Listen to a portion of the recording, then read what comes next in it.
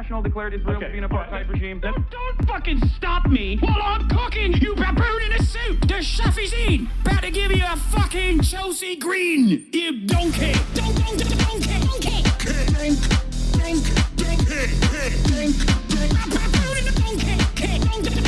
Listen to what I'm saying, and you will understand, perhaps, what I'm trying to imply. Patronizing.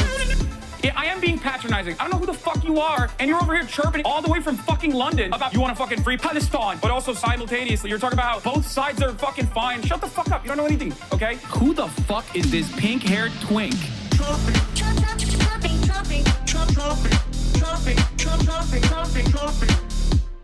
Dissolve the apartheid. So what would you like to see happen, Hasan? Do you not understand the English language? What's going on, everybody? I hope everyone's having a fantastic evening, afternoon, pre-noon, no matter where you are in the world. I'm Hasan Piker, and this is HasanAbi broadcast coming to you live from, I guess, warm Doha, Qatar. We're live, and I hope all the boys, girls, and MBs are having a fantastic one because today's a beautiful day. Today's a wonderful day. Today is Tuesday. That's right, ladies and gentlemen. It's Newsday, Tuesday, February 3rd, 2026, 10:33 a.m. in Pacific time, but where I'm at in Doha, it's 9:33 p.m. as a matter of fact. We're alive, and I hope all the boys, girls, and MBs are having a fantastic one. Bro went from Minnesota to Doha, coldest to hottest. Yeah, it's actually pretty nice here, climate-wise. But there is, of course, a lot going on in the world of HasanAbi Piker in the time period where I press the stop streaming button and press the start streaming button. So help me God, that's what I'm going to do. And as of this very moment, we got 9,000 viewers on the Twitch chat and only 6,000 viewers on the YouTube chat. YouTube chat needs to pick up the slack.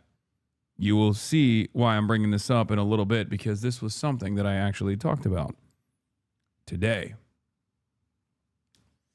You met Belal, my faves. Yeah, I met Belal yesterday, as a matter of fact. I forgot to mention that. And he is coming here today. Belal Khaled is a very famous photojournalist from Gaza. And he will be here gracing your presence in a little bit. But before we get to that, of course, this is the part of the broadcast where I tell you about my personal news. And boy, oh boy, has a lot happened in the world of HasanAbi Piker. A lot has happened. A lot has taken place in the world of HasanAbi Piker. I am live early. For the record, I said to the YouTube audience that I was going to be live at 11 a.m., but I'm actually live at 10:35 a.m. instead. You and Qatari Cat seeing each other at the Web Summit. One of my Qatari Oilers actually pulled up. One of my Qatari Oilers actually pulled up and gave me a bunch of stuffed dates when I was doing a press conference before my announcement or before my stream. Are you gonna have fellow Washington Tristan Thompson on the stream? No. I have my Web Summit appearance as well. Don't worry. I got it right here. And we'll obviously get into that as well. But yes, personal news-wise, a lot has taken place. I don't know if I met Open Presidents or Qatari Cat or whoever we suspect the Oilers are. That asked for a Lambo, get you one. I did link up with Colin Kaepernick quite a bit, though. I saw him because he went up on stage before me. But yeah, today, basically, after I ended the broadcast, I passed out, woke up early in the morning as always. Didn't work out this time. Spent more time in bed.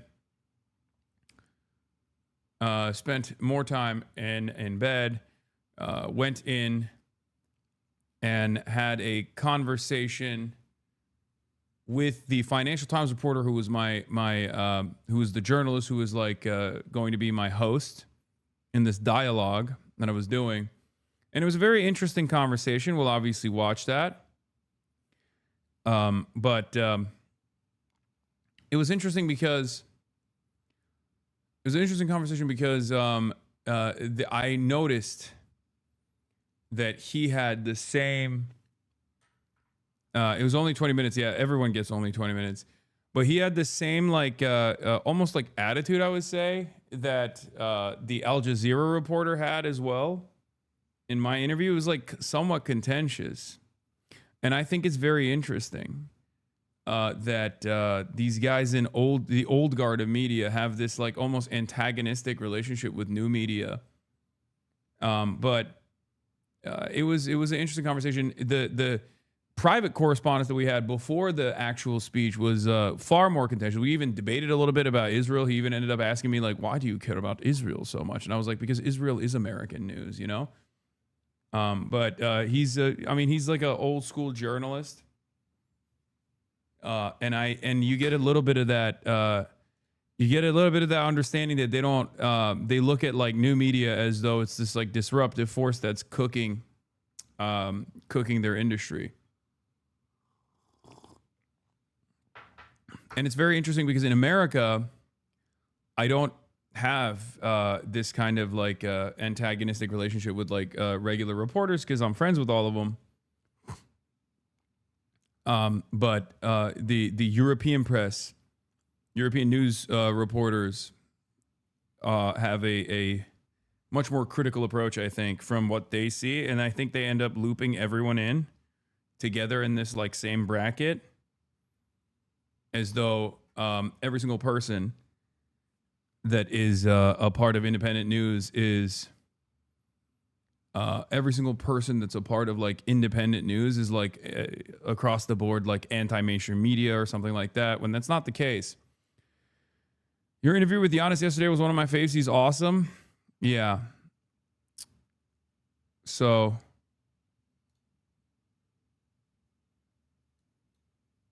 you know, that's because mainstream media is so obviously disseminating bias or should have fake info, so people look for alternative news. I mean, I don't know if that's like, I don't know if it's as black and white.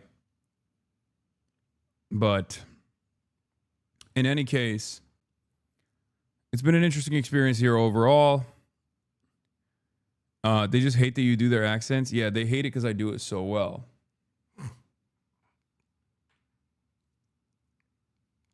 HasanAbi cries when treated like a normal person in Doha. He's 19,456% finished. Yeah.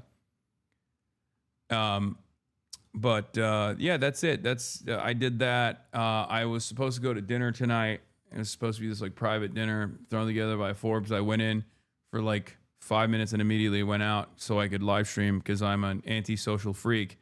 And I'm so worried that like I'm not wheeling and dealing. And I'm not. What is this? Did you ban this person already? What, this person? He's not even wearing the Nick Fuentes one. He's wearing the straight up Jeffrey Epstein one. That's crazy. But I do worry that like people think I'm a fucking, a douchebag because I'm always working. In any case, there is no IRL today, and I leave Qatar tomorrow. But it's been an interesting experience overall, and that's honestly all I got. That's what I got. Hopefully, inshallah, I will be able to leave Qatar tomorrow, unless. Unless. We have not been able to secure the permits to film in the Palestinian compound. Unfortunately, maybe tomorrow, we shall see. Still working on it nonstop. But other than that, I linked up and I builded with the Diary of a CEO guy and the other dude who's like the handsome. Is he Australian or British? He's like a podcast guy as well. What's his name? I'm forgetting now. But a couple like big centrist apolitical podcasters hung out with Chris Williams, yeah, and then also who else? Also with Colin Kaepernick, obviously, and numerous other people. Oh, also Iman from MS Now, formerly known as MSNBC. I met him today as well. So, you know, I love the chatters that are like, you didn't entertain the Diary of a CEO guy, did you? Of course I did. These guys have massive platforms of apolitical people or people who self-identify as apolitical people. You guys need to be a little bit cooler. But I would say that from my experience, like one of the most interesting things that I noticed, interesting things that I encountered is the way that like an older normie person who is like a media, who's like a reporter who worked for the Times, who now works for Financial Times, like their approach, because he explained to me that he was watching the stream last night and he just could not understand it. He could not understand why I was eating on stream. He thought I had a massive team behind me. He couldn't believe it when I was like, no, this is a one-stop shop. He's like, well, I talked to someone. Like, I talked to your management. And I was like, yeah, they do inbound calls. Like, they handle that kind of stuff on the back end, but they don't touch the production element. And he was trying to get this out of March. He was like looking at March because he was there in the meeting. And he was like, so you give him like information, like videos to pull up and stuff. And I'm like, no. And March is like, no, he does it on his own. And he just could not understand it. And he also said the experience of trying to comprehend chat that was going 1,000 miles a minute made it a horrible experience for him. He just hated it. Also for the YouTube chat, by the way, you might have noticed that the latency is a little bit lower today. So there's actually less delay on the YouTube chat. We're experimenting. I didn't put it in the lowest latency because I think you can still use closed captioning in this latency. Hopefully you'll enjoy it that way. YouTube chat, hit me with the number that you see on screen. Type this when you see the number. Let's see. 5, 6. Okay, it's not 1 to 2 seconds. It's like 4 to 5 seconds, I think. God damn, YouTube chat. Also, while you're in the process of spamming in YouTube chat, please don't forget to like the stream on YouTube as well. It boosts the visibility. And also, please subscribe. Remind YouTube chat to speed up playback 2x, 4x for premium. That too, in order to catch up. But, there's no CC. Depends on the user since you can get even lower latency by fast forwarding, but it may stutter. Yeah.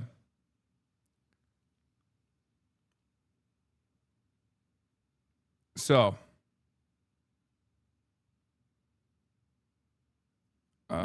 can see your screen of the reflection? I know. I'm aware. I'm familiar. Have you covered Trump pooping yet? I have not, because I don't think I don't really care if he shit himself or not. I mean, we'll look at it in a little bit.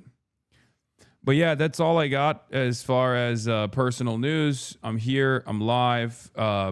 Hopefully, I know there was an Iranian drone that was shot near an American vessel in the region. So I'm a little worried about where that might escalate to. Hopefully it doesn't escalate into something more significant, which would lock me into Qatar. I would have to stay here for a little bit. So, that's something that we are cognizant of, and we're monitoring the situation. Not that monitoring the situation really means anything. What the fuck can I do if all hell breaks loose?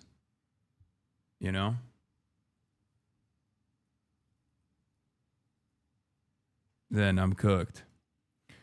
But yeah, I'll blast off right now. Epstein files, reactions and deflections. Talking to Belal Khaled from Gaza. Clinton's agreed to testify. Partial shutdown. Talarico drama. Iranian drone shut down.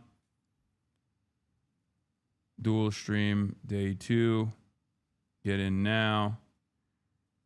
and then I'll YouTube link it this time rather than the usual. Rather than the huge.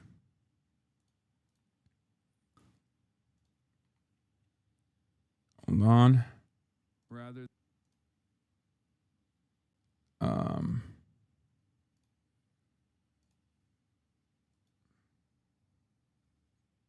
Don't worry, Twitch chat. I'm not forgetting about you. You're still my firstborn, you know?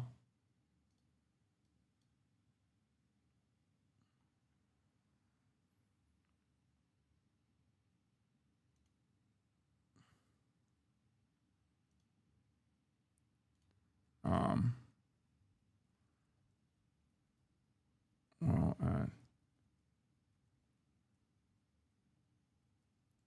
live on Twitch as well at twitch.tv/HasanAbi.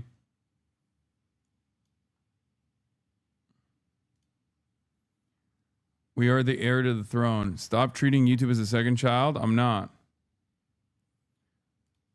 I'm treating, even though YouTube is my second child, I'm treating YouTube with more care and attention now. My Instagram blast off meme was directed towards YouTube. And now my Twitch blast off meme also is directed towards YouTube as well.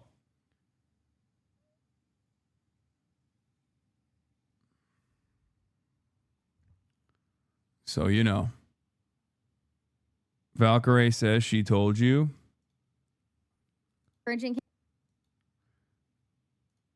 What is this?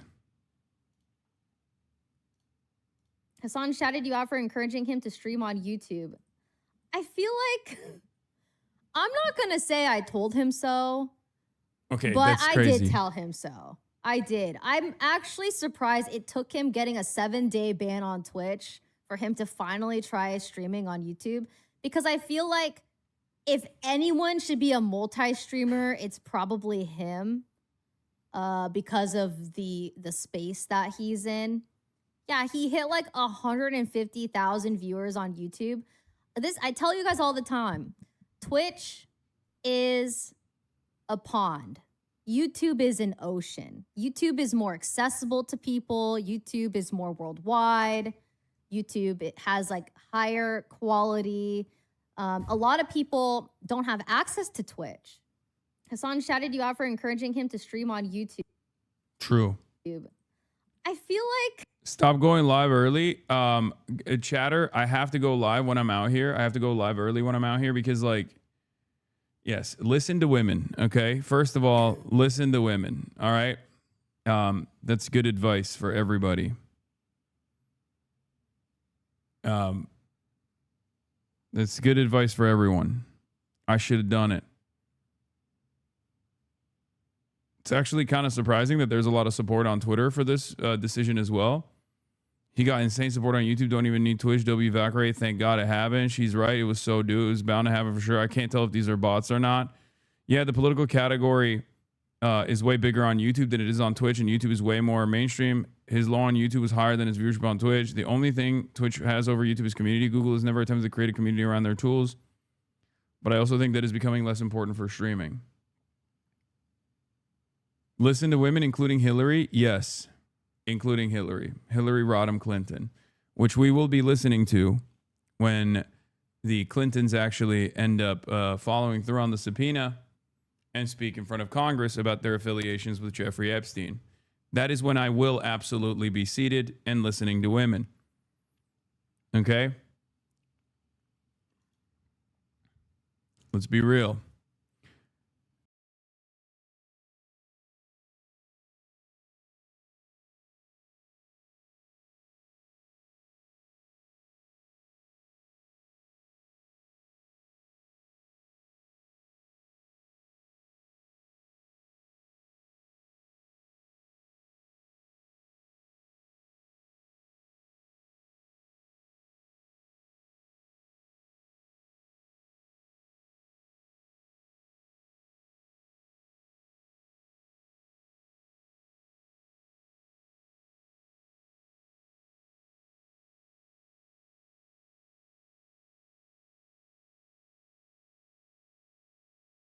All right, I'm back.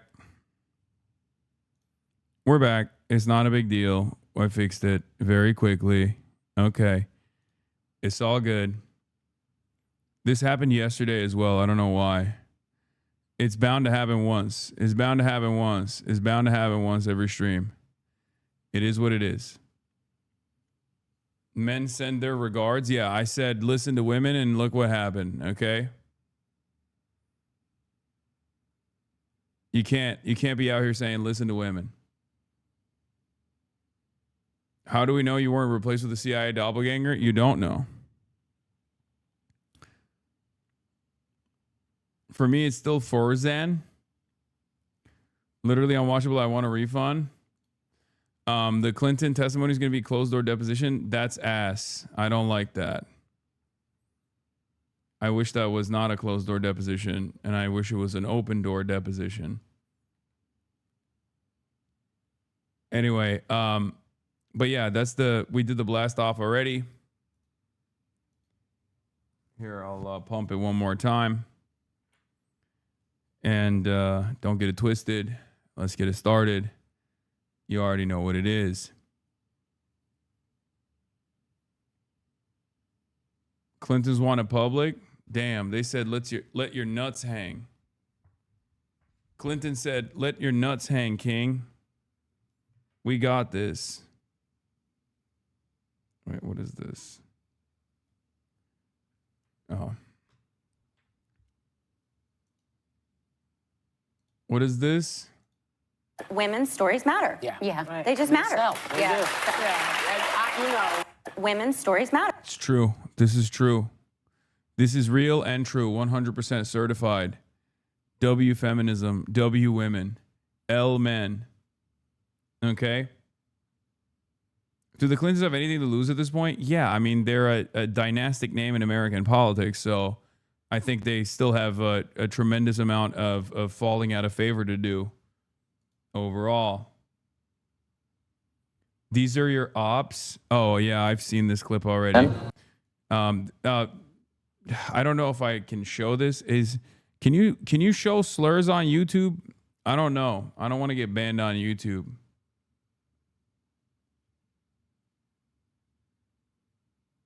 What was with your interview at the Web Summit today? It seems like he was out to get you. I mean, he was fine. It's just a vibe thing that I've seen from.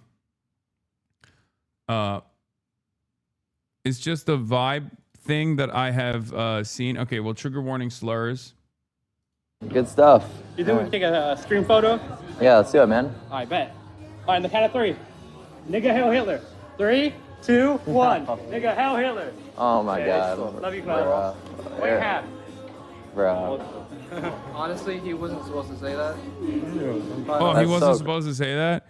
Oh, bro, what? You're embarrassed? I don't understand. You were saying that all the time. You were singing it, actually. So what happened? Why are you all of a sudden self-conscious about the beast that you have created, the beast that you have cultivated? Oh, it's embarrassing and cringe, huh? That's so strange.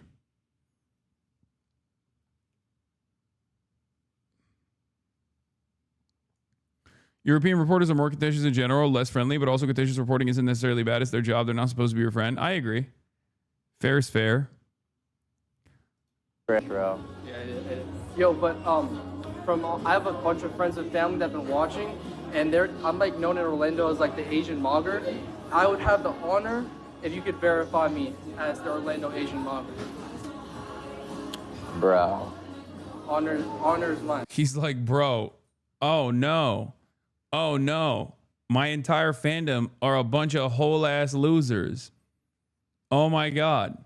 Wow, that's so crazy. You got hit with the white mogger and the Asian mogger. It's a mog eat mog world out there, clavicular. Look at the behemoth that you have cultivated.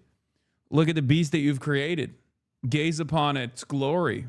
Lay your eyes upon the cringe atom separation here, okay? The nuclear bomb of cringe. Oh, not great. Bro has a lot to think about. He does not have the capacity to think, so he has nothing to think about. Let's be real. Okay? Because his brain is fried from ketamine usage and early steroid abuse as well. So I don't know if he's got anything. Yesterday I gave you super chat to ask you to get Giannis to watch the Greek versus Turk Wow Mao video. You ignored it. And I would like the refund. Thank you. I'm so glad I ignored it. YouTube chatter.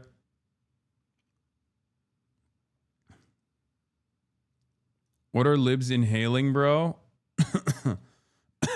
What is this? Left is in 25. We're not voting for Gavin. Left is in 26. We're not voting for Gavin. Left is in 27. We're not voting for Gavin. Left is in 28. We're not voting for Gavin. Gavin loses in 28. Loses the general against the JD Vance, Erica Kirk ticket. Liberals in 28. Why would leftists do this? I don't think this person is a liberal. I think this person is a leftist making fun of liberals, saying the left is not going to vote for Gavin Newsom and the liberals are still going to present Gavin Newsom. We need to put these people to work. Government mandated service in the conservation corps for all men when they get out of high school. I agree. Yeah, this clip has the same energy as this other famous Nico clip. I'm going to show you in a second. You guys are kind of cringe, bro. It's just going to be real, you know? All right, y'all have a good one. Bro. Honor is mine. I don't know. You guys are kind of cringe, bro. Why are they cringe, big dog? They're just doing everything that you've been doing. It doesn't make any sense. It's just gonna be real, you know? All right, y'all have a good one. Fucking kind of cringe. That was like the most like, gay thing ever. I couldn't even. Yeah, this is the demon that you've created. Yeah, it reminds me of Sneeko meeting his fans. What did you take? Fuck the woman! Fuck the woman! What? No, wait. We love women. We love women. But not like transgenders. Yes, sir. We love everybody. No. All gays should die. Yeah, merch, preach. What have I done? Yeah, great. Fantastic. Love that. Okay. Fantastic stuff. Yeah. This is it. This is the when you gaze upon your creation, if you despise it, then perhaps this should be a moment of self-reflection. This should be a moment where you look back and go, what the fuck have I actually done? Now, of course, Nico hasn't had that moment, had that revelation at all. He's just working through the motions of like supposedly becoming quote unquote woke, but then going back to not being woke over and over again. Spain is going to ban social media for kids under 16. Yeah. I mean, I see stuff like that and I'm like, maybe that's not the worst idea. How is our timeline? I don't fucking know. I mean, it's just American social media has done maximum damage on the collective psyche of the youngest among us. It's completely cooked. It's completely fried. It already it also one shots older people too, though. It's not even like people under the age of 16 that are getting cooked. Because like, I mean, look at old people. We'll talk about this a little bit. But old people are getting one-shotted on AI and social media as well. Every single day that goes by, I reconsider my stances on absolute social libertarian principles when it comes to freedom of information. Every single day that goes by, I think to myself, maybe China wasn't wrong for implementing a firewall. Every single day that goes by, Jusha is vindicated. That one is actually real, though. Like Kim Jong-un and the Kim dynasty focusing on nuclear arms as opposed to everything else at a time when their people were suffering. Everyone looked at that and said, that's so dumb. Why would you set up artillery barrages on the demilitarized zone that can strike Seoul at a moment's notice and then focus on creating nuclear warheads, and then also focus on the nuclear warhead delivery system, the intercontinental ballistic missile systems, so that you could potentially deliver those nukes all around the world at a moment's notice? Why would you do that? It's so dumb. And then you realize like what America is doing to every country that is in the periphery without nukes. And you realize, yeah, no, this makes sense, actually. This is totally valid. Totally valid. Hasan Piker blames Israel for October 7 at Qatar's Web Summit. The far-left streamer doubled down on his incendiary comments, claiming he has been speaking truth to power and claiming Israel played a significant role in how October 7 took place. Haha. Jewish insider. Keep it up, guys. Please read. Read what?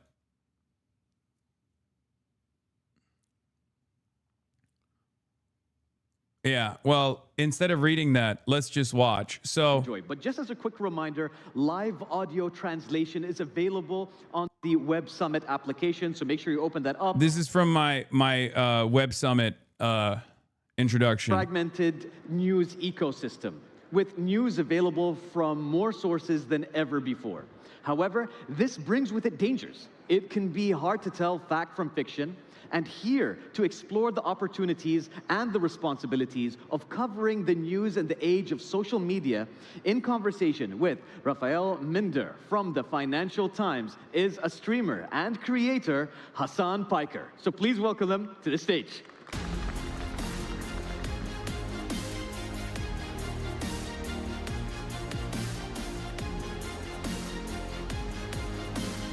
Thank you.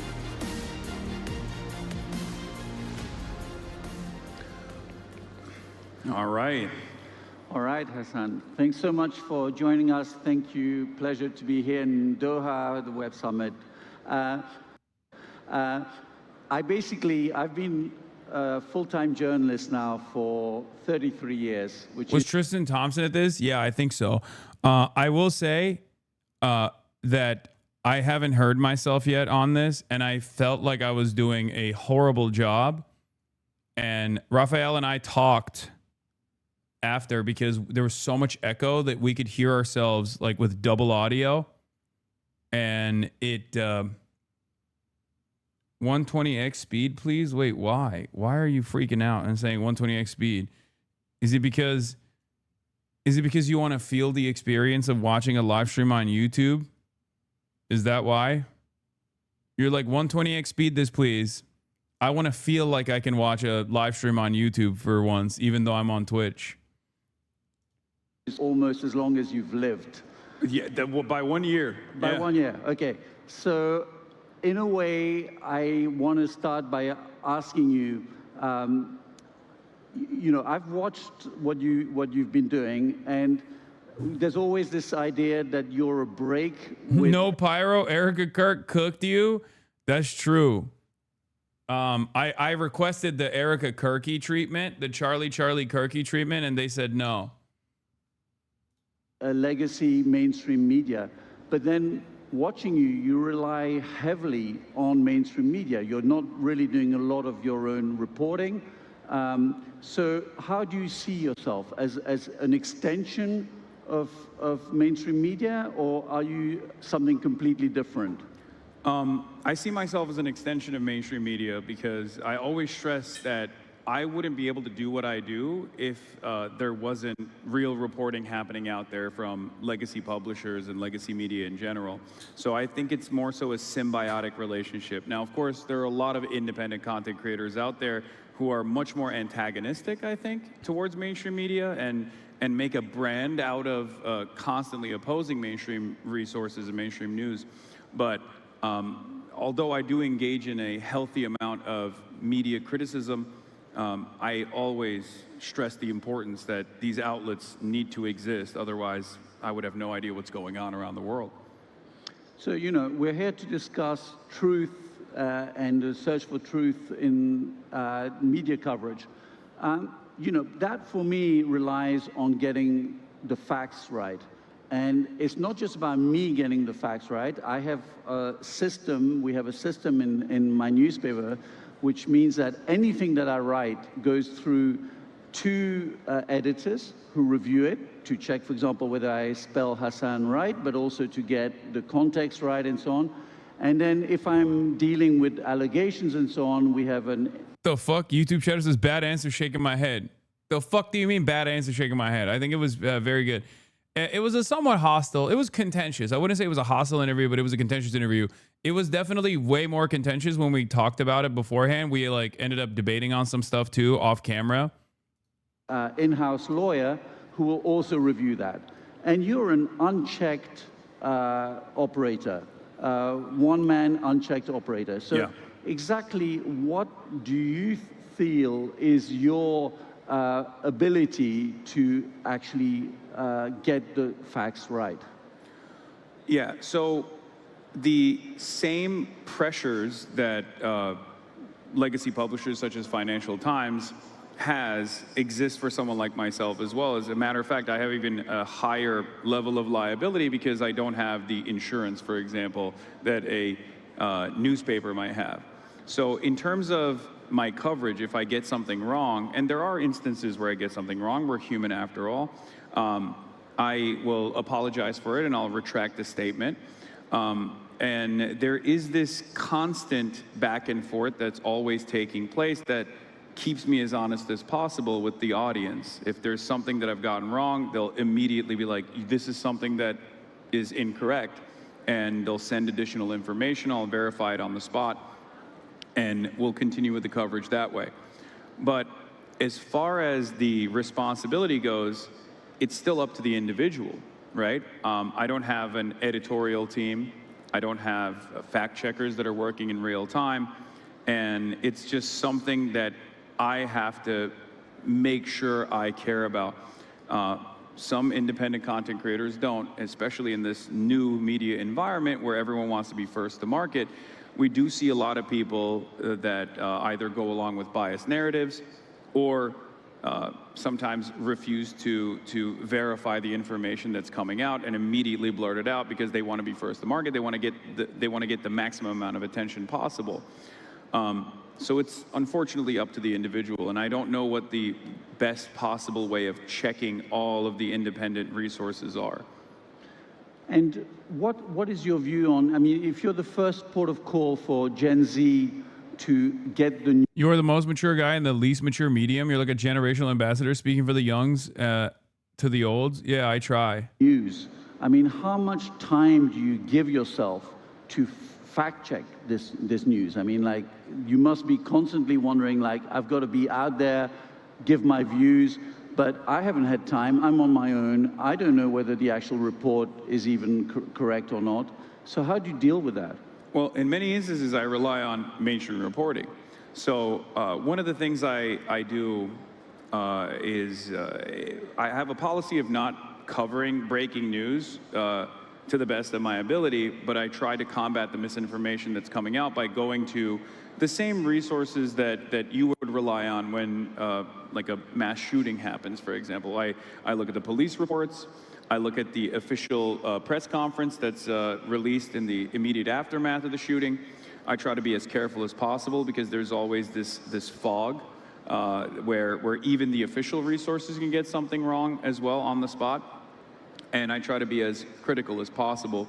And the reason why I dive into this kind of stuff is specifically to combat the bias. He doesn't understand streaming, and they're not an extension of mainstream media. You are not an extension of media. It's not symbiotic. They receive nothing from you. Yes, it is symbiotic because they do receive something from me. They receive an audience, a broader audience that gets to see their reporting. And that's precisely the reason why when I go out to these places or when I meet journalists, they are so excited, especially Al Jazeera. Al Jazeera reporters were coming up to me left and right at the event that I was at, talking about how wonderful it is that I highlight their reporting with regular frequency, and they love that there are more eyeballs on that stuff. So if you're a journalist, if you're a reporter, you want as many people as possible to see your reporting, and I play a big role in that. So, you know, there's a reason why other independent news sources created by people that worked in mainstream news in the past, mainstream newsrooms of the past, like Dropsite, Zateo, and many others, will regularly talk about how wonderful it is that I offer a major platform to their reporting. And the same goes for a lot of the regular legacy press as well. That a lot of people engage with nowadays, more so than ever before. I'm sure you've seen, you know, independent outlets and Twitter especially which is a horrible place for this kind of thing, where people will immediately decide that, let's say there's a mass shooting that takes place, people will immediately go, that's a trans person that conducted this mass shooting, with no evidence whatsoever. And in certain instances, especially with the explosion of AI, people will even make up the fake information in order to justify their point of view. So I try to go to real reporting and rely heavily on real reporting and rely heavily on primary sources to the best of my ability to make sure that this information is as accurate as possible. Now, you know, I have to confess, I first heard about you because you got suspended on your platform on Twitch. Yeah. And actually, you recently again got suspended. I think you've been now 7 times, I think, suspended. Yeah. Maybe I've got the tally wrong, but Yeah. near No, enough. it's 7. It's 7. I think. Okay. So, are you wearing these temporary bans as a badge of honor? I mean, is this become part of your ability to say, I talk whatever I want about whatever I want to talk about, I will feel free to talk about it? And my question would be, in a way, do you think there should be red lines? I mean, do you recognize that banning you occasionally is a healthy thing? I think terms of service is a good thing overall in order to foster more productive conversations, because in the absence of a rigorous application of terms of service, you have Twitter, right? Having said that, the existing terms of service can be manipulated. There's a lot of outrage You can kind of see, right? Like there's definitely this like bias almost, where I got that from our initial conversation as well, where he was where he thought, you know, like, oh, you're a little bit of a provocateur, right? And I don't think it's because he doesn't like me or anything like that, but I think it's just the lack of understanding of the space, a lack of understanding of the space in general, and also their the idea that this is like a child's game that has destroyed this career that he has spent his entire life on. That takes place, especially on the right, where I'm seen as like a primary vector of hate and enmity from a lot of right-wing outlets that will constantly try to get me deplatformed, and sometimes they actually reach a level of success. Having said that, I don't see my bans as a mark of courage or a badge of honor at all. I don't like being banned at all. I actually am constantly in fear of being deplatformed, because my job relies on reaching as many people as possible and try to educate them to the best of my ability. So when I do get banned, I can't do that any longer. And it's a real concern, especially when you have certain positions that are not exactly favorable, or certain positions, certain ideological positions that are not exactly commonplace in the Western world. These are real fears that I have to, you know, work around with regular frequency. So it's not a case of what P.T. Barnum said, there's no such thing as bad publicity as long as they spell my name right? No, I do think that there's a case for bad publicity, because just like I mentioned earlier, my point of view is not exactly commonplace, and a lot of people, I think, are heavily propagandized against an anti-imperialist worldview, an anti-capitalist worldview, especially in the United States of America, and therefore I require a lot of charitability. And when things like this happen, that becomes the story in and of itself, and I find that to be unproductive in general. And I also feel like these sorts of things add up, and it causes people to think, oh, you're a charlatan, you're a provocateur, you're not invested in the truth, you're invested in being as loud as you possibly can be. And I think that does take away from my capacity as a commentator, rather than aids in, creating an environment where it's a badge of honor. You know, when I started in journalism, I started on the wires, and in fact, we barely had a byline, and my bosses would say, your words should speak it's not about you, it's about what you've written. Now we've moved on, and of course, there's a lot more first-person accounting and stories written where the journalist is a protagonist. In your case, it's a step further. You know, I get to see pictures of you topless. I find out that, you know, you like working out. I hear about your dog and so on. Is this, you think, what connects you to your audience? Is it this feeling that although they don't know you, they have the feeling, I know this dude, you know, he's like me, he has the same left-wing ideology, or what is it that's most important? Is it the ideology, the opinions you have that connects you, or it's just this feeling that you're close to them? I think both play a role in this, for sure. The way I look, the way I carry myself, how personable I come across to people.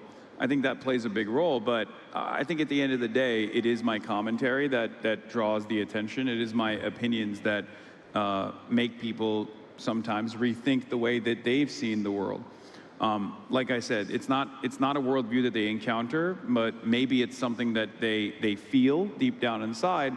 And then when they hear someone like myself talk about these issues in a way that is agreeable, they go, oh yeah, I thought I was alone. This is the most common thing that I hear from my community is like, I live in a red neighborhood, I live in a red state, and I always felt so lonely about the way that I saw the world until I encountered your commentary, and I realized I'm not alone. There's a massive community out there of like-minded individuals. So I think at the end of the day, it is the commentary. Now, you know, in terms of the personality and your image and so on, you know, one thing that jars a little bit is, you know, you've said you're a Marxist, you've been a Bernie Sanders supporter in past elections. At the same time, you've become a wealthy guy who bought a $2.7 million house. More expensive now. Sorry? More expensive now. Well, good for you. You see, so Donald Trump has got it right. Housing prices going up is good for people. No, I mean, but, you know, your personality and these left-wing views and your commentary on inequality, how does that work when you're a Hollywood house owner? Well, Bernie Sanders has 3 houses, and that's something that people constantly bring up as though this is a real point of contention. Look, when I didn't have a lot of money after college, and I had the exact same point of view, people would say, you're jealous of the wealthy, and that's why you are, you know, that's why you're a socialist, that's why you're a Marxist. Now that I'm rich, they say I'm a hypocrite. And at a certain point, you have to realize maybe it's the commentary and the comments that you're making. Maybe it's the fact that I'm saying people deserve more. People deserve more of the output that they contribute to. That's what's causing people to look for hypocrisy.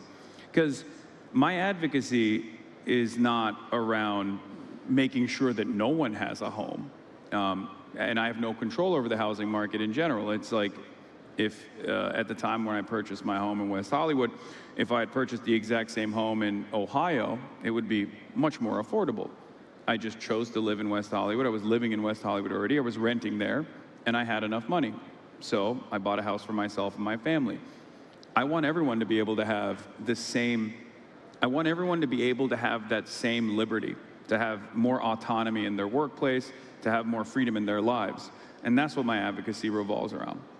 Your revenues come literally from subscriptions? Yes. So in terms of exploitation, it's inevitable. It's impossible not to engage in hyper-exploitative consumption. I think you were meant to push back on the idea that your job is similar to that of a reporter, is valued only in terms of getting things right. The main area in which new media would ideally succeed where old media fails is not being funded by billionaires, not having editors or owners that tell you not to talk about certain things, having the ability to actually say what everyone is already seeing with their eyes. No, because I do see myself as complimentary to mainstream news, and I do also recognize the real fear that this person represents. He's just misplaced it, or not even misplaced it necessarily against me, but there is a real, there's a real resentment in old media against new media. But there's also an understandable fear amongst adults that new media also represents this like dangerous, unstable information landscape. And it's something that I fear as well. Okay? It's something that I am very cognizant about. It's something that I'm also worried about. It's something that I spend a good deal of advocacy around, speaking on, right? So that's the reason why I don't just like immediately dismiss or try to deflect his criticism and take it head on and try to explain to him in this circumstance that like I am somewhat different than what he thinks I am, and maybe to the audience that is also coming at this issue with the same perspective. Because you have to remember, a lot of you, by nature of being in this chat, are already completely aware of my commentary, completely aware of the space that I occupy, completely aware of what I'm trying to do. But a lot of people don't know that. A lot of people associate this sphere of influence with kick streamers, sometimes with Andrew Tate, with Clavicular, you know? And for that reason, they look at someone like myself and go, what is this guy's deal? What's he about? What's he doing? I'm speaking to those people in this moment. Everyone has a phone here. I'm sure that if you were to go and look at the mining operations in Congo, you would be horrified at the conditions there. But the reality of the matter is it's impossible to avoid that hyper-exploitative structure. So we try to do our very best to limit the exploitation, at least in the revenue side. And the way I have set up my business, if you want to call it that, is the least exploitative way possible. I run a cooperative corporation.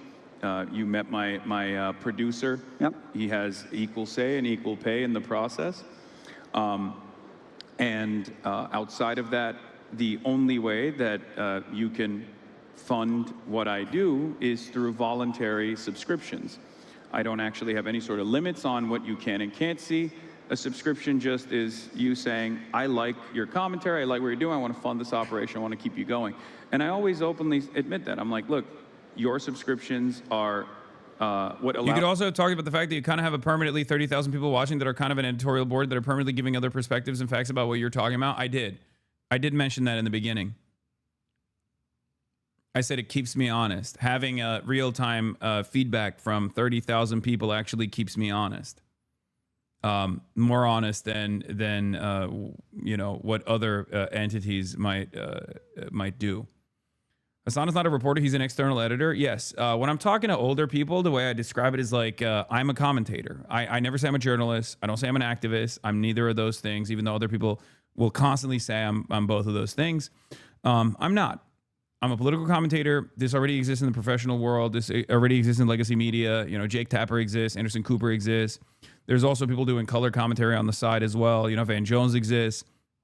And that's my job. That's the role I see myself as occupying in this sphere. Of course, unlike CNN, I don't have a fuck ton of producers. I don't have fact checkers. And I don't have any editor sitting on top of me saying, you can't cover this. You should cover this in a certain way. There is no editorial control. I am beholden to no one, right? And that's my advantage.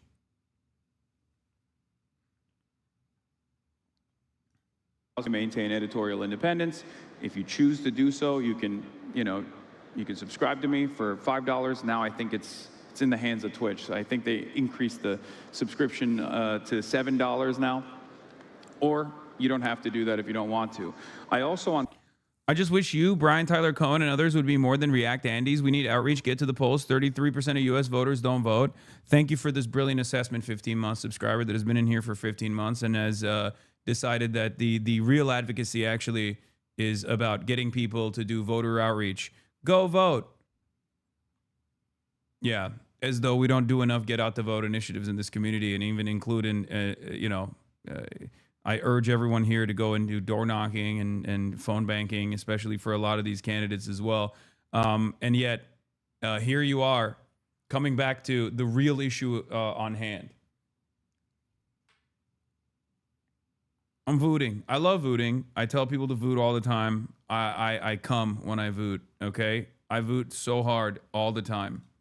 That don't even maintain any sort of control over my IP.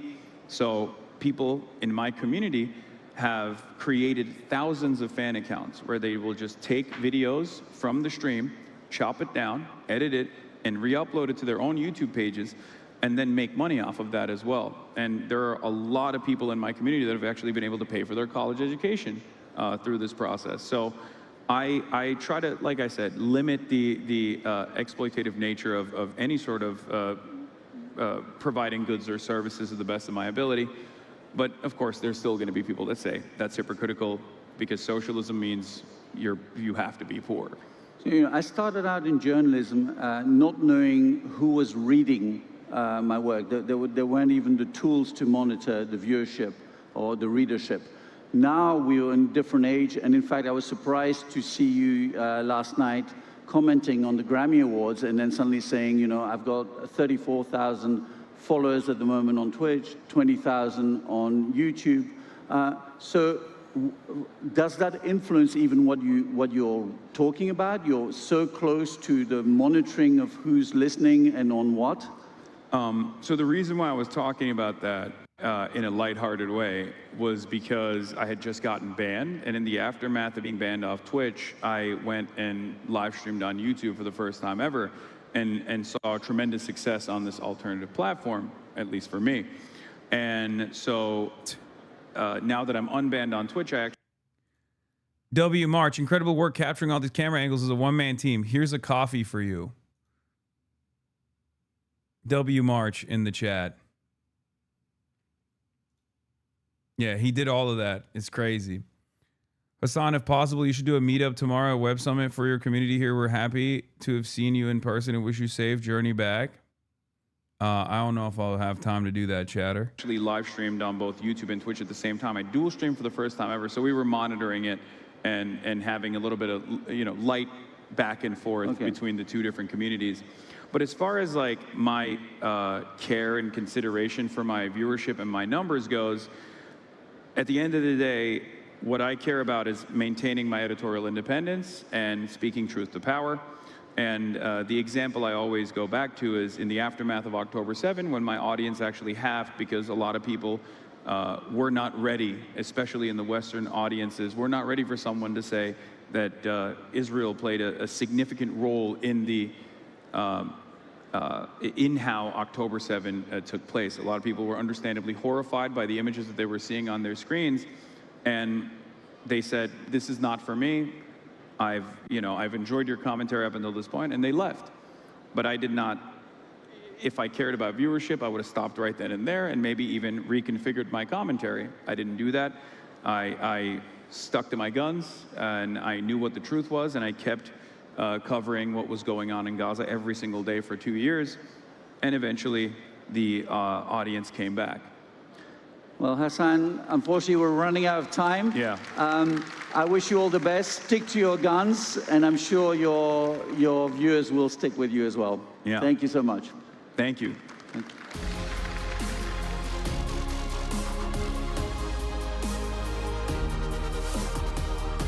This robot was all over. The real reason I felt this was really contentious is that it seems like he went completely off topic to grill you. Yeah, I don't know why we didn't actually end up talking about misinformation in the misinformation landscape, but he chose to do that.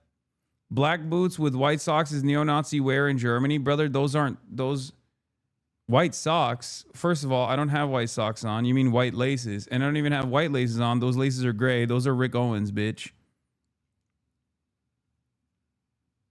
Okay.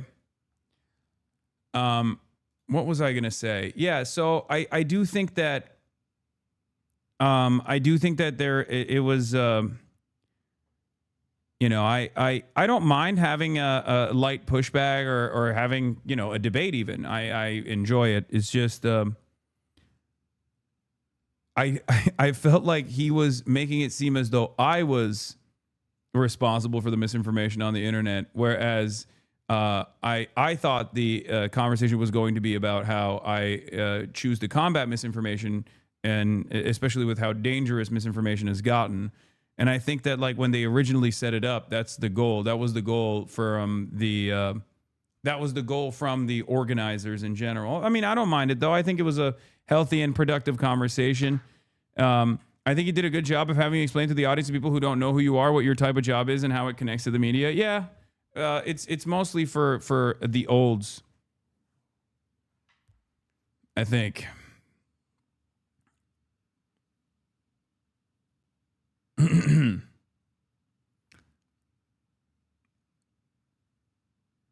But I thought it was fun. I thought it was a fun event in general. I thought it was a good conversation in general. He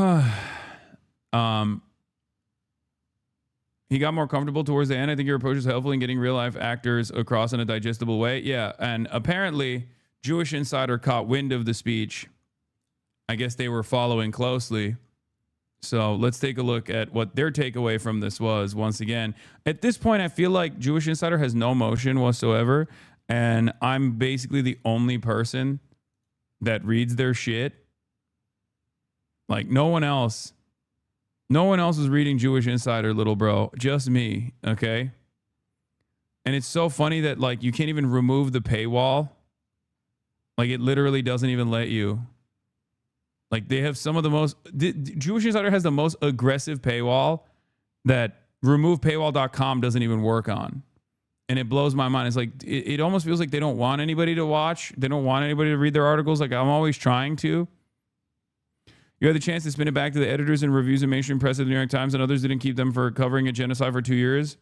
He was certainly peddling a naive narrative with editors mean accurate. No, I know. I didn't want to duke it out with him.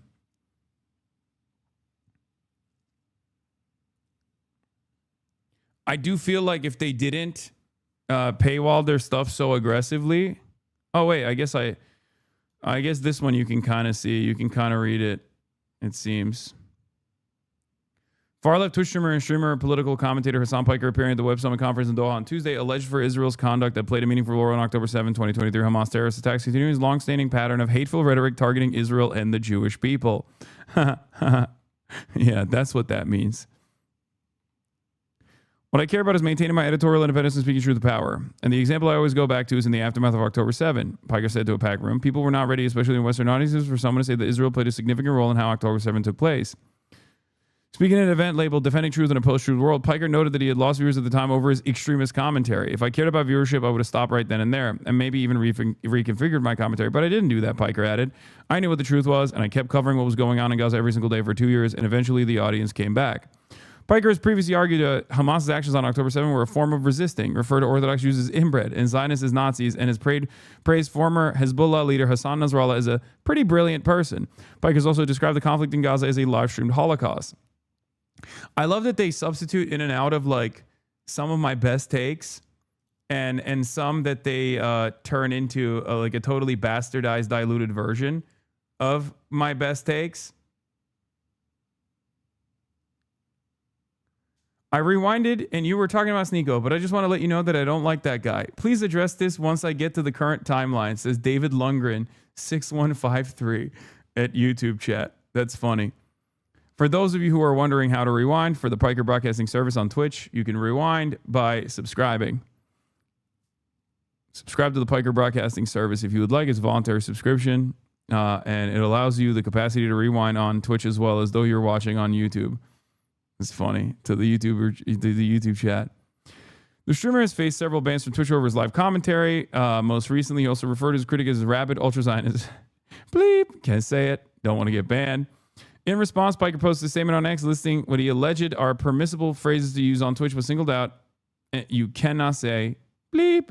The ADL, which is an arm of Israel's suppression in the West that works with law enforcement and does espionage, has made it a bannable offense, Piker wrote. Okay, this article literally seems like a highlight.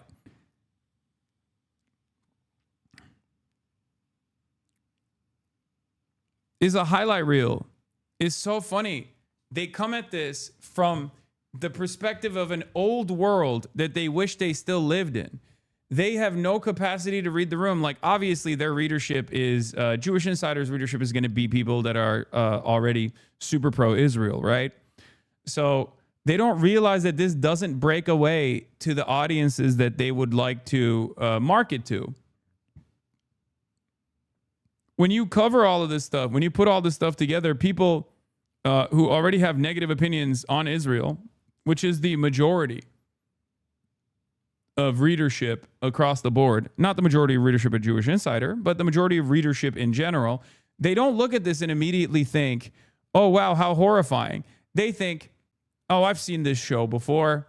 This guy very clearly is anti-Israel, as am I, and they're either bastardizing some of his takes or actually repeating some of his takes that I also personally consider to be inoffensive.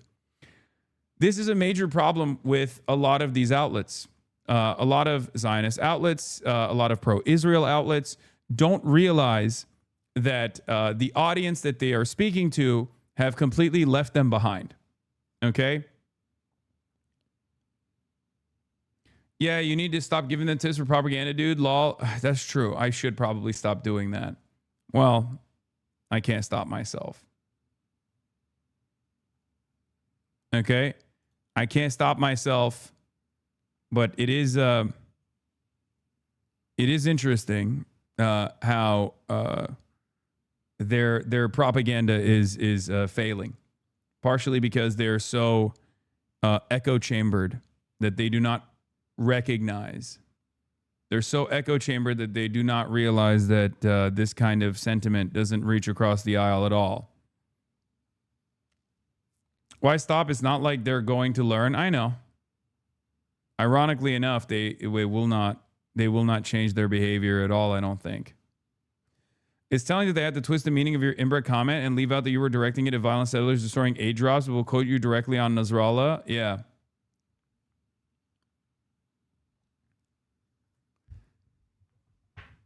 In any case, depending on who the market is, depending on who the audience is, if it's the Jewish insider, audience, obviously they're going to look at this and go, wow, this guy's freaking terrifying. Okay. But if it's like the broader audience in general, like broader readership in general, they look at that and go, I don't have a lot of issues with the way this guy's talking about things. I think what Israel has done is far more heinous than anything he has said here.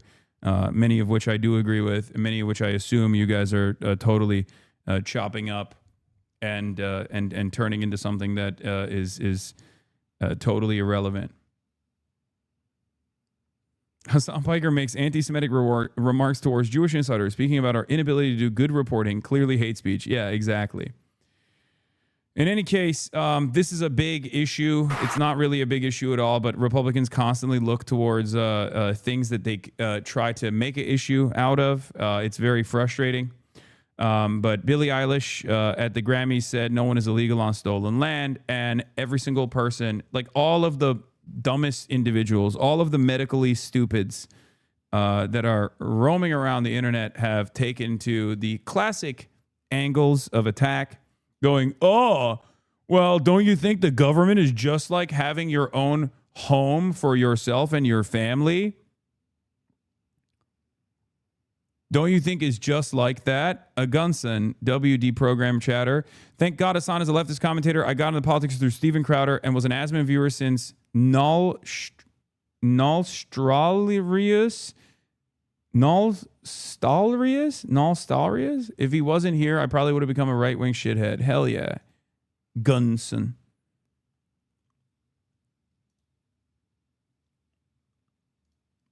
Yeah, and my stupidest op of all time, Drew Pavlov, is at it again with his shenanigans.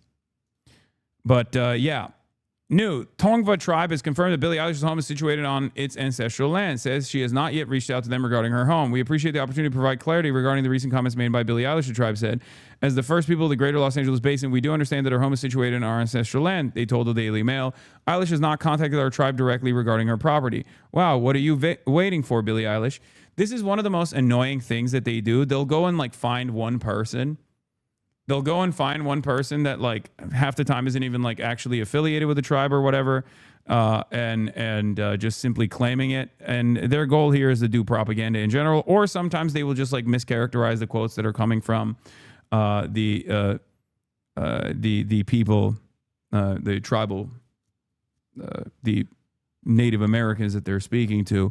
Like, I don't think a lot of these people understand what like land bag as a movement is, right? It doesn't mean land bag doesn't mean like take the remaining Tongva population and like give them everyone's homes. Like that's not what this is about at all. And yet, conservatives love cynically framing this for the dumbest possible audience. It's no different than saying socialism means you have to be broke. Okay. No one is illegal on stolen land. And yeah, it's just really hard to know what to say and what to do right now. And I feel really hopeful in this room, and I feel like we just need to keep fighting and speaking up and protesting, and our voices really do matter. And Yo, it goes so hard though. I mean, look, the more the more the size, frequency, and number of stupids rise up, the harder this hits for the medically stupids, right? You said no one's illegal on stolen land. Well, you have a house on stolen land. It's like, okay, brother, that's right. You're so fucking right. You're so goated. You're right. That's what it means. That means like you have to go and find a place that you are. If someone is advocating to allow freedom of entry and ease of access into this country, that means they have to leave the country and go and find where they would technically be indigenous. No, that's not what that means at all. Okay, that's not what that means at all. And an even dumber version of this is, of course, people saying stuff like this. Billie Eilish granted a 5-year restraining order against fan who broke into her house to profess his love. Billie, I thought you said no one is illegal on stolen land. Of course, the dumber people get, the more they lean into this kind of commentary. Oh, you think that people that have been living here and working here should have an easier go at it. That means someone should come to your house and harass you. Okay. Oh, you don't like borders? Well, guess what? No more borders on the pisser. When you're taking a poop, I should be able to go and watch you take a shit. Sorry. That's what that means. No privacy, no personal space whatsoever. That's how it works. No, you're just being intentionally obtuse, or you are the absolute dumbest person on the planet. And I think it's a little bit of both. Okay. No, the government is not the same as your family. The economy of a government is not the same as like your family budget. And no, the nation's boundaries and the nation's borders are also not the same as your personal home. Okay?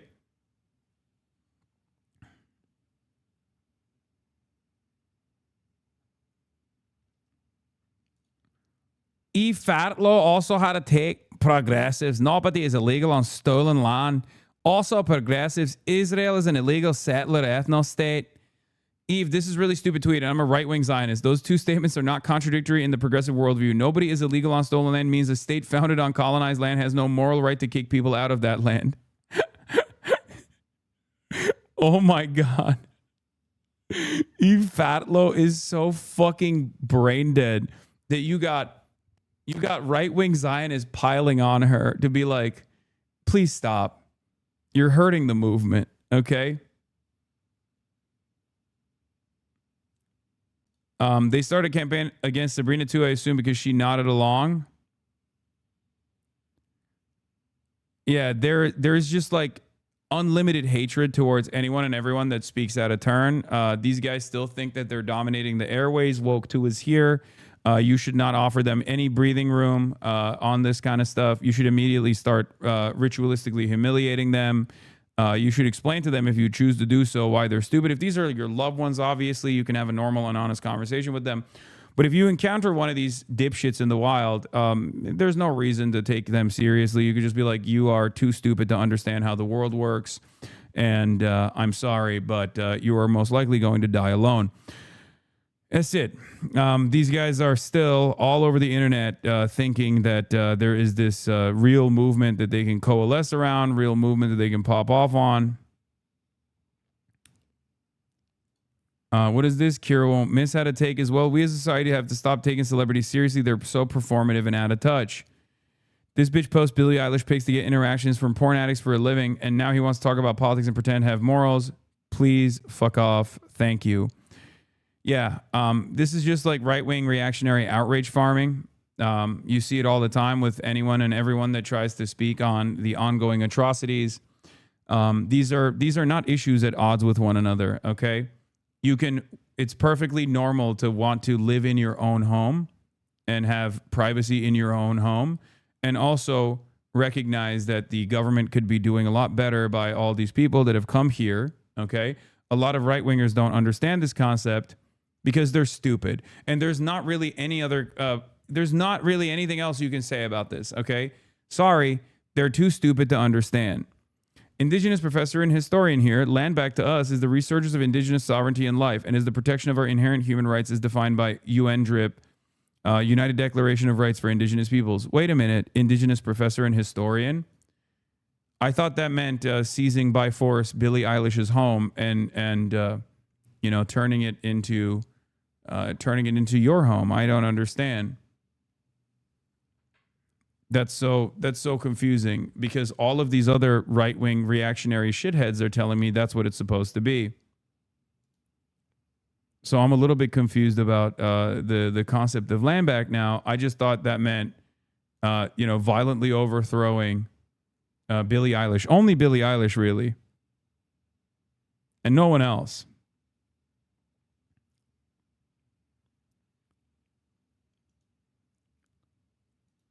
Kind of feels like you have a much more reasonable approach to land back, which is, you know, not what I assumed. When I want to learn about indigenous movements and mobilization, I go to Fox News, the number one outlet for land back movement understanders. Okay, don't ever come in here with your position of authority. Look at me, I'm woke. I'm a Native American. I'm an indigenous professor of indigenous studies. Boo.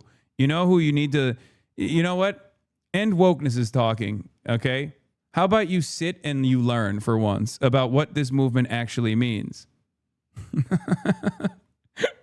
Listen up, Native Americans. A real woke is talking, okay?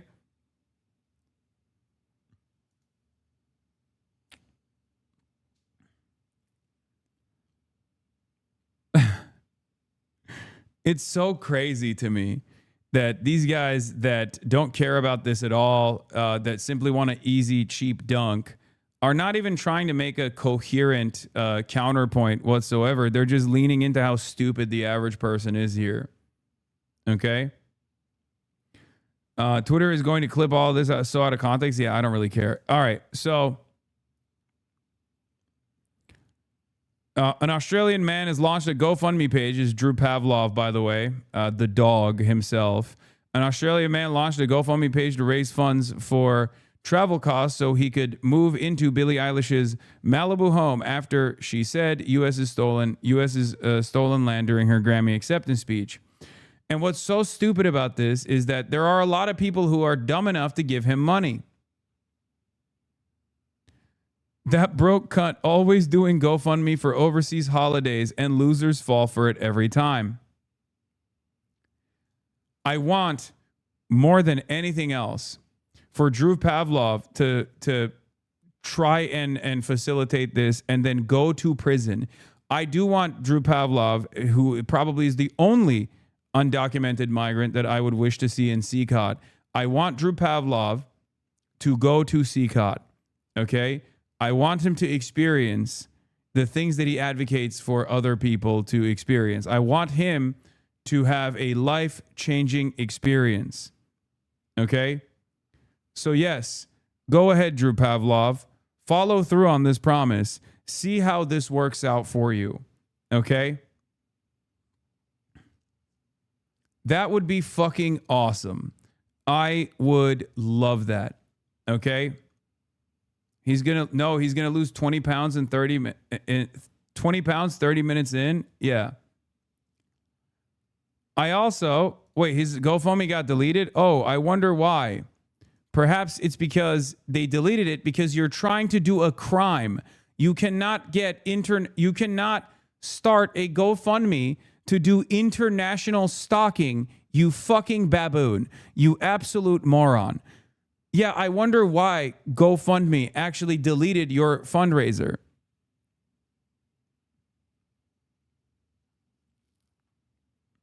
Perhaps it is because it's a fucking scam. Okay, you can't be like, hey, give me money so I can purchase a gun and shoot this person either. You know what I mean? Oh no. Why did GoFundMe delete my GoFundMe? Oh no. I simply wanted to buy a gun. Like, unfair. Arnar, it's unfair. A big part of the conservatism is just basing your arguments on tacit assumptions. They know that the land is stolen. They think they owe their houses on that fact. And instead of arguing with that, they argue with the perceived hypocrisy. You benefit from it too, so you don't ruin it for everyone else. Is tacit. I mean, I don't even think this is a tacit acknowledgement of reality, because that's not what's supposed to happen here. Okay, what's supposed to happen is the same for like even the indigenous population in Gaza. Like, my advocacy for Gaza revolves around giving Palestinians the rights and the same freedoms that Israelis afford themselves. And after that, of course, offering restitution, reparations, having a real truth and reconciliation committee to address all of the horrifying land theft and war crimes that have taken place as well. Like, that's the goal in a one-state solution. That's my goal in a one-state solution. These guys don't care about the indigenous population here in the United States of America, which would probably follow through on a similar process as well. And they certainly don't care about the indigenous population in Gaza and in Palestine in general. That's what's so annoying, is that we're not having the same argument. You're having a totally separate argument, and on the basis of something utterly irrelevant. It doesn't correspond to my worldview. It doesn't have anything to do with my advocacy. But unfortunately, because the audience is receptive to this kind of idiotic argumentation, it doesn't really matter. Now you have to address it. Like I said, same principle behind socialists with a nice house, omega lol, right? Like, I've never said socialism means no house, that you must not have a house, or having a house is unethical, okay? It's deeply unethical. That would be an idiotic argument to make. You assume that that's my argument. You have decided that that's my argument. The reason why you have decided that that's my argument is because it's a straw man position. It's actually much easier for you to argue against this idiotic position, right? And that's it. But one must ask the question why Billie Eilish is receiving this unimaginable amount of backlash. Perhaps it has something to do with the fact that her advocacy started far before this last round at the Grammys. And when we all know, if someone comes out and says better things are possible, maybe the wealthy should give more, they receive unlimited hatred. Oftentimes not just from the super wealthy, but instead from their dogs. The lumpenproles, the small business tyrants themselves, who consider themselves to be temporarily embarrassed billionaires. And that's precisely what's happening here. These guys are not in control of the levers of power in modern society, and yet they still act as though Billie Eilish has personally offended them. The real reason why they act as though Billie Eilish has personally offended them is because being a right-winger is about licking the boot. Okay. I was removed from a Vietnamese restaurant and told to never come back. They bond me for life. Moving on, HasanAbi, if we are the ones leading the right way, why so divisive? Would you listen if someone is just insulting you? I'm not listening to people who are just insulting me and my worldview. That's kind of the point that I'm making here, which is that you don't have to listen to these people at all. They don't actually have a significant audience. They don't have actually a real movement at all. And all they're doing is simply insulting you. They're arguing on boundaries that you have not set for yourself, and they're not doing this because they want to have a productive. They don't want to have productive discourse. They simply want to belittle you and undermine your position by lying about what your position actually is. So if they're not invested in having productive conversations, then why are you offering them the dignity of a productive response? You see? Thank you for the super chat, YouTube chatter. Same thing here. Oh, you don't want you want people who have been living on working on U.S. soil to have dignity in their work, to be able to get the clearance to work here with the proper documentation. That means someone can break into your house and rape you. Okay, that means someone can stalk you. That means someone can kill you, because that's what you're advocating for. No, that's not what she's advocating for. She's advocating for something entirely different. Here's Kyle Chung saying conservatives are never able to argue with the substance of someone's argument, so they just start saying stuff like, you're rich and you live in a society. Yeah. That's it. They just start yelling at irrelevant shit. You getting more viewers dual streaming now? I don't know what your normal numbers are, but like 27K on Twitch and 22K on YouTube is better than normal. Also, what you're doing with chat, you got some combo chat box with both YouTube and Twitch in it. Yeah, I'm just checking both. Here's more right-wing outrage on this, and almost all of this is just like all of this right-wing outrage is directed at people who dare to say a better future is possible, that we could be doing better, that we should be leading by empathy, right? That's what they're so angry about. That's what they are so angry about. What is the substance on nobody is illegal? That's not an argument at all. Do you actually want to understand that? The argument is, it's not even that nobody's illegal on stolen land. The concept is no human being is illegal. Okay? Human beings are human beings. Deciding arbitrarily that one human being is illegal and not worthy of living on the same soil as you is idiotic. That's the reason why people say nobody is illegal. The reason why they add on stolen land is to highlight the hypocrisy that we came in, our ancestors came here and actually conducted a genocide on the indigenous population.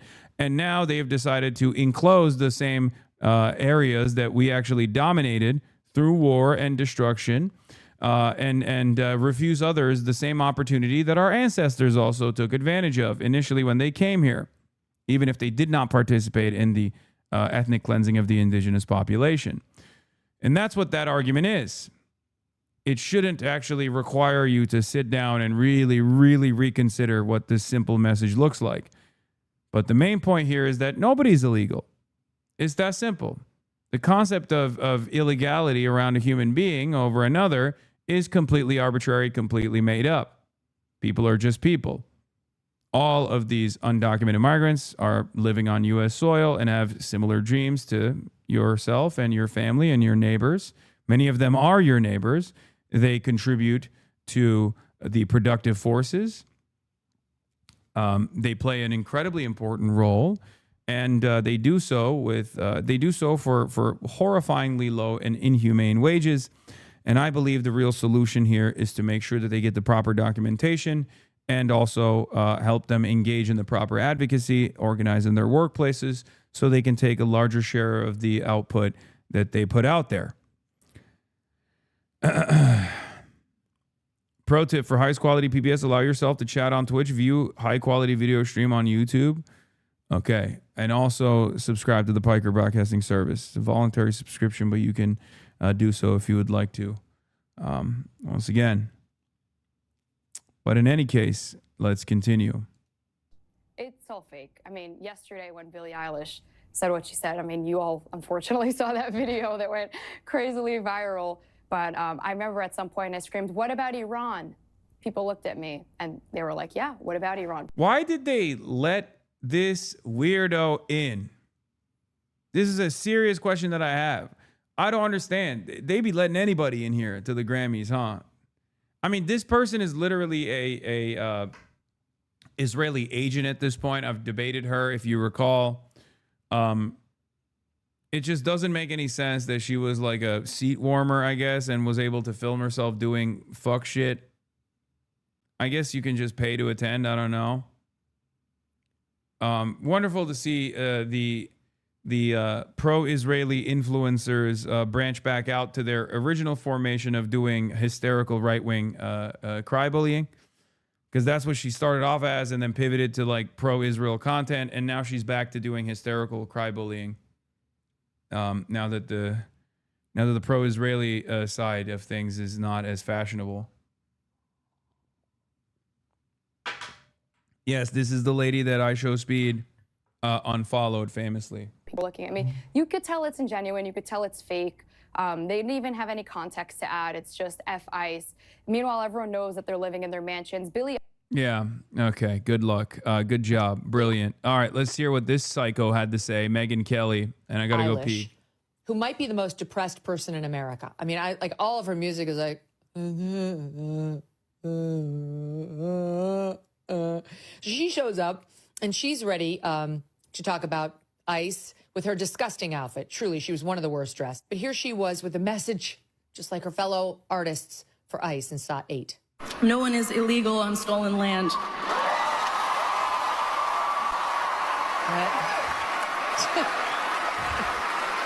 Okay. And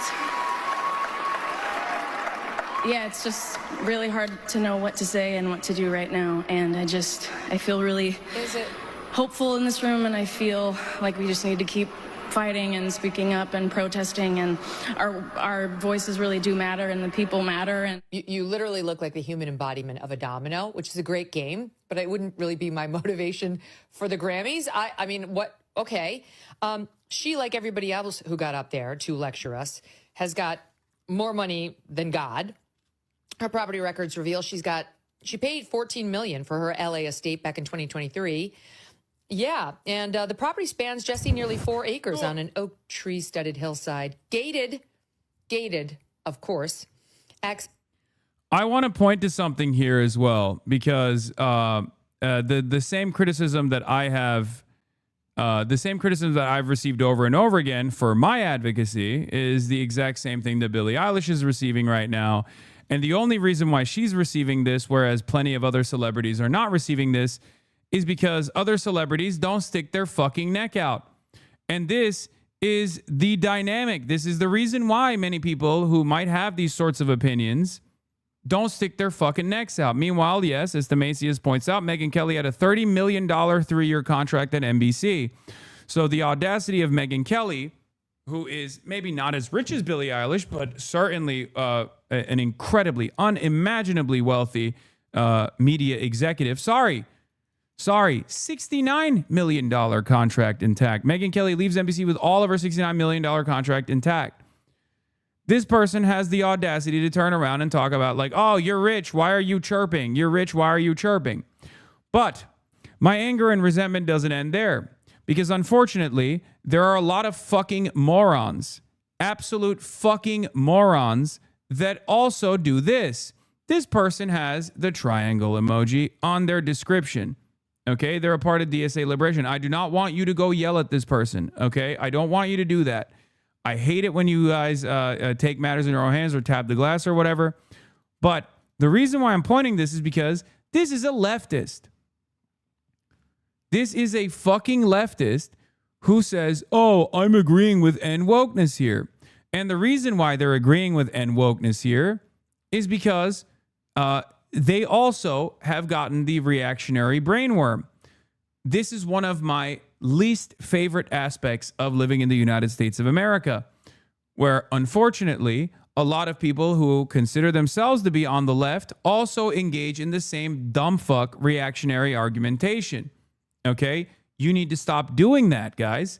Please. Stop doing that. If you find yourself going, oh, low-key agree with N wokeness here because Billie Eilish has a $14 million mansion in LA built on Tongva tribes once lived, you're not actually hyper woke. You're just a fucking dumbass. You're an unwilling, or not an unwilling, but you are, unfortunately, being a fucking moron here.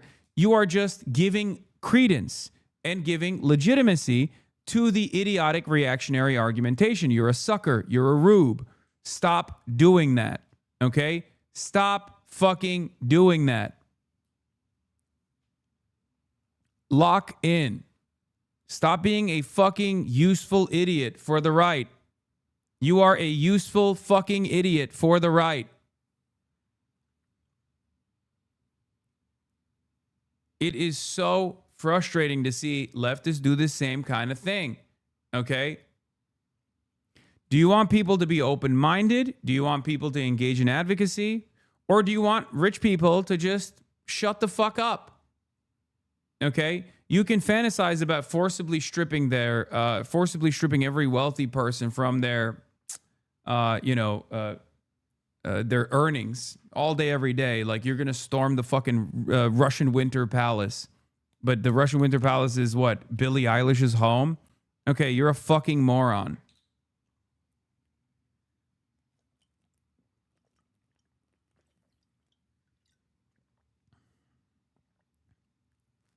Not all red triangle Twitter people are leftists. There are many that just co-opted to signal their anti-Israel stance, but not in a principled way. No, that person is, I think, a person of the Liberation Caucus. They're a Maoist. Marxist-Leninist Maoist in the DSA.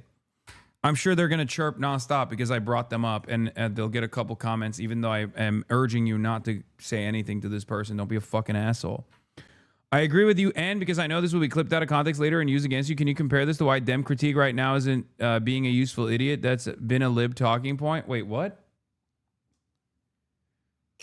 The Democratic Party is antagonistic to the left position.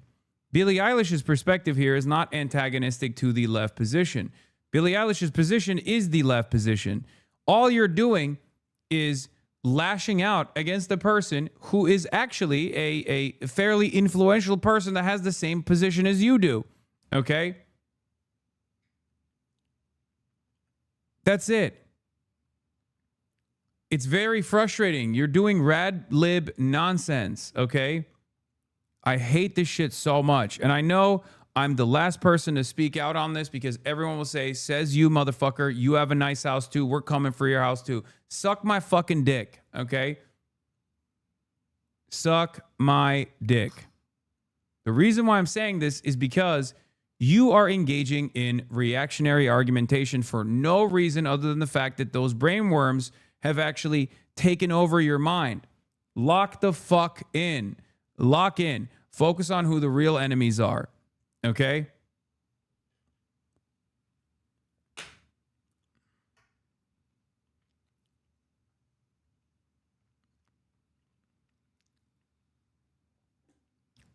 It's one of the dumbest forms of argumentation, one that I receive with regular frequency, so obviously I have a personal connection here as well.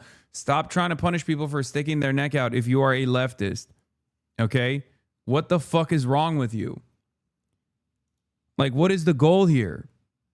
I mean, Billie Eilish could just as easily shut the fuck up and never say anything ever again, take her millions, put them in the market, not give back, and just keep making music, and you'll consume that shit, and you'll never think about it twice. Okay? Leftists, they're online, bro. They're online more than being a leftist. I want more rich class traders. They're terminally online more than being a Maoist. She's openly becoming a class trader, and your motherfuckers are gatekeeping that because they're trying to be moral losers. Yeah. All of this shit is just an extension of socialist yet house hypocrite. I know. People think someone with $1 million is the same enemy as someone with 1 billion or 100 billion. I know. They're stupid. They don't understand. And it's not even necessarily your net worth that is the problem here, even though obviously that level of wealth accumulation implies that you are, it's virtually impossible to get to that level of wealth accumulation without doing incredibly unethical things, right? I mean, you have to engage in hyper exploitation. Having said that, however, it's not the net worth that's the problem. It's how you have developed that net worth that is the problem. If you're a Marxist, you should stick to that. And not only that, but also you should welcome people that are actually coming to our side. You should welcome them instead of also leaning into the dumbass right-wing narratives only so you can get as much fucking, as many likes as you possibly can. It's very, very frustrating. Yeah, this was the same shit that took place when she was attacking billionaires, and a lot of people were very mad at her for that reason too. What is this? Loud, because I think that enough people are reaching this conclusion, enough people are saying it, and that I don't matter enough that I can say it without really being afraid. Yeah, this was another thing that people were fucking yelling at her over, and I covered it back then. That I'm going to be taken out of the picture, so to speak. I think it's becoming increasingly clear from the evidence that we already had and the evidence that we are getting now from this latest batch of files that Jeffrey Epstein was very likely a Mossad asset. Wait, what? What the fuck? Oh, I thought this was like relevant to the issue that we were talking about.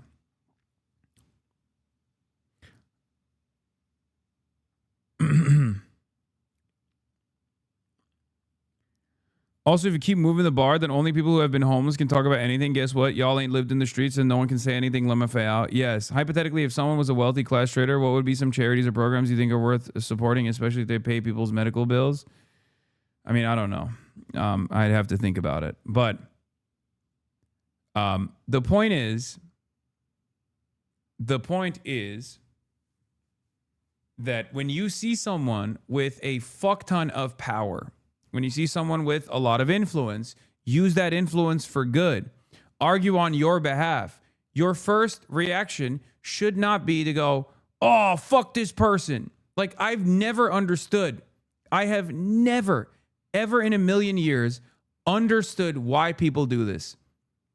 The left feels like they just love losing. They love discouraging people from sticking their neck out when they don't need to, when they don't need to at all. And instead of actually hardening their support for someone who's doing so when they're being attacked by the right in the most idiotic ways possible, they lean into it. They fucking lean into it. And then they turn around and go, why don't we have any allies?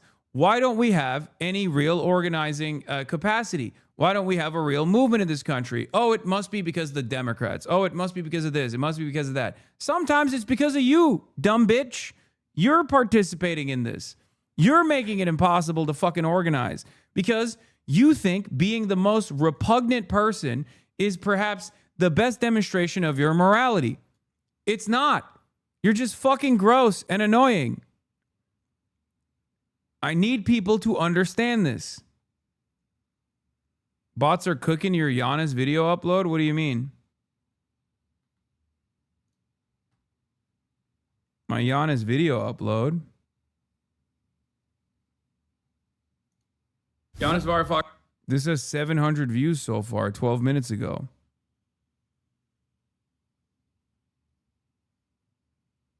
Where is the bots?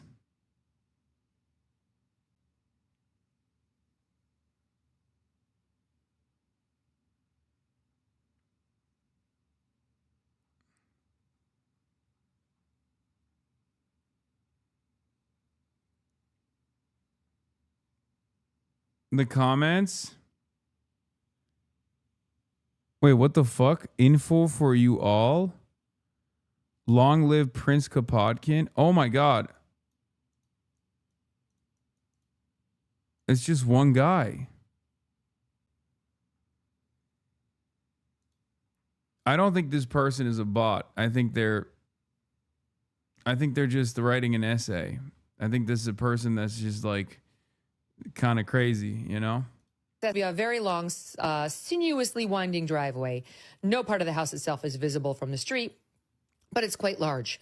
6 bedrooms, 7 baths, nearly 7,000 square feet. It's located on the ancestral, unceded land of the Tongva people. Wait a minute, Billy. It's on ancestral land. The county of Los Angeles formally recognizes that it occupies land originally and still inhabited and cared for by the Tongva, along with other indigenous groups. She has a net worth. Like, can you imagine if Palestinians in Gaza would turn around and be like, wait a minute, you're advocating for us in our time of need? How fucking dare you? You're living in the imperial core. Do you understand how fucking stupid that shit is? Like, it's just, this is just things that only dumbass Westerners cook up. Living in the lap of luxury, in unlimited privilege in comparison to those who have less than they do. Because in this circumstance, Billie Eilish is sticking her neck out and defending people who are more vulnerable than the average Twitter Maoist LARPer. Okay? That's it. That's what she's doing. And the entirety of the right-wing media ecosystem is coming down on her in an effort to tell people to shut the fuck up. Okay? In an effort to get people to shut the fuck up, to stigmatize having an empathetic position. And if you don't understand that, I'm sorry, it's very hard for you to understand anything. Okay? Mao was also from an affluent upbringing. No, the fuck he wasn't. Okay? No, he wasn't. There was very few people in China at the time that were quote unquote affluent. his family was better off overall because his father actually had like modest land ownership, but it wasn't like they were cooking. Are you kidding me? That dude was dirt poor, wore the same fucking outfit for many, many years. And in numerous instances had no money whatsoever and had to resort to begging or rely on the kindness of strangers. So no, Mao, contrary to many other revolutionary figures like Che Guevara is a much better example of this, did not come from an affluent family. Fidel Castro is from a more affluent family. Che Guevara is from a more affluent family. Engels literally owned a factory. Mao Zedong is not from an affluent background. There were others in the early formation of the communist movement in the Communist Party that were actually from affluent backgrounds. There's always been plenty of people from affluent beginnings that have supported communist movements and were communists themselves, but Mao Zedong is not one of them. Actually, I would say he is the exception and not the rule. The rule is usually the thinkers have the time the organizers oftentimes have the time to build a movement.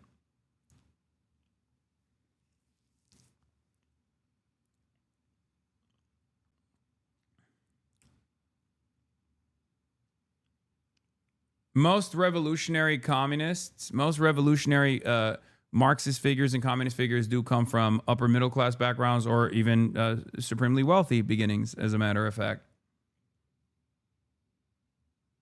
Mao Zedong is unusual in that regard.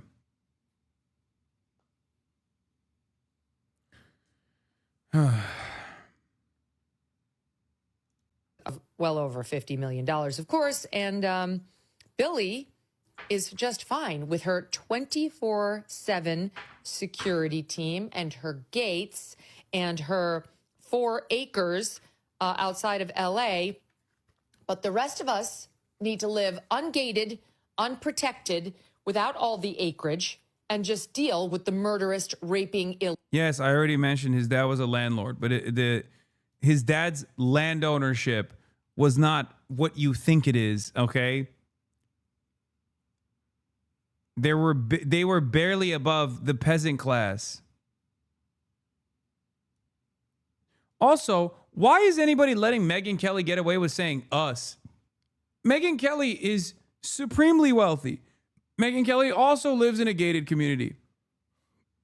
It's ironic. Megyn Kelly is far wealthier than I am, for example, but she gets to say us because she's right-wing.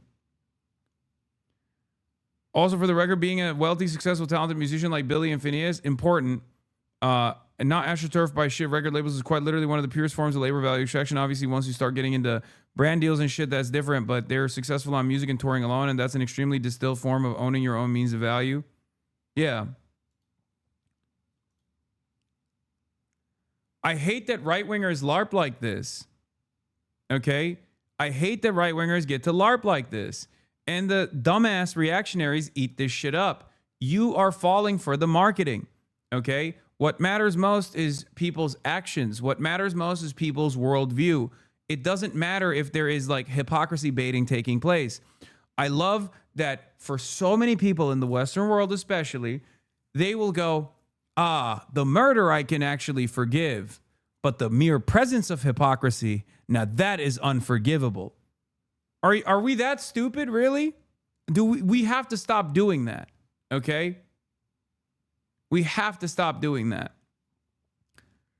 People end up leaning into the dumbest, most reactionary framings on issues like this, where they seek out to punish kind people, empathetic people as aggressively as they possibly can, even when they think that they're doing this leftistly. Stop doing this. Okay?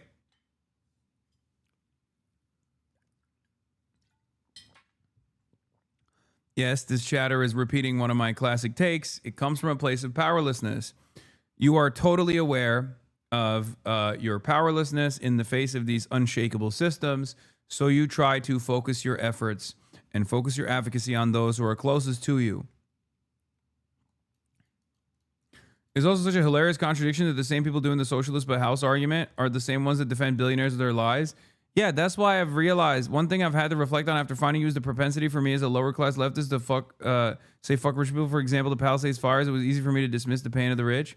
But it wasn't even just the rich that were losing shit in the Palisades fire anyway. But my point always is, don't just fucking go after people that are your closest allies in this situation just because they're in a better position than you overall, when the goal here is to change the fucking system. Okay?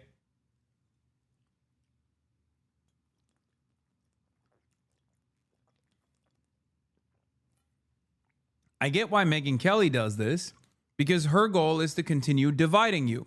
Her goal is to continue punishing people who stick their neck out and say something.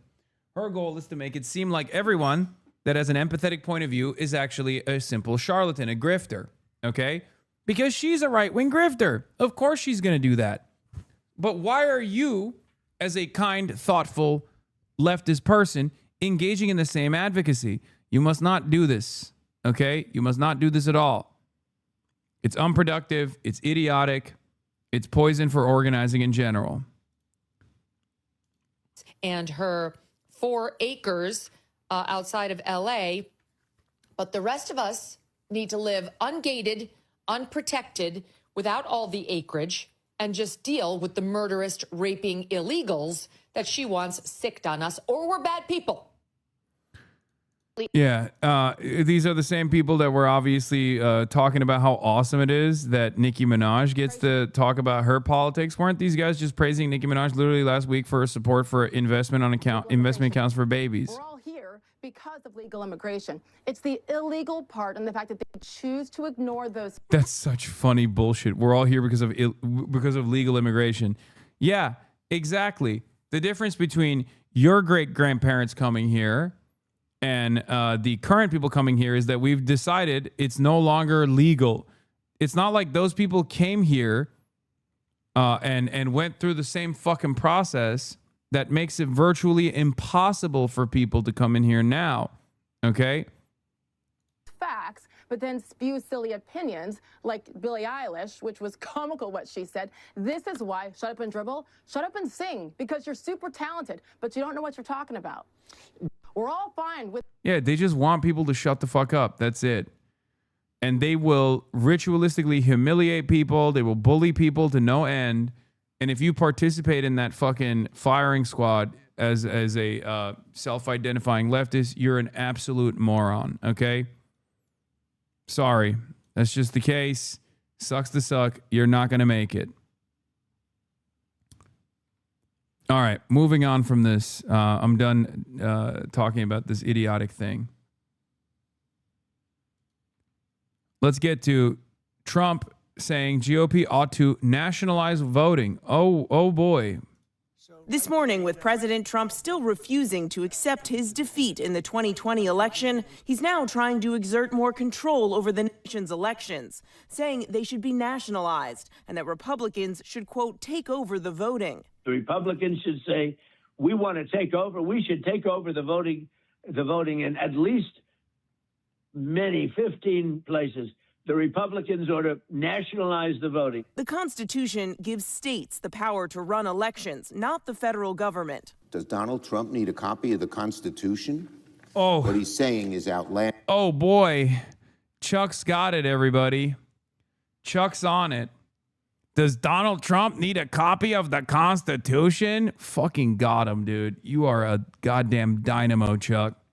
I haven't seen you this riled up since you were defending Israel unconditionally at another one of these conferences, where he was like, I will do everything in my power to make sure Israel has unlimited funds and unlimited weapons that will defend it.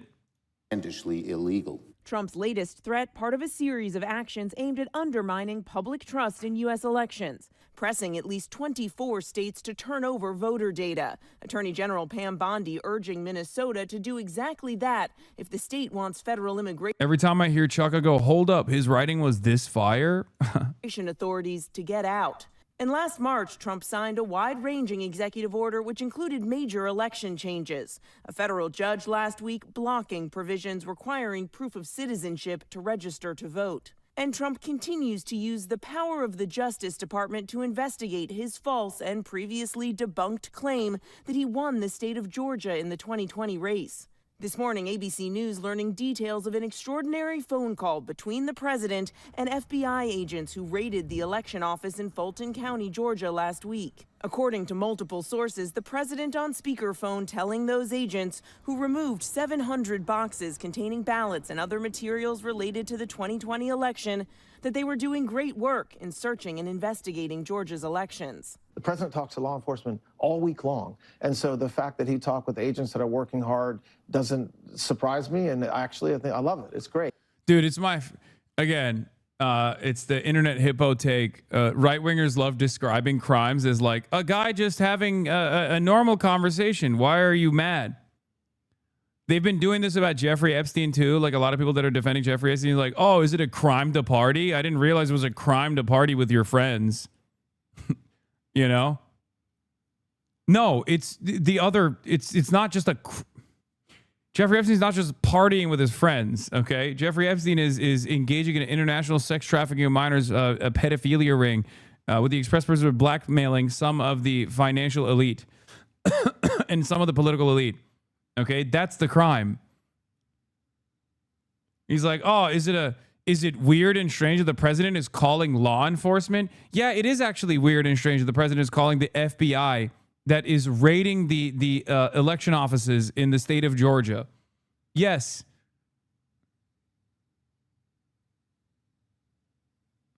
But torturing your dog is okay? No, it's not, which is precisely the reason why I think Kristi Noem should no longer be the Department of Homeland Security Secretary. And she didn't just torture her dog, she actually killed her dog. But it is highly unusual for the president You must to have speak mistaken to me. agents about an ongoing You must have thought I was Department of Homeland Security Secretary Kristi Noem for a second. criminal investigation, I'm Hasan Piker. especially one that involves his own failed presidential race. The call was arranged by Director of National Intelligence Tulsi Gabbard, who was spotted at the scene of the search.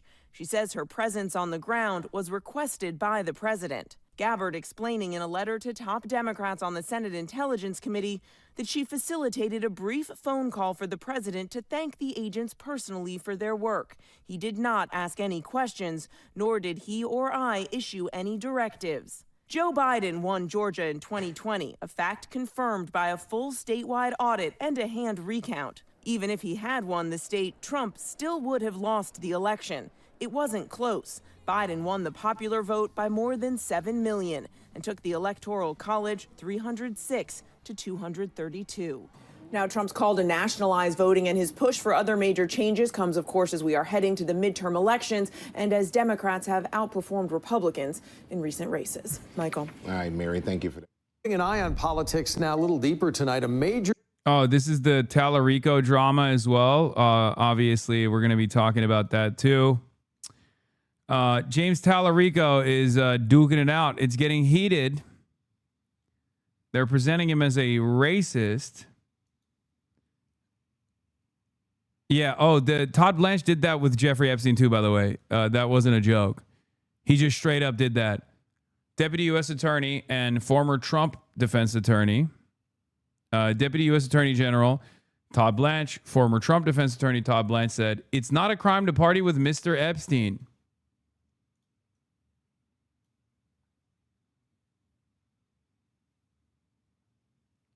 Yeah, that's what the problem is.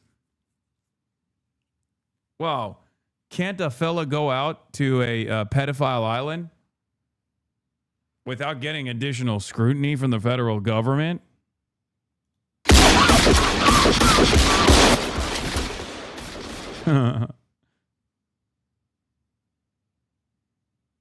Anyway.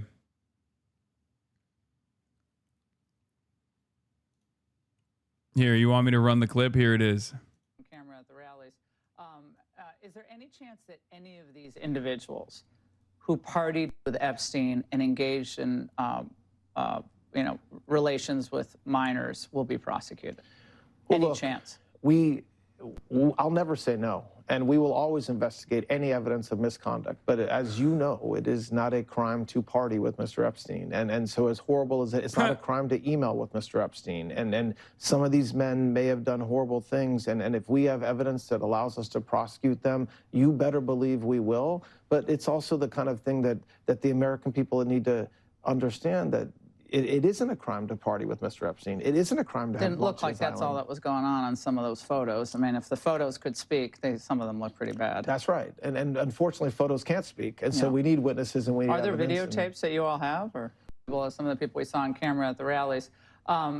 Is there any chance? Yeah, he did the tweet. That's what I was talking about, the internet hippo. New right-wing thing is describing crimes as generically as possible to pretend like they're not crimes. Someone gets convicted of conspiracy and they start yelling, wow, so it's illegal to make plans with friends now. Yep. Oh, wow, I didn't know that it was illegal to just hang out with your homies. It's really fucked up. The left doesn't want you to hang out with the homies.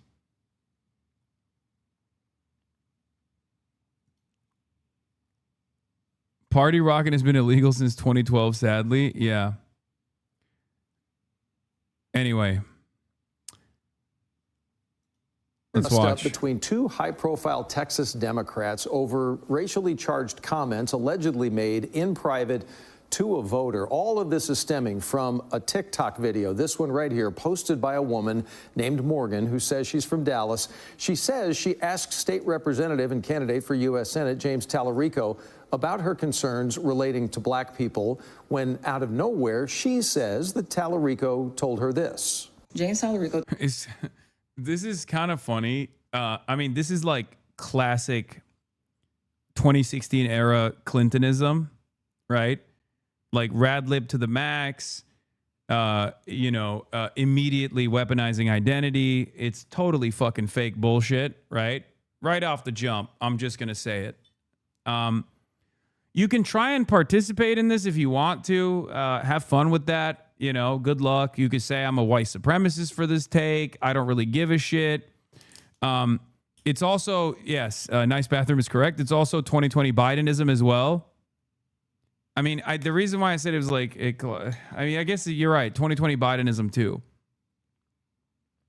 Now, it's ironic because they're trying to do this in Texas. And like, I think doing this in Texas is only going to improve Talarico's chances in the general. So, keep cooking, I guess. Like, people are going to be like, wait a minute. That young pastor boy, that white pastor boy is racist against black people? Sheesh, I didn't know it was like that.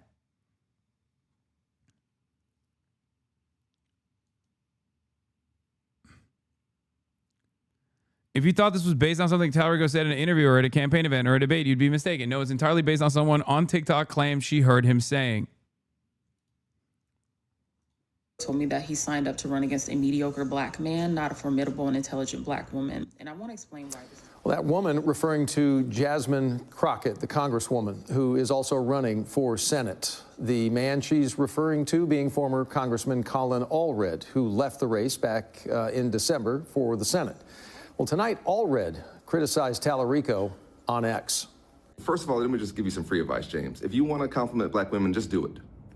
Just do it. Don't do it while also tearing down a black man, okay? We've seen that play before. We're sick and tired of it. We're tired of folks using praise for black women to mask criticism for black men. That's not good for our country. So that was the first volley. Then Talarico responded to all of this saying, quote, "This is a mischaracterization of a private conversation. In my praise of Congresswoman Crockett, I described Congressman Allred's method of campaigning as mediocre, but his life and service are not. I would never attack him on the basis of race." We did reach out, by the way, to Thompson for comment, but have not heard back as of yet. Yeah, where's the Talarico quote? Here, let's watch. Morning, everybody. It's cold out here, and I got some steam coming off my head because I'm, just finished my workout. Got some steam coming out of my ears, too. I understand. He is actually steaming. That's crazy. Check your phone. Wait, why? The fuck? Oh, I just got a phone call. Wait, hold on.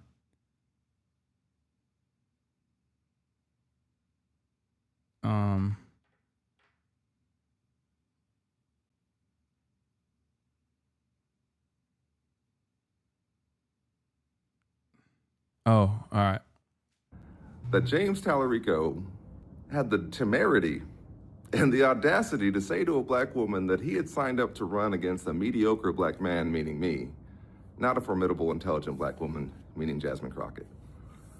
Let me just break this down into a few segments here. First of all, let me just give you some free advice, James. If you want to compliment black women, just do it. Just do it. Don't do it while also tearing down a black man, okay? We've seen that play before. We're sick and tired of it. We're tired of folks using praise for black women to mask criticism for black men. That's not good for our community. It's not good. It doesn't work, and we know what you're doing. Okay, so if you next time you want to praise a black woman, just do that. Leave black men out of it. Just leave a lot of things out of it. Second of all, did you ever have a coach or somebody, a leader in your life tell you that when you make an accusation, you often have a bit of confession in it? Maybe you use the word mediocre because there's something creeping into your mind about yourself. Because I know you're not talking about somebody who's been better at 3 things than you've ever been at 1. You are not saving religion for the Democratic Party or the left. We already had Senator, Reverend, Dr. Raphael Warnock for that. We don't need you. You're not saying anything unique. You're just saying it looking like you do. Okay? And third of all, let me just say to all the young black men out there, all the young men who come from tough background, struggle growing up, who maybe think that someday you want to put yourself forward as a leader in your community. It's going to have haters like this are going to show up, okay? And you're going to feel like you have to be twice as good and jump twice as high and talk twice as well, but you don't have to. You can walk out there with your shoulders back and your head held up high, knowing who you are and the value that you bring, and understanding that this comes with the territory and that there's going to be folks like this. And when we see that,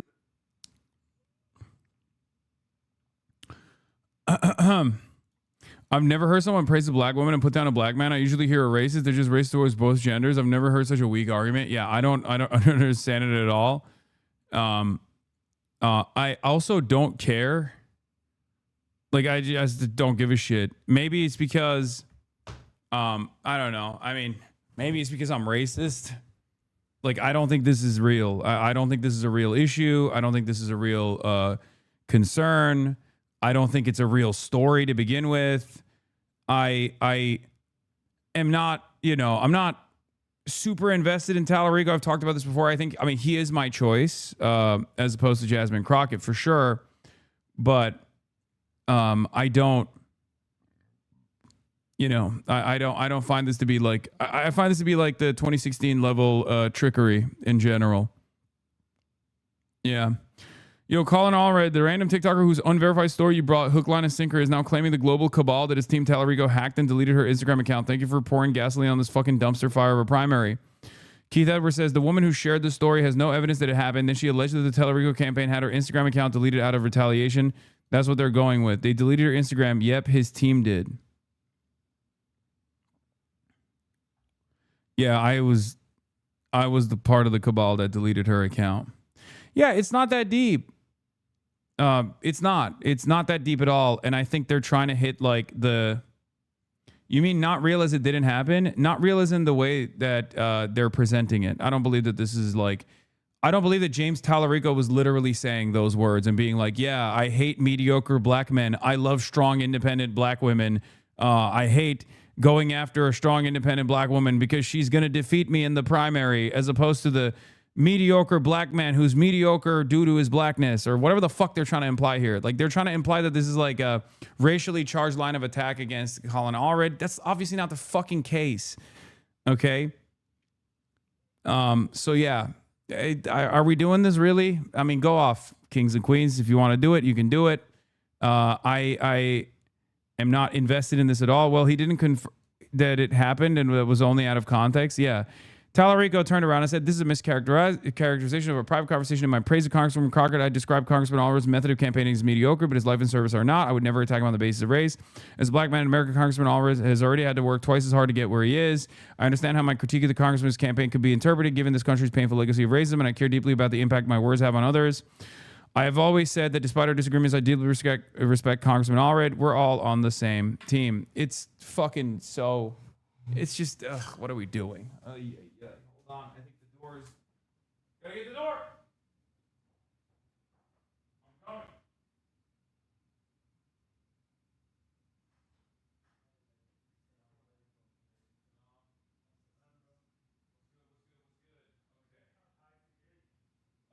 Yeah, I don't know why they're like that. They didn't do that. Oh, because Giannis stays here. I was gonna say they didn't do that to Giannis last night, but that's because he's a guest at the hotel. All right. Wait, actually, I'm gonna pull it up on this side. But here, come through here. Okay. You want to show some photos of mine? Yes. Here, you get on this side. Thank you. Yeah. Okay.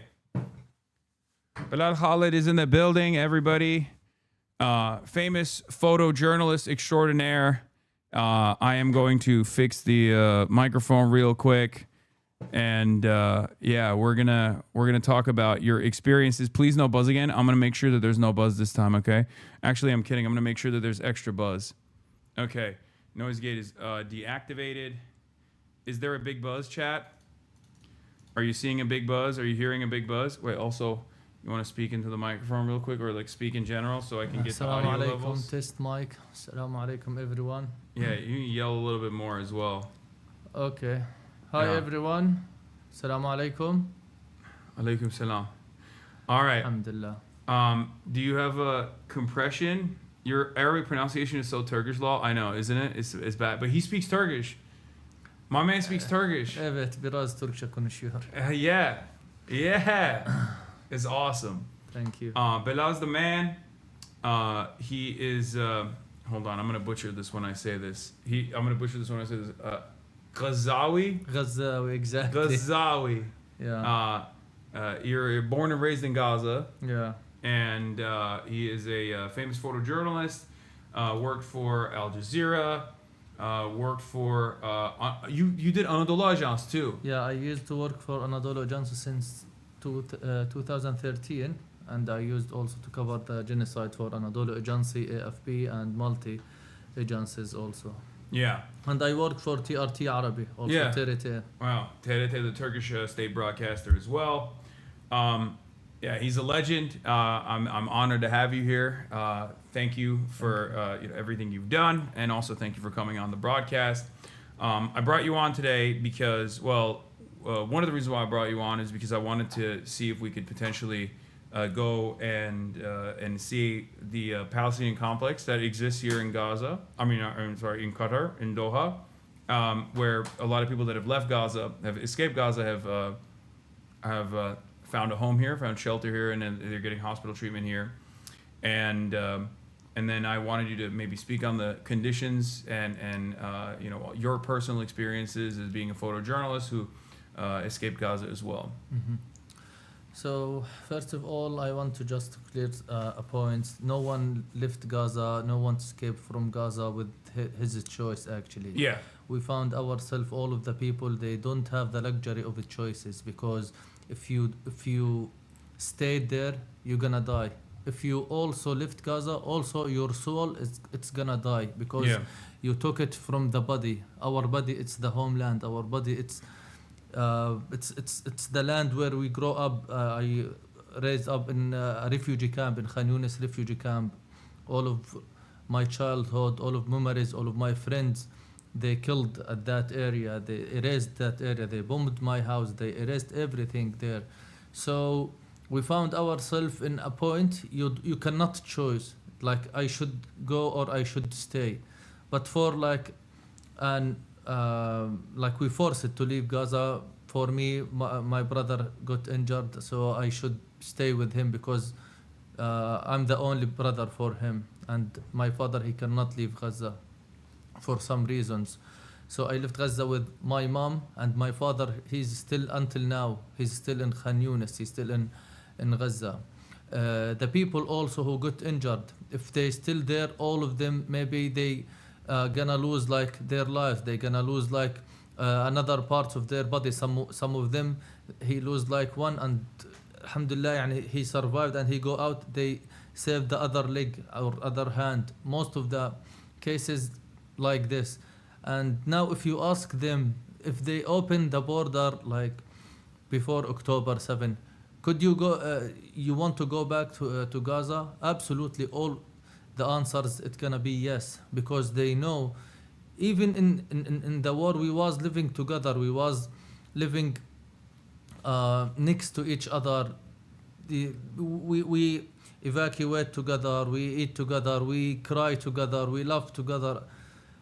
So here outside, even if you are like, alhamdulillah, we are here in Qatar. Qatar, it's the best place for the Palestinian outside, and the Qatari government, they paid for education, for treatment for them. They give them like nice houses. They keep them secure all the time, alhamdulillah.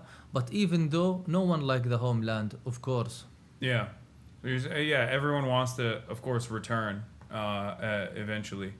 And yeah, that's been made endlessly difficult by the way that Israel and America has designed the situation. While the rest of the world is under the assumption that there's a ceasefire going on. Do you want to talk about that a little bit as well? Actually, it's a big lie. This ceasefire, they do it like just to take a picture and just to go and say like USA and Israel, it's finally they are like calling for the peace and they do the ceasefire. Since the ceasefire is starting, each day we have attack against Gaza. Each day we have a people killed in Gaza. Each day we have people suffering from like closing the border. They didn't open the border as the agreement say. We don't live like the same numbers of killed in before the ceasefire, but until now, if they killed like 1 or 2 or 10, they break the agreement, and this is a big lie. Also, they didn't allow to the people to return to their destroyed houses like Rafah. Rafah now it's very empty. And after the agreement, the agreement said the people they should go to that area after the agreement. And until now, no one can go to Rafah there. All of that, 2 days ago, they killed like 30 persons in 1 day. Most of them, they are children, they are civilians. And if each day they like shoot the people, they attack them by airstrike, they keep even the rebuilding. They didn't allow to the materials, they didn't allow to the machines, they didn't allow to people to rebuild their houses. So people now still suffering in this cold weather. More than 15 kids, they dying from the cold.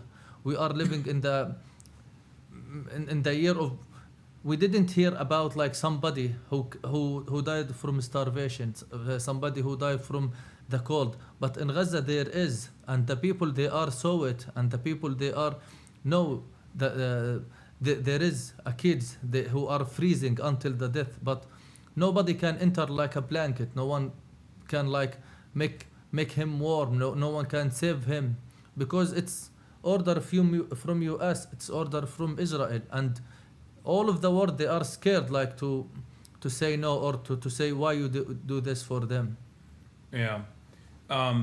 I do feel like the entire design of the so-called ceasefire, the fake ceasefire, was specifically so that they would respond not necessarily to the pushback that they were receiving from the resistance front, but instead to silence the protests that were taking place in the Western world, because it had gotten to a point where it was completely untenable.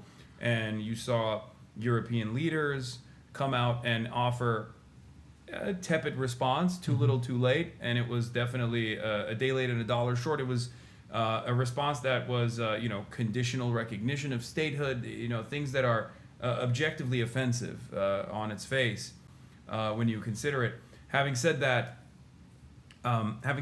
that was enough for I think Trump to also recalculate how much he was allowing Israel to continue punishing Gaza to continue killing Palestinians, and that's the reason why they implemented the ceasefire, a fake ceasefire. Exactly. So that we here in the West would stop paying attention to it and move on to other things.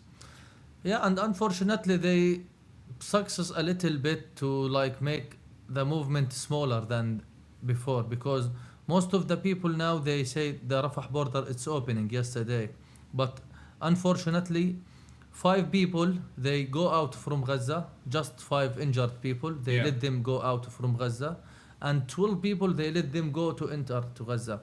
And when you hear the woman who entered to Gaza, they said like they arrest us, and all of the women they arrest them, they took them by the bus to an Israeli checkpoint, they sit for investigation there, they ask them a lot of questions, they took money from them, they took their phones, they didn't allow them to carry even the food, they didn't allow them to carry even like a blanket, they told them like just a small bag and just $600, that's it, you cannot like enter more than $600. But if they save the money and they want to bring it to their families they didn't have income like since that 2 or 3 years.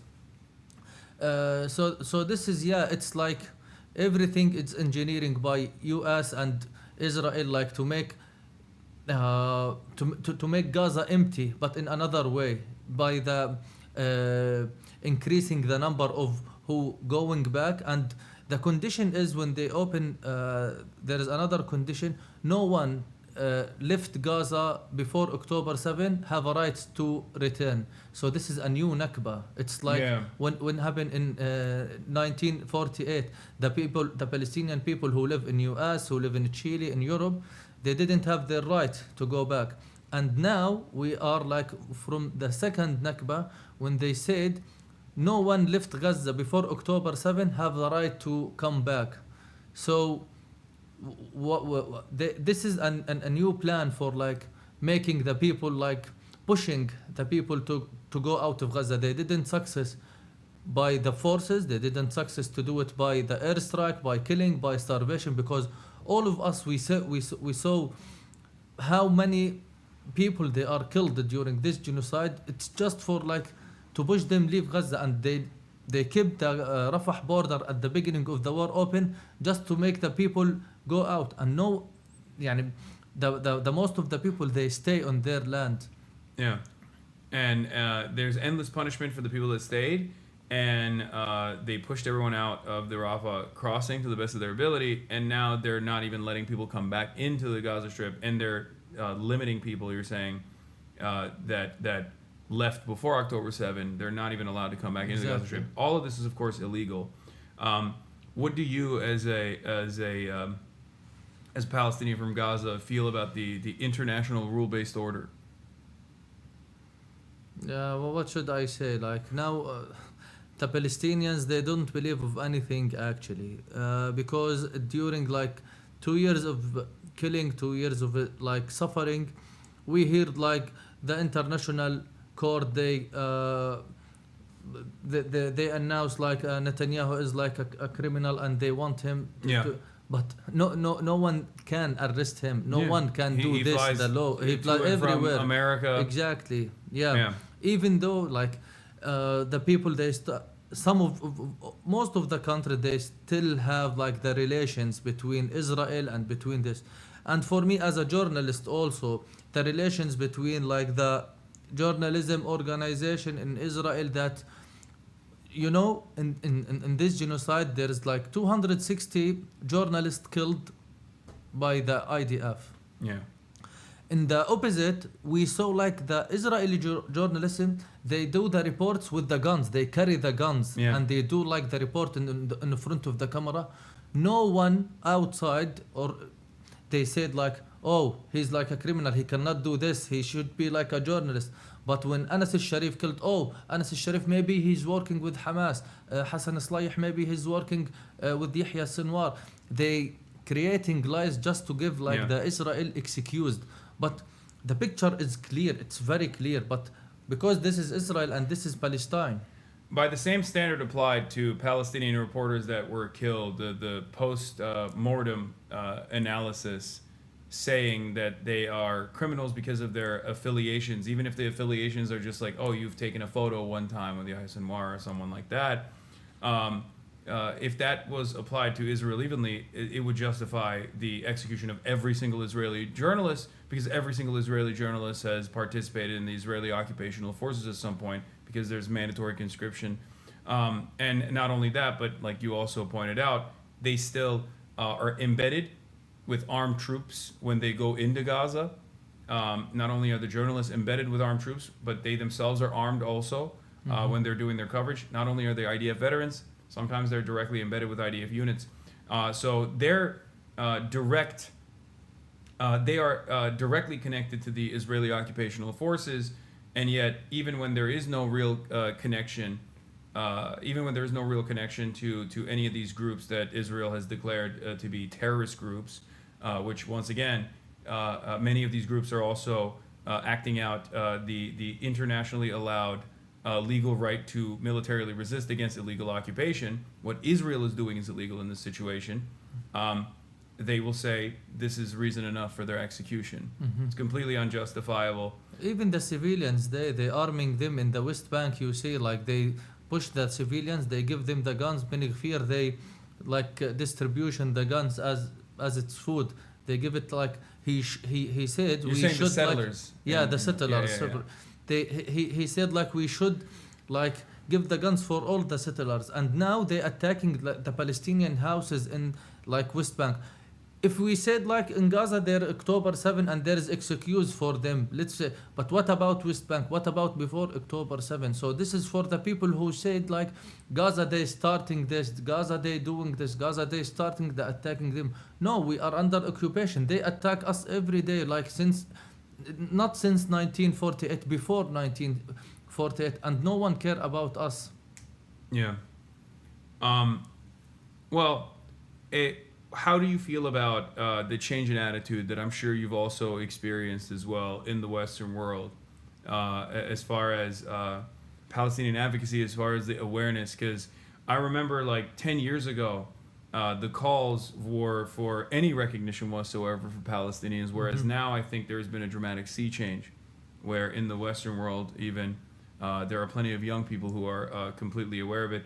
And I feel like a decade ago you would get punished endlessly in the Western world for even saying Free Palestine. Either people didn't know what it was, or those who did know what it was immediately were like, you're an anti-Semite, you can't speak on this issue at all, and you would get deplatformed.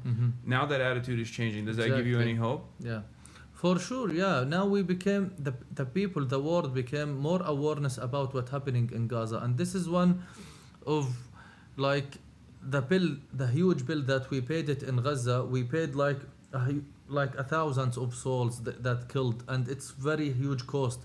But we hope it's not be for nothing. We hope like vain. Exactly just to change the world for better, just to make the world know the truth. Even if like the governments, they are like controlled by US, by Israel, and they cannot say it, but the real people, the freedoms people who protesting, who like boycotting, who going in the universities, who do any actions like to support Palestine, they became awareness about what's happening there. Now, like the Holocaust propaganda, it's vanished, and even also the anti-Semitism. Now the people, they have like a courage to say like free Palestine, from the river to the sea, Palestine will be free, because they know the real story. Before social media, and this is like another point, before the social media, there was all of the Israeli and the Zionist propaganda, they was feeding the people through their media, because all of it's controlled by US and them. But now in the social media, they cannot do this. We saw like many of influencers like you, Hasan, who like spending like hours, spending their lives just to tell the people the truth. And maybe you can like hating speech, you reach a hating speech through your social media from like the Zionists or like another people. They lose their jobs in Google and Microsoft because they talking about Palestine, or because they are supporting Palestine.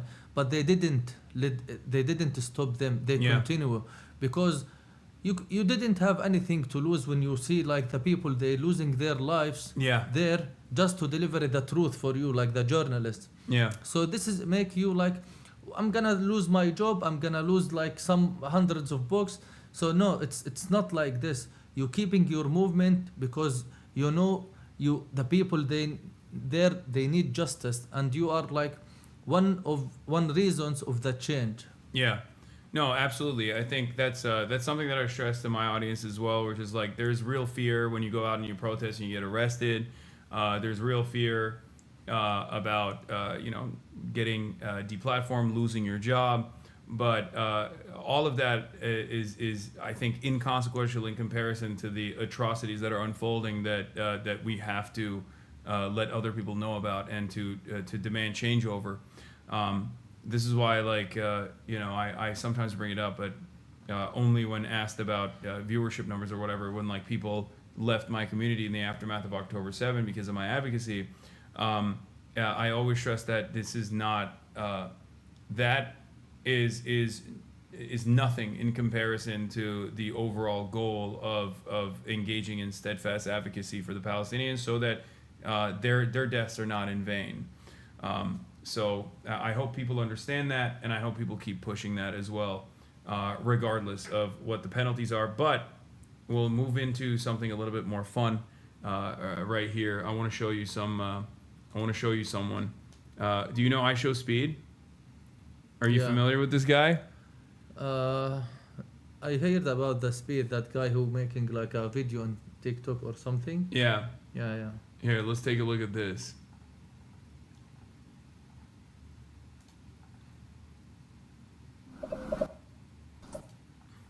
Israel! Free Palestine, man.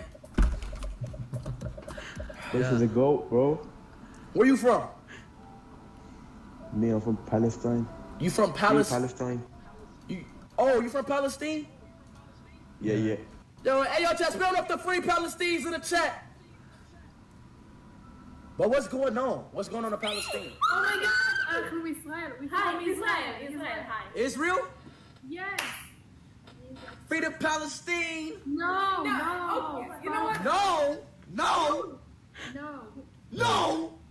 They didn't accept like anyone who said like free Palestine. They don't want to Palestine to live free. They want to Palestinians like animals to deal with them like animals there, to put them in a big cage, and that's it.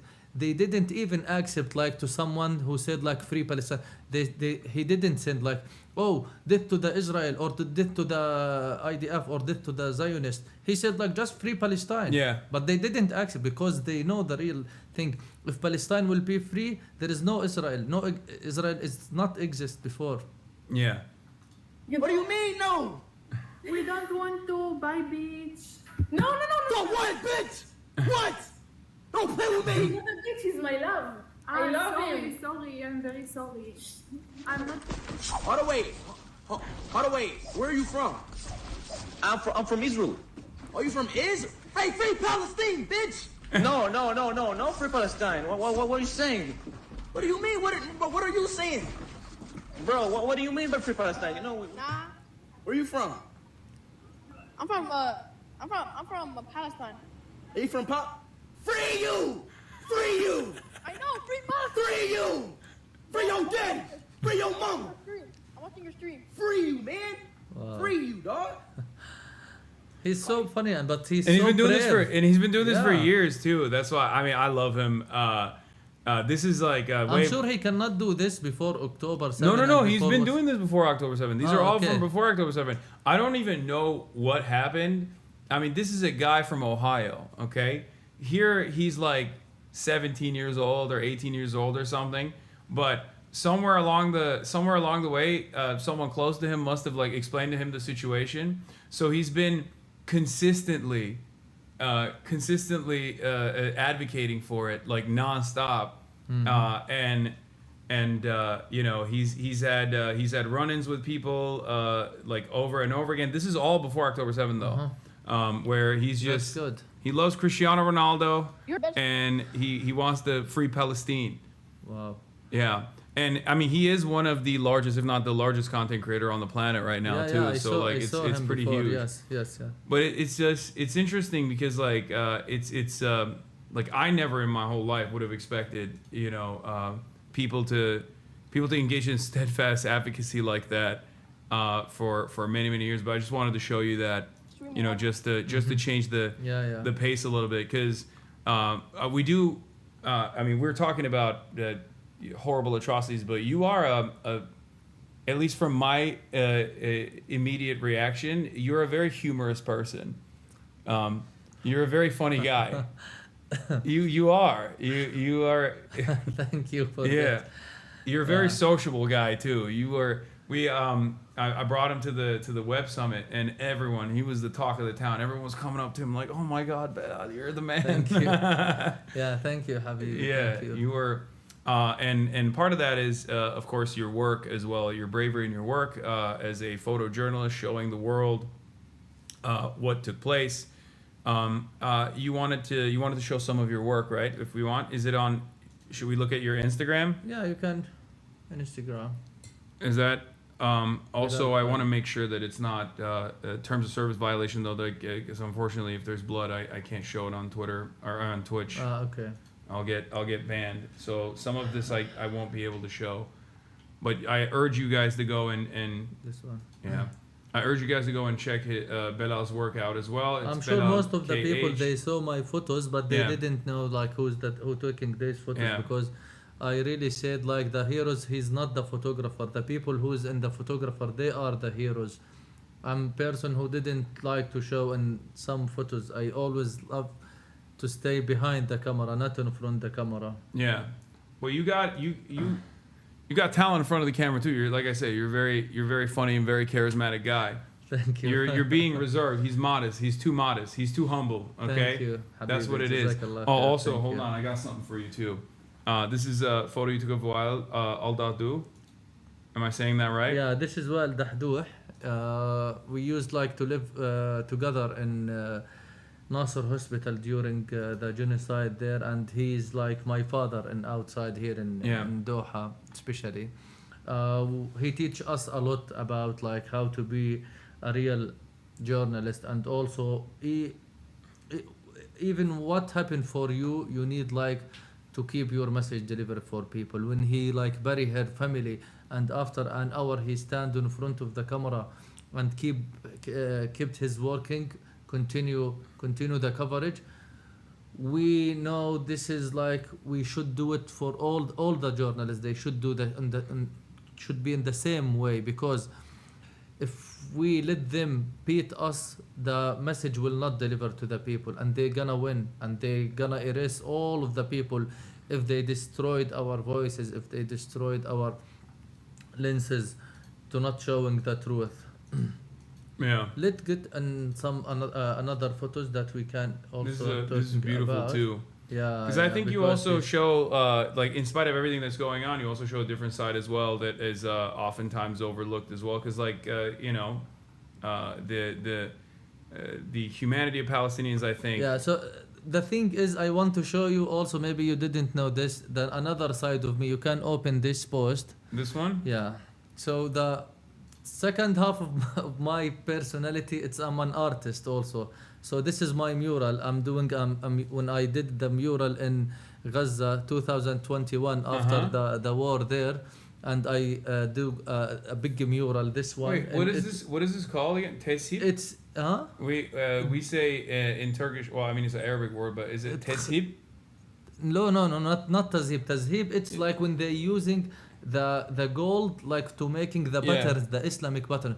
But this is Arabic calligraphy. Yani Arab Chahat in Turkish they called it. Yeah. So you can pass, like you can see like multi of my murals. This one in Sudan also. I was traveling around the world just to paint on like in that area who have like refugees, who have people suffering from starvation. I went to Somalia, I went to Sudan, in Zimbabwe also. Wow. Yeah.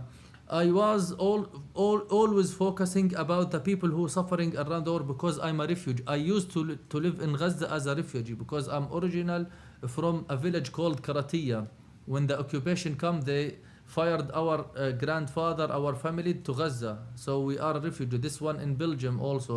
And when I was drawing there, the Belgians who didn't know like the Arabic, they said, oh, amazing. They didn't understand it, but they fall in love in Arabic calligraphy. So that was like, this is a huge building it was in Lebanon also. Yeah, how long does it take for you to paint this? No, it's nothing, 4 days. God damn. Yeah. That's huge. Yeah. And it's so complex too. Yeah, and the sad part actually when I review like the photos, an example, when I did the mural in Lebanon, there was a friend of mine, his name Nidal Luhed, he's missing since October 7 now, and no one know about him. The Israel, they killed him or they arrest him, they didn't. The second one, when I painted Rujd al-Sarraj, he was with us in that mural, Hamza al-Dahdouh even. The Israel, they killed them. So even our memories also, the joyful moments, also they destroyed it, and it's became like a very sadness. So going back to this, I always using my art, my photography, just to send a messages like to the world, and I was focusing about the humanity, about the people who are like living in struggles, about the people who are living in a conflict area. I cover the war in Syria, I cover the war in Lebanon, I cover Armenia, Azerbaijan. Also, I went there in Zimbabwe, a lot of conflicts area. And why I do this through an art, through because I believe like the humanity, it's matter. The humanity, it deserve like to spend your time, to spend your everything, like to deliver a voice of one people who are suffering in area, because maybe you can help them through these tools, through the podcast, through like the art, through like the journalist. Yeah, and that everyone is I mean, no one is free until everyone is free. Exactly. And that a lot of people are suffering all around the world in very similar ways, and oftentimes I feel like it's very hard to hear their voices, because these powerful institutions, these governments that are engaging in these atrocities, don't want there to ever be a recognition. Which one do you want me to click on? This one? We can go down. They don't want there to be recognition of the humanity of the Palestinians. This one? Yeah, open this one. So look at this one, yani, and when you look at this picture, you think a lot like, what is the material of these people? How like they are creating from what, when they like doing the birthday on their rebels, they want like to continue their lives. So they are standing on even all of their what they saw. Like this guy who he got engaged like 3 weeks before they destroyed his houses, and now he's celebrating with his fiance and his family on his birthday above his rebels. This picture, it was in 2019, during like a normal days. Even the bombing, the airstrike, it was happening before October 7. Of course. But no one was hearing us before. The thing is like people start hearing about what's happening in Gaza after October 7 more before. So this one is like one of my favorite photos that I took it, and this is because I saw myself, I saw the Palestinian in this. We are creating for life. We love to live in free places. We love to live like a normal and in peaceful places, like anybody in the world. This is just like a simple right for the Palestinian, and the world, they don't want to give it to us. Yeah.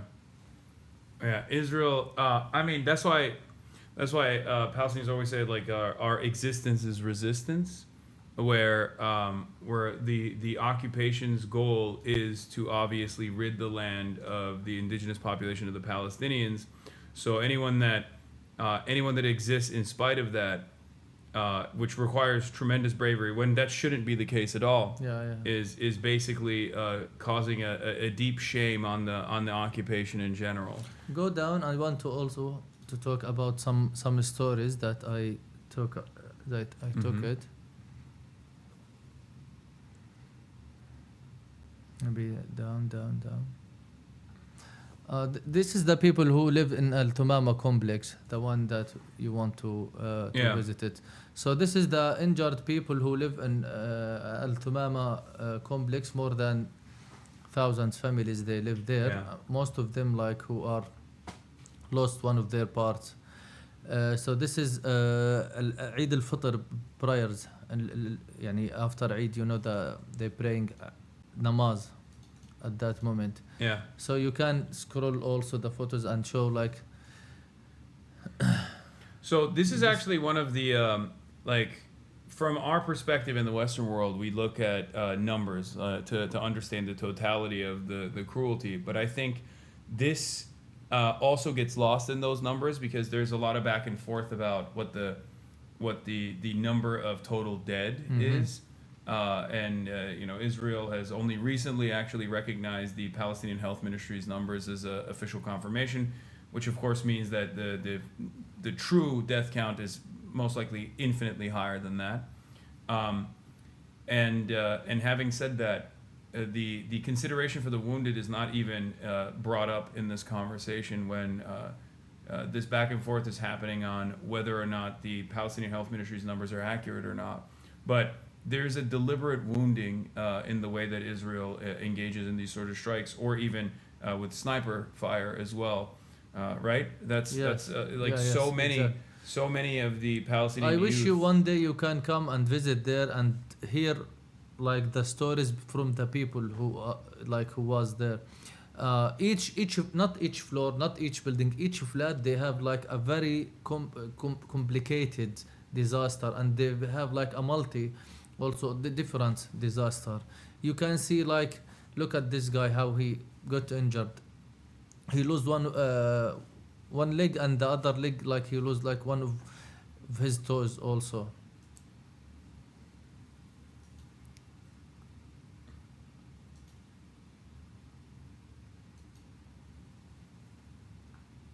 It's a beautiful photo. It's beautiful, but it's also carrying a lot of painfuls. Is there this might be too tough of a question to ask, but is there a feeling of almost guilt of survival? Of course. Because this is something that I've felt like is. I remember I cried just twice in the genocide. The first when I lost my friend Hamza Dahdouh, and the second when I take the airplane from Al Arish and fly to Doha, and I was hearing the bombing through that side, and I felt that I'm in a safe place. I saw the black smoke raise from Rafah city, and I see the people, they are dying there, and I'm out that moment. So I cannot handle this, and I ask myself like, why I should survive and the people why I'm selfish. Is it like it's a guilt like to do this? But if I want to return, who should be like with my brother? If I bring my brother with me, maybe he will lose his life also. So it's very complicated. As I told you from the beginning, we don't have a luxury of choices. You cannot like sit and I can stay because this is the benefits, or this is like I can be like in safe area, or like I should live. No, in both you are like losing your souls. Physically in Gaza, you're gonna die there, and outside of Gaza, your soul, it's gonna be off. You don't have like, alhamdulillah, I won like a lot of global awards after the genocide, and I was invited from like Latin America to London to Europe to here Qatar, in like a big, very very big events, stayed like in 5-star 7-star hotels. But for me, I don't have a passion for this. I go there like without anything, always my brain thinking about my father, about my family who's still there in Gaza, about the people who are carrying, because I went to London to show the people who are dying in Gaza, who are suffering in Gaza. I had an exhibition called Hands Tell a Story. So I'm standing on the front like the victims, and I know they are still suffering, and I'm here. So what is what's the joyful in this moment? So that's why we don't have any passion outside of Gaza. We still have a hope. One day we're gonna return, inshallah. Yeah, inshallah. All right. What are some the other photos that you wanted to show me? Go down.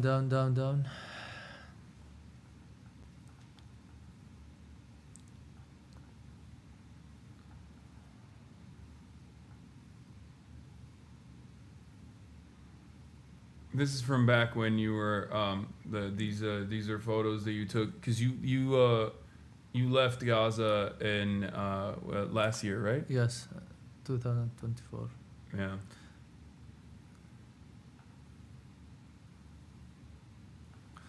So we can also talk about this. So this mural, it's called the Dreams. I wrote like Ahlam. It's meaning dreams in English, and I did it during the genocide when we was moving from Khan Yunis to Rafah. I felt like I need to recharge my soul. So I always when I want to do this, I go through art. And at that moment, the genocide was still happening. There was no ceasefire or something. So I took my paints and I was looking around the destroyed city in Rafah, and I found this wall. I bring the kids from the area and we wrote the dreams. And why I do this? Because I sit with the kids there and I always asking them, what's your dreams? What do you want? And all of them, the first answer was we want this war finished. We want to return to our schools. We want to stay safe. We want to. So this one, we draw it in a house that the dream is vanish from it also, because around 10 people was killing in this airstrike in this house. So we're talking about the dreams that vanish and the dreams that also carry it with the kids who painting with me. So you scroll, you can see the faces of children, how they are very happy also, and they was very excited to do something entertainment through this. Yeah.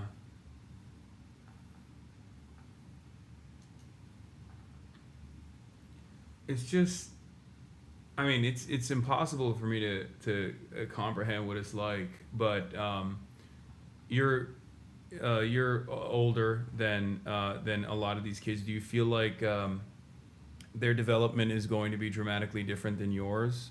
I mean, obviously there's always been incursions in the past, sieges upon Gaza, bombing campaigns and whatnot, but the intensity of this this genocide since October 7, do you feel like this is permanently altered the way that the next generation of Palestinians are going to be existing? So during the genocide, we can see the child, they are doing what the old men doing. They carrying the water. They standing to getting the foods.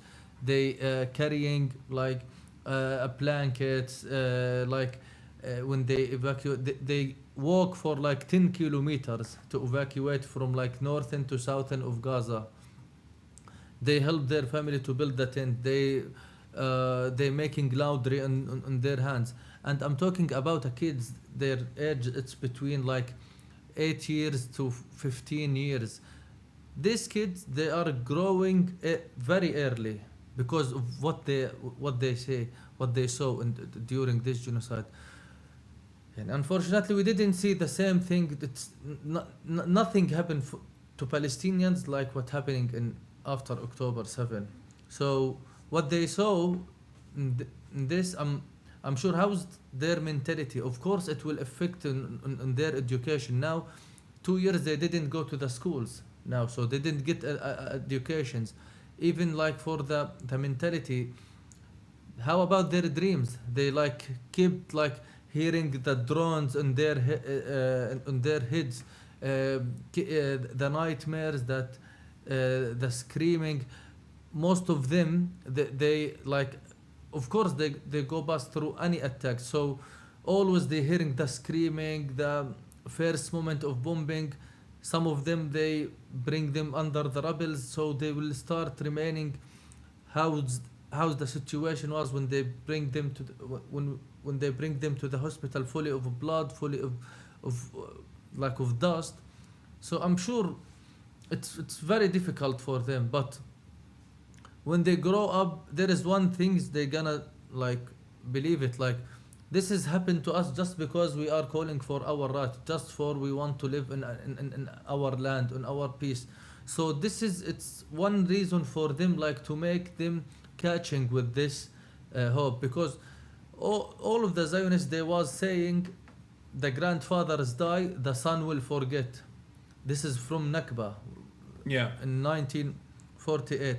But we are here. The sons, they didn't forget. The sons, they became more like strong. The sons, they became more like catching with this rise, fighting in any way, through their education, through their like entertainment, through their dabka, maqluba, anything they fighting. We fight through art. We fight through the journalist. Anyone who have a tools there, he can fight with it. And that's why Israel treats journalists, artists with the same severity as what they consider to be an enemy combatant. Not just the artist and the journalist, even the people who help the people in Gaza to stay alive or to stay stand. The people who making the food, the people who distribution waters, the people who working in the medical street, like doctors, and the people who are planting. I remember they killed like one of an planting engineer. They killed them because he going viral in Gaza because he teaching the people how they plant next to their tents and get some like vegetables or some fruits. They killed like the clown because he was doing some entertainment for like the kids there. They killed anything or any reasons of hopes in Gaza. Yeah. No, I know. He that's what's so crazy about the internet is that, I mean, this is obviously something that you've experienced personally, but for us outside, it's something that is, it's something that's so strange to encounter, because like I talk to people that are still in Gaza right now. There's Yusuf and his brother that do Instagram posts and things like that. Another friend of mine, Omar, he was able to come to America and go to school here now. And what's interesting is you brought up Meadow, who was putting plants together and making TikTok videos and Instagram videos about like his day to day. And when that first happened, we found out through some of his friends that he was actually a part of this community. And that's such a I'm explaining this to the people that are watching, that like these are real people. They play Valorant, right? They play video games. They're very tapped in on the internet. When I was talking to Yusuf, he was bringing up, rest in peace to Meadow, but it's a really strange phenomena, because like we are so in the past. Things that were happening over here, things that were happening over there in Gaza, we were far removed from that. But I think one of the things that social media has done is to show the humanity of all of the victims of Israel's atrocities, and that has made it, I guess, more politically costly for the first time ever for Israel. And that's precisely what they've tried to stop to the best of their ability, by punishing people who bravely do carry on their day-to-day lives. So I hope that the world, like, they didn't count the victims in Gaza as a numbers, and they remember them, their names, their lives. As you said, like Mido, he had like a dreams, he had a life, he had everything, and like him, there is like 100,000. Yeah. Is there anything else you want to show me? There is a lot, like we don't have much of time to talk because each photos it's have like a lot of stories, but people can visit my Instagram, and actually unfortunately I'm shadow banned there. My post and my photos it cannot reach to the even to my followers, and if you search Belal KH you will find my photos there. You can read the stories about the people there.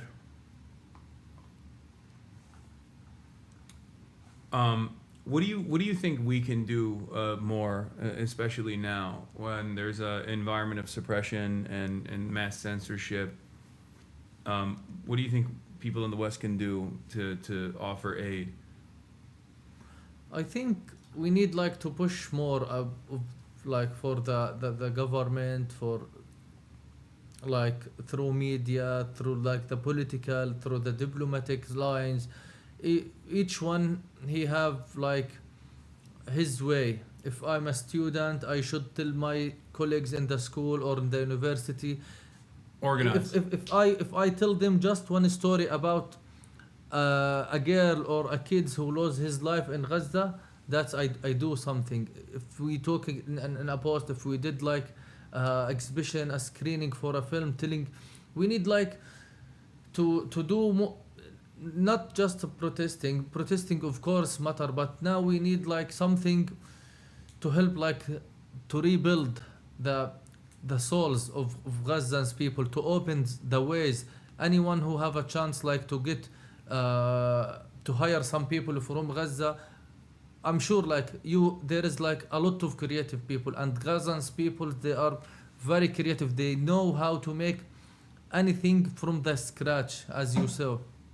So anyone who have a chance, they can hire people like through like graphic design, web design, anything that he can work online, because it's really, they need like, we need to stand with them. We need to stand to each other.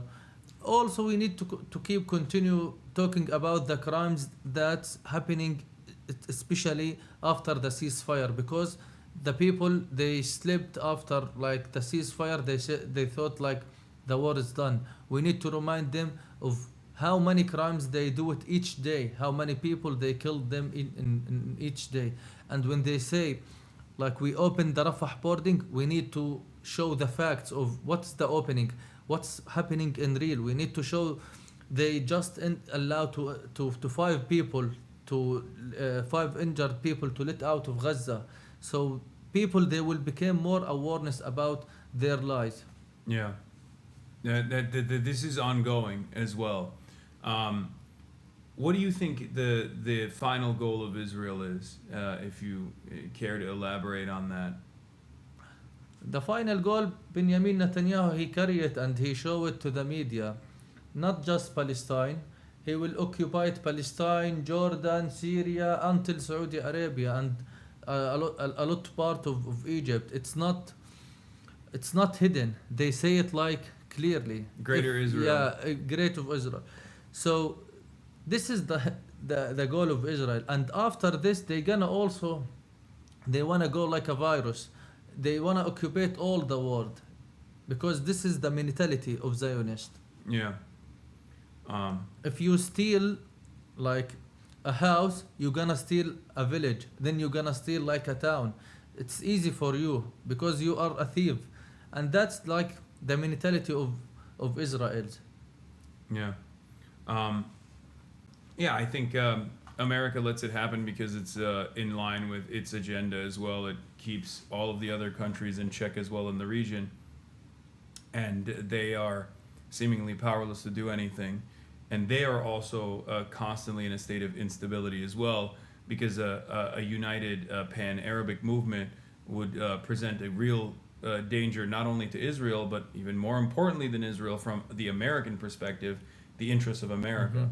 Because this is a very oil-rich region. This is a very important resource, and as long as America can keep all of the other countries that could present any sort of resistance against Israel in check, keep them destabilized, keep them destroyed, then they can control the natural flow and use that as a point of leverage against other adversaries, whether it be China or even in certain instances Russia as well. Anyway, here let me change up the pace a little bit. I got a gift.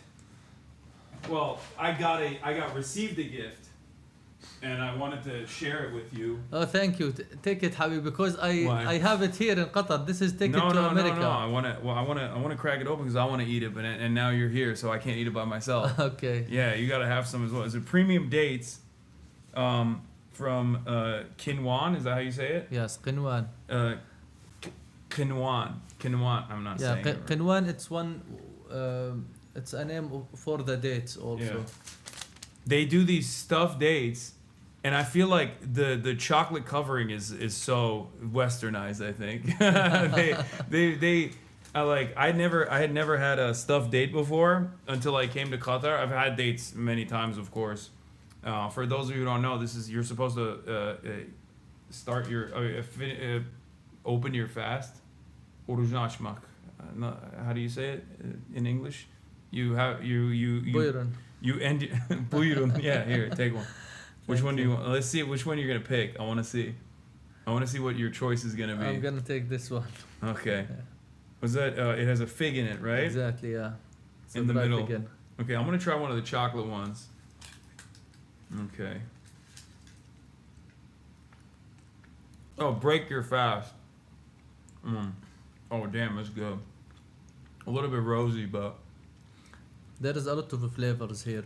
Yeah. Here is also with pistachio, with also. Yeah. This is good. Amir, you want one? Yeah, can I have the pistachio one? Yeah. I was Here you about go. to go free. I was like, I want the pistachio.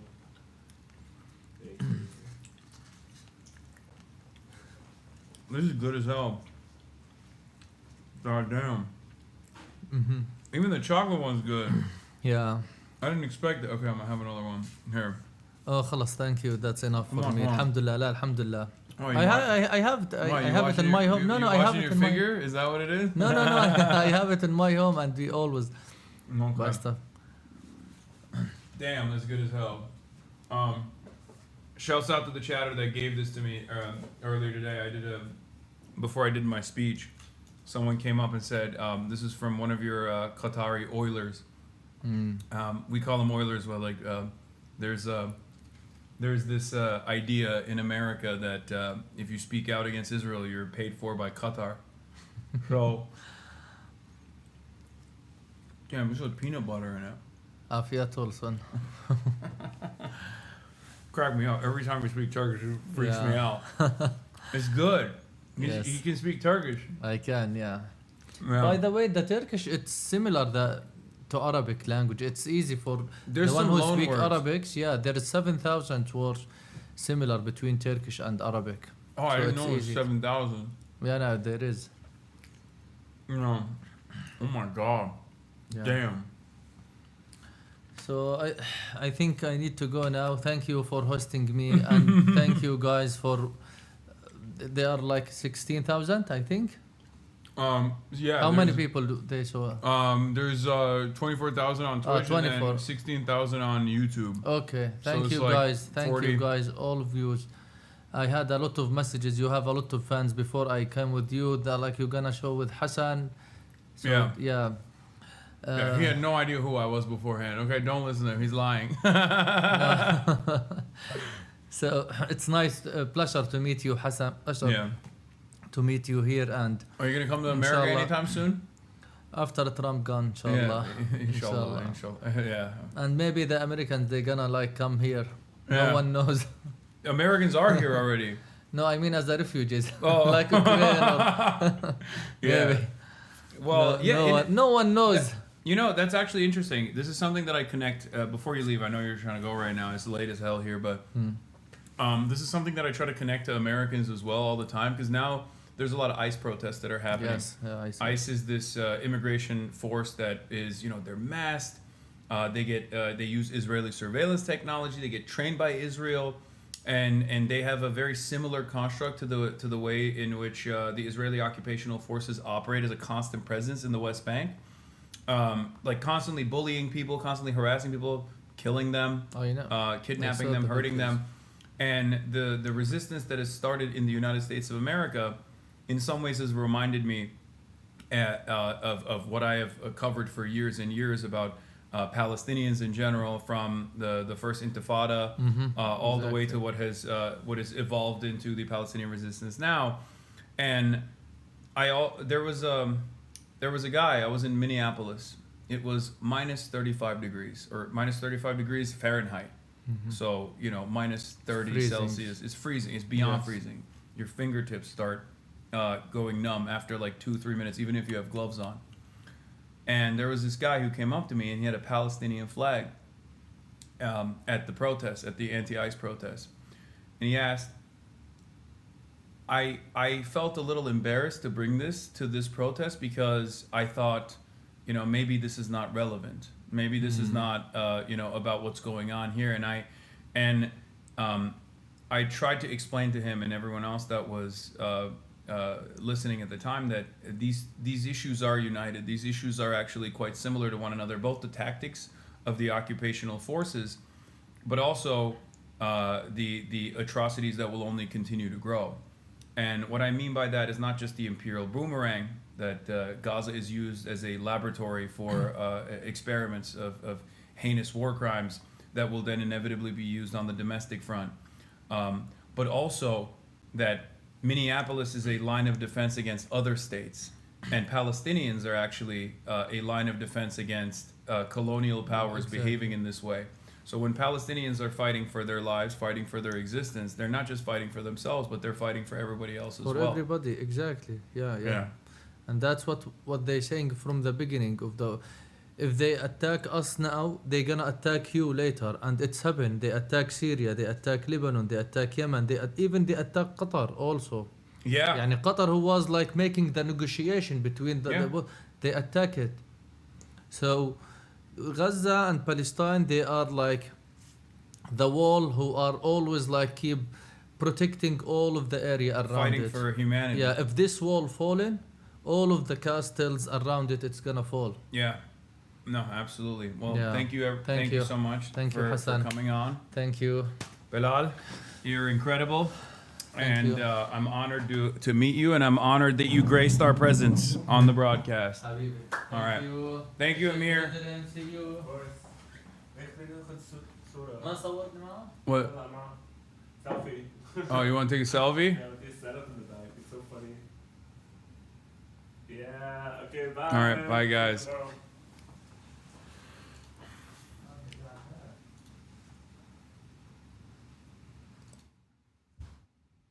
Oh, man.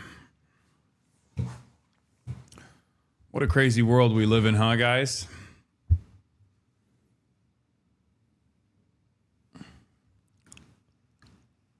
What a crazy world we live in. All right, we're going to move back to my regular news coverage after that. It's kind of strange to make this pivot back, but I was trying to do my very best to keep it sometimes light as well, while also simultaneously talking about like some very serious issues too.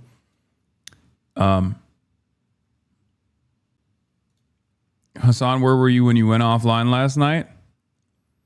What is this? Saif al-Islam Gaddafi, son of late Libyan leader Muammar Gaddafi, has been assassinated. Okay, come on, bro.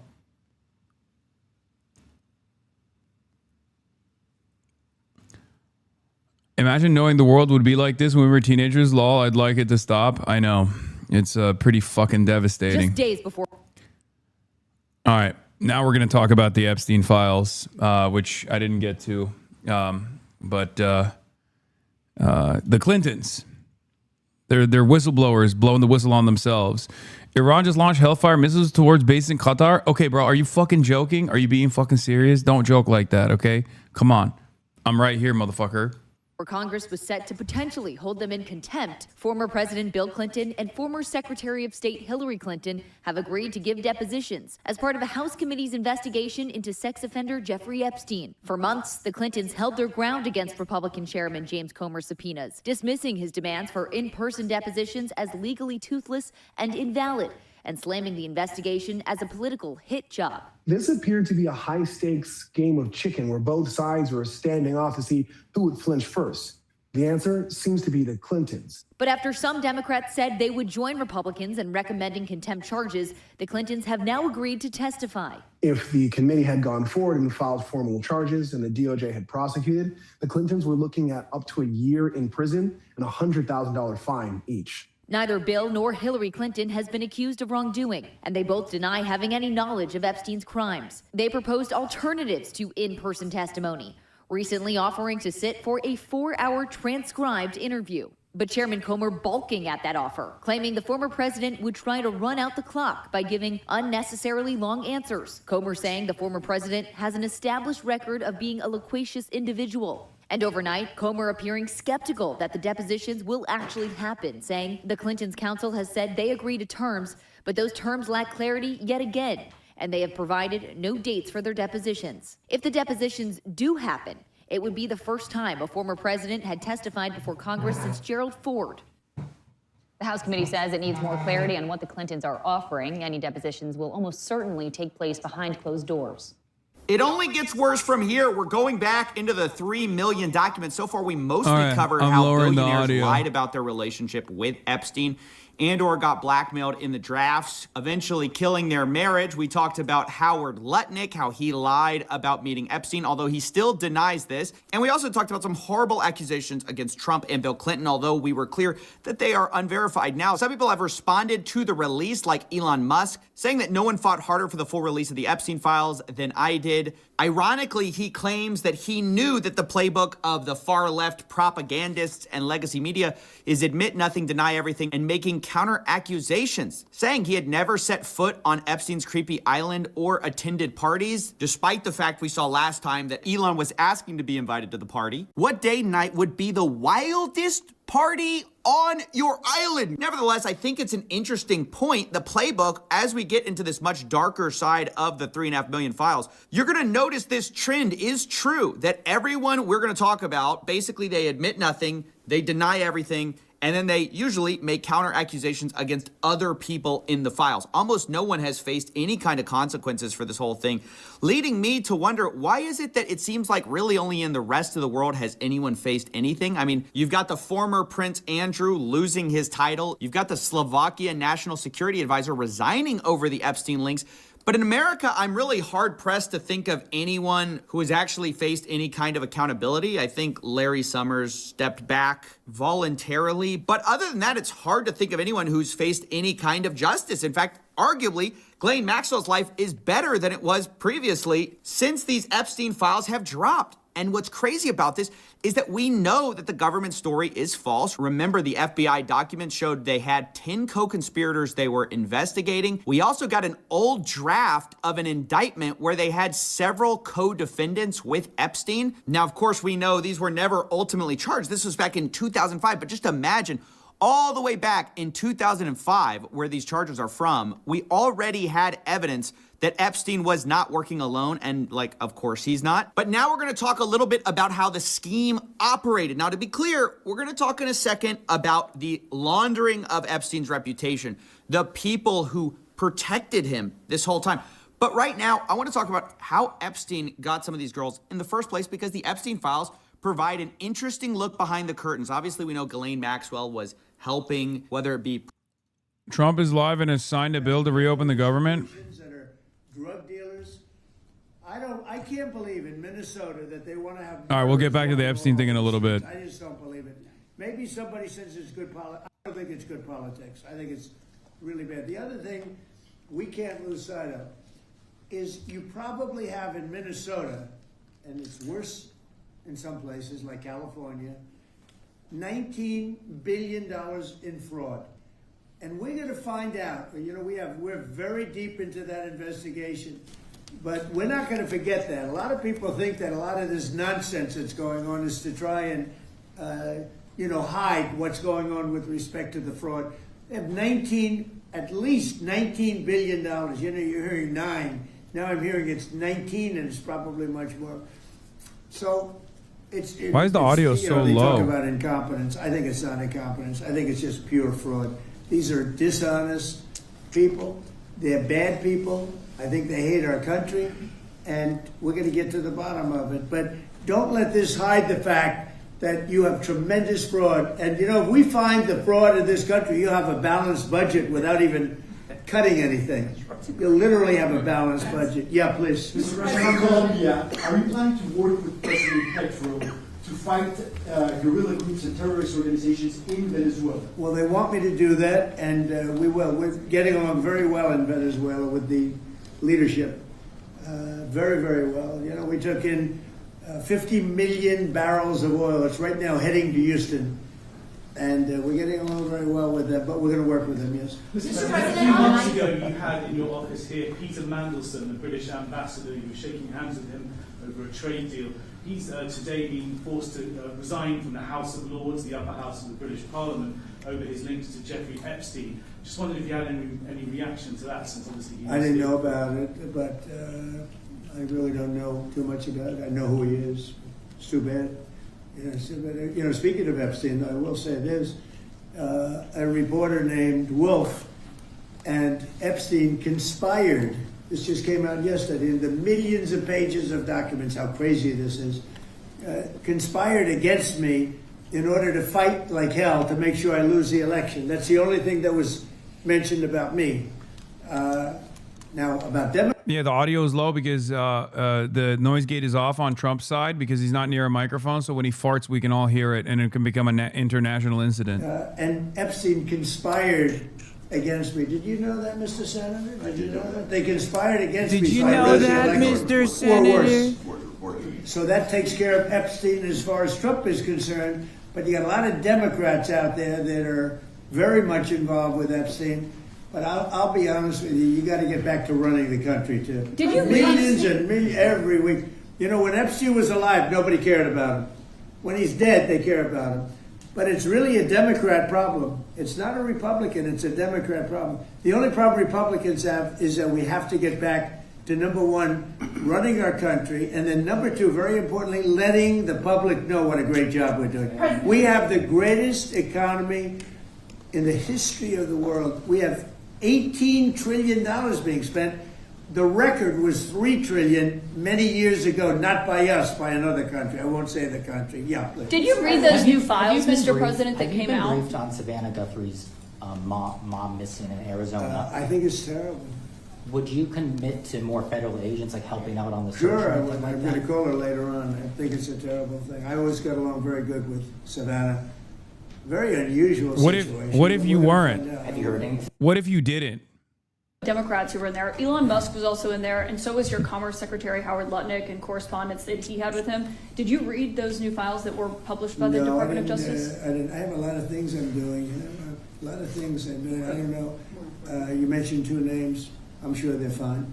I'm sure they're fine. Otherwise, it would have been major headlines. A lot of women who are survivors of Epstein's are unhappy with those redactions that came out. Some of them, entire witness interviews are totally blacked out. Do you think that they should be more transparent? That they thought they released too much. You know, I heard that, and you tell me something else. No, I think it's really time for the country to get onto something else. Now that nothing came out about me, other than there was a conspiracy against me, literally, by Epstein and other people.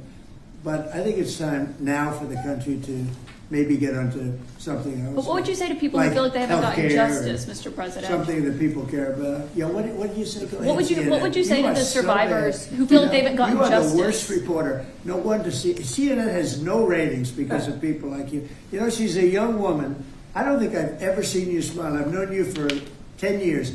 I don't think I've ever seen a smile. Well, I'm asking you about survivors of Jeffrey Epstein. You know why you're not smiling? Because you know you're not telling the truth. And you're a very dishonest organization, and they should be ashamed of you. These are survivors of a sexual abuser. And the bill that was just passed does not include your health care savings account. So this is a question for you and maybe for Mr. Speaker as well. I'm so proud of the health care savings accounts because it's going to happen. And hopefully, instead of insurance, and I hope this happens, and I hope you guys can do it, let the insurance companies not do quite as well.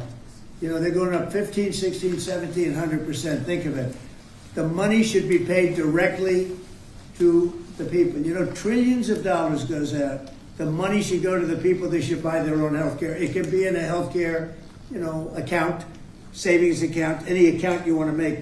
The money should go to the people. The people should buy their own health care, and they're going to save a lot of money, and they're going to have much better health care. And it's very simple. The problem is the Democrats are owned by those insurance companies. They're owned lock, stock, and barrel.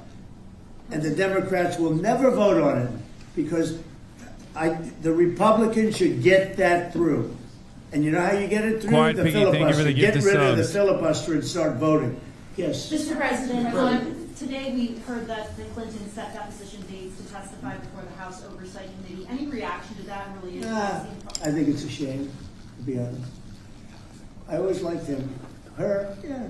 Well, yeah, she's a very capable woman. She was better in debating than some of the other people, I will tell you that. She was smart woman. I hate to see it in many ways. I hate to see it. But, then I look at me. They went after me like, they wanted me to go to jail for the rest of my life. Then it turned out I was innocent, very innocent. I had a friend that said, a very smart friend, he's a very wealthy man, knows the life, streetwise guy. He said, you have to be the most honest person anywhere in the world because there's never been anybody who's been examined up and down. I had hundreds of thousands of pages of documents, millions of pages. With all of that, they found absolutely nothing wrong. Remember, his tax returns, they fought for years and years. And then the Supreme Court, I was surprised, they ruled I had to give my tax returns. I'm the only one that had to ever do that. But I had to give my tax returns. I gave my tax returns. They hired the best accounting firms in the world. They found nothing. And this friend of mine said, you have to be the most honest person in the world. He actually said, me referring to him, I'm a pretty honest guy, but I could have never withstood that. They've gone through millions and millions of pages, and here I sit winning an election in a landslide, winning the popular vote, winning all 7 swing states, winning 86% of the counties in the United States. That's why those maps that you see are all red. And so they tried to put me in jail. And I shouldn't feel this way, but I feel badly that they have to go through that. But then I say, but they did far worse than me. They wanted to put me in jail. Think of it. I was a very good president. We had a great first term. Rebuilt the military, biggest tax cuts ever, biggest regulation cuts ever. But, I will say this. I think I can say, what do you think, Lindsay? My second term is blowing my first term away. And my first term was really good. Reagan plus. Reagan plus, yeah. Well, whatever. Thank you very much. Thank you, press. Is he going to fart again? Thank you, press. Thank you, press. Let's go. Start moving. Thank you. Thank you. Thank you, press. Thank you, press. Thank you, press. Go. Thank you, press. Thank you, press. Whenever they say thank you, press, they say it so condescendingly. Like, it's like, we get it. Like, you're not actually thanking the press. You know what I mean? I feel like you're saying fuck you, press. You're not saying thank you, press. He got so mad at Caitlin Collins for asking about Epstein instead of moving on to the next topic. I know. He is an unbelievable petty tyrant and a total baby. Even though he's also a fucking monster. Classic case. So, yeah, there wasn't anything super new there. Obviously, nothing we haven't heard of thus far. Normal stuff. He farted again? Okay, stop it, dude. What? They said, he's on a generational run. It's a generational, very weird and fawning and pathetic. You want a generational run? Here's a generational run for you. Ready?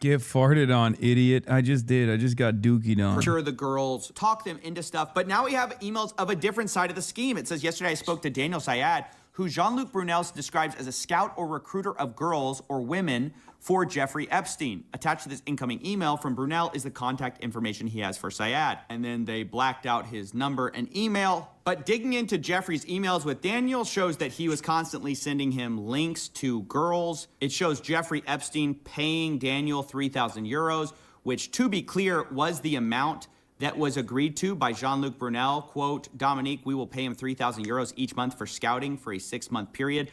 On all models we will get him, we will pay him 5% commission on their earnings. Imagine it's like baseball or it's like basketball. You're scouting for, I hate to use the word talent, but that's really what this guy was doing. He was going around the globe trying to find people for Jeffrey Epstein and Jean-Luc Brunel. According to one lawsuit, Epstein trafficked a Jane Doe to Jean-Luc Brunel many times. It describes their operation as this. Many of the girls came from poor countries or impoverished backgrounds. He lured them in with a promise of making good money. Quote, Brunel has been a model scout for various modeling agencies for many years, and he was apparently able to get U.S. passports for young girls to work as models, eventually, of course, being sent to Jeffrey Epstein. Now, it should be noted that Jean-Luc Brunel himself died in prison by hanging, and that's while he was being accused of horrible crimes related to trafficking and minors. So this guy is not a good guy. He was part of the op, along with Daniel Syed, who was... Maybe that's why Jeffrey Epstein killed himself, because he got sad. Because his best friend also killed himself under very similar circumstances. Have you ever thought about that? No, I guess not. Also scouting on behalf of Epstein and Jean-Luc Brunel. They had their agreement. Here's a sample of how this would work. Jeffrey Epstein asked him to take a full body shot of someone. Daniel Syed says, now she is really skinny, I will do Polaroid. Jeffrey Epstein asks for a copy of her passport and then asks, how many tickets do you want for Woody, meaning Woody Allen? He says 2. Okay, thank you. Full body if possible. And then Jeffrey Epstein says, doesn't look too happy. Comments on her body, and then he says she is very sweet. I'll skip a few of the sordid details here. They comment about her body extensively. And then Jeffrey Epstein says, I sent a request. Does she want to come out to Paris on Sunday? He says, I will invite to come. And this is basically how it worked. Daniel Syed flew around the world looking for women, sending photos to Jeffrey Epstein, who then would get a copy of their passports and bring them to the States. Here's an example of this. Daniel Syed brings him a girl. They didn't redact this name, but I'm going to do it. He says, very nice, easygoing, dream to work in the United States or visit the United States working as a model in Dubai. He asks age. Daniel says 22 or 23. I forgot to ask her. She looks younger. I have her number if you want to call her. She was going to send this evening. And this happens over and over. At one point, he talks about a Thai actress. Jeffrey Epstein says he can see her on Wednesday, and then he complains that she...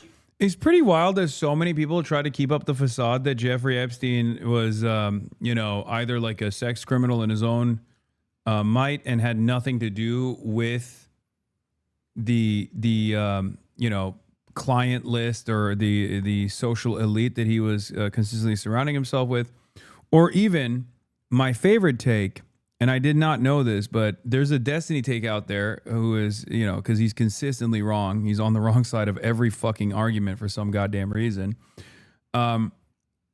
He also apparently talked about the Epstein stuff back in the day on the Iced Coffee podcast, where he quite literally said, oh, it's whatever. It's just like a rub and tug. Like Jeffrey Epstein was like maybe getting rub and tugs for his friends, and it's not that big of a deal.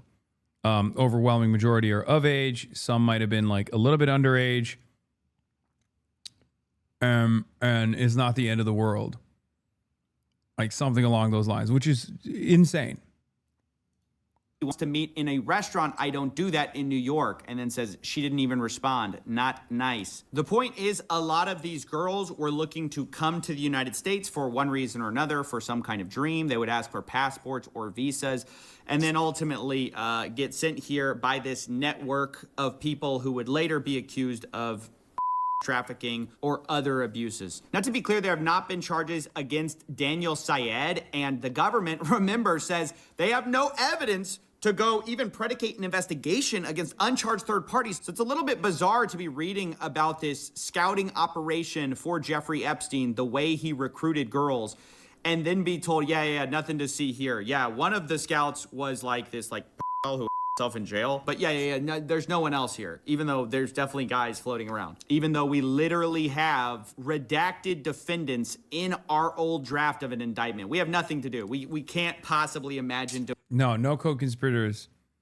No co-conspirators. Come on, stop. Don't look into that. Todd Blanche said it's not a crime to party with Jeffrey Epstein when it quite literally is. Okay, it is. Oh, this is the old Matt Iglesias Actually, it's a Phoebophilia defense.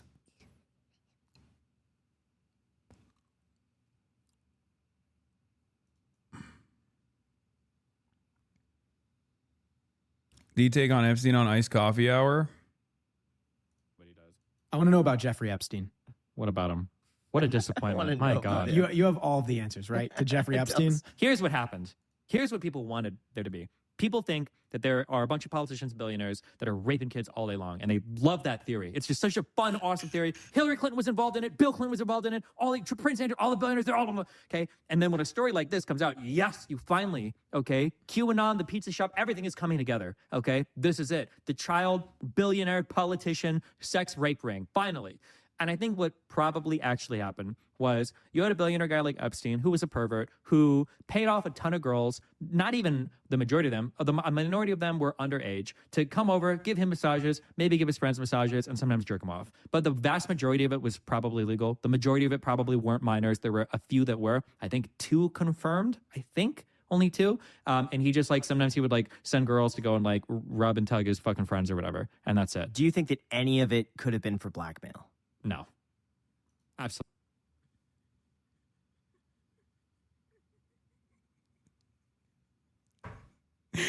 How is this man? First of all, only 2 child rapes or whatever is a crazy argument. Okay? Just a little bit of child rape on the side. Only 2. Great. Great argument. Okay? But overall, it is quite remarkable how he is so consistently on the fucking wrong side. He is notoriously wrong. I don't understand it. I don't know what it is. Is it the contrarian brain or whatever? I don't know what's going on. I don't know if it's because he's constantly presenting himself as in opposition to whatever I'm presenting. And then he, unfortunately for him, ends up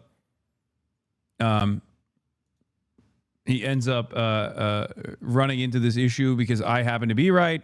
And then he, by definition, happens to be wrong. It's just pretty funny. This is from a couple of years prior, by the way. I just saw a clip of this. I won't say absolutely not, but right now there is 0 evidence whatsoever of that at all. And the idea... This is bullshit. I wonder if his position has evolved since then, but it's just very, very interesting. Let's get back to it. Anything. And that brings me to one of the frustrating parts of these whole files is the redactions. I mean, I know I've been over this, but it's a different thing. In the past, the files were sort of overly redacted to protect people.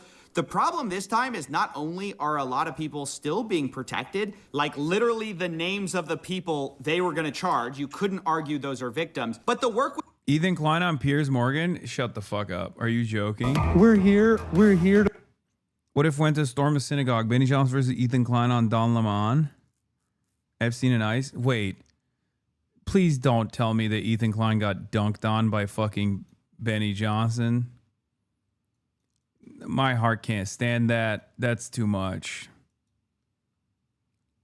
Ain't no fucking way. I hope he was able to put together a decent argument here.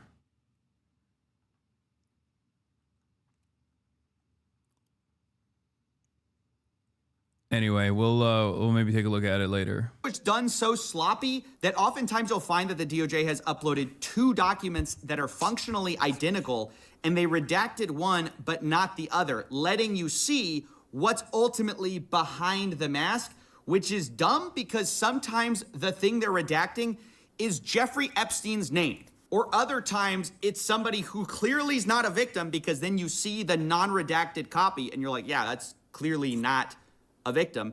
So it's a little strange what they seem to have done here. Let me give you a for instance. So we have this message from somebody whose name is blacked out, and we see participants, and then we see Jeffrey Epstein is involved, right? And it says, we need to work around your 38. We need to push back on the lies, then crush the pedo trafficking narrative, then rebuild your image as a philanthropist. Now, I want to know who's doing that. Who's trying to rebuild Jeffrey Epstein's image. Steve Bannon, even in certain instances, might have even been Noam Chomsky as well, who said something similar to that. Maybe not under those certain terms, but something along those lines. It was pretty fucking devastating to see and read that. Alan Dershowitz is another one. I mean, there are so many. Jeffrey Epstein was surrounded by people who are fairly aware of his sex crimes and were totally on board with it and took it to lengths that you wouldn't believe. They wanted to defend it. They normalized, justified, and defended it. And yeah, just a monstrous group of individuals. Well, we go ahead, we scroll down, and we see that Jeffrey Epstein sends something. He says, in any bar where drinking age is 18, and you see the participant is once again blacked out. But underneath it, in a separate file, we see Steve Bannon, a famous political figure, is in here, and he's saying the same thing. He says, first, we need to push back on the lies, then crush the trafficking narrative, then rebuild your image as a philanthropist. Guys, why did you censor out his name? Or, like, why was that censored at all? I don't understand. And I certainly don't understand why Jeffrey Epstein's name in this one is censored. So, Jeffrey's not censored in this one, but Bannon is, and then... You see, you don't understand. He's a victim. That's what it is. How are they so incompetent, bro? They literally did not redact some of the victims' names. I cannot believe it. It is unbelievable. They did not redact some of the victims' names, and then they ended up redacting, once again, the names of Steve Bannon and numerous other people who are very clearly co-conspirators. It's just, half of it is fuck-ups, half of it must be by design. I do think that, like, the lack of redactions for some of the victims is almost to, like, punish the victims, I assume. I don't know. It don't make no sense. Is not censored in this one, and Epstein is. And sometimes this creates the bizarre impression that they are censoring for victim names or for some like kind of victim status or for some reason. And then you see the other file and you're like, wait, why did you do this? It's just very poorly done throughout. That's just something I wanted to comment on, is not only did they once again not fully redact things because they were sloppy, but also like victims' names got stuck in this. Like girls' names appear sometimes, and like I'm not sure, are they supposed to be redacted? Because they're redacted over here, they're not over here. I can kind of figure out who it is. It's just kind of a mess. I needed to point that out. You know, other times we have things like this, like Brock Pierce, a co-founder of Tether, also known as the biggest stable coin in the world. He sent a message to Jeffrey Epstein with the subject line Anastasia, and then it's just a bunch of redacted stuff with a few untitled JPEGs in here. And so, you know, you're thinking to yourself, what is this? Is he sending some illicit media? Like, what is this? Well, then we have this page where it wasn't redacted. I put that little dark square that I didn't know if this should have been redacted or not. But it's like a bunch of JPEGs. Now, does that contain victims? Is Brock Pierce sending photos of victims? I don't know because of the way the government did this. But underneath, it says, the Ukraine is now my favorite country, smiley face, Brock Pierce, with the subject line Anastasia. I don't know what to make of that. I'm just saying the redactions, like the way they did this is not good. But now let's... We've brought this up already, but it is truly remarkable that like, at least in European countries, the people that are involved with Jeffrey Epstein in any capacity are actually unironically getting punished right now. Maybe not the super wealthy, but at least like the politicians are. And you know for a fucking fact that not a single American politician can be touched. Not a single.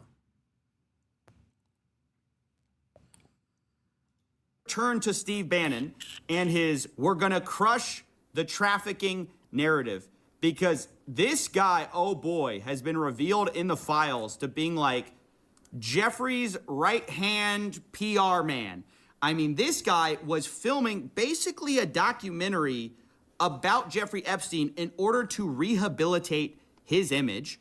And some of it has actually leaked to the public. It's been interesting to watch how that's been received. But the funny thing is that originally Jeffrey Epstein's plan was to just do a YouTube video, like an apology, like a old school 2016, turn on the camera for authenticity. And respect.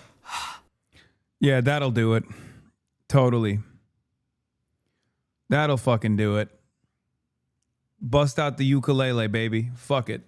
You know, he says, do you think... Let's be real, dude. If Jeffrey Epstein didn't fucking die when he did, and if he just held out for a little bit longer, he could have become a legend in the right. I mean, post-mortem, there is this legendary status that he is arriving at for some weird fucking reason amongst the pedophilic neo-Nazi right now.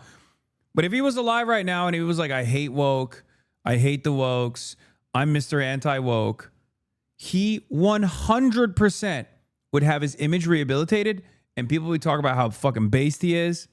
People would be talking about how awesome he is and how it's dope to do sex crimes to children. Okay? Jeffrey Epstein's biggest failure was that he died before he could have just done a right-wing pivot. Straight up. I mean, look at Andrew Tate. Andrew Tate is like small fry Jeffrey Epstein.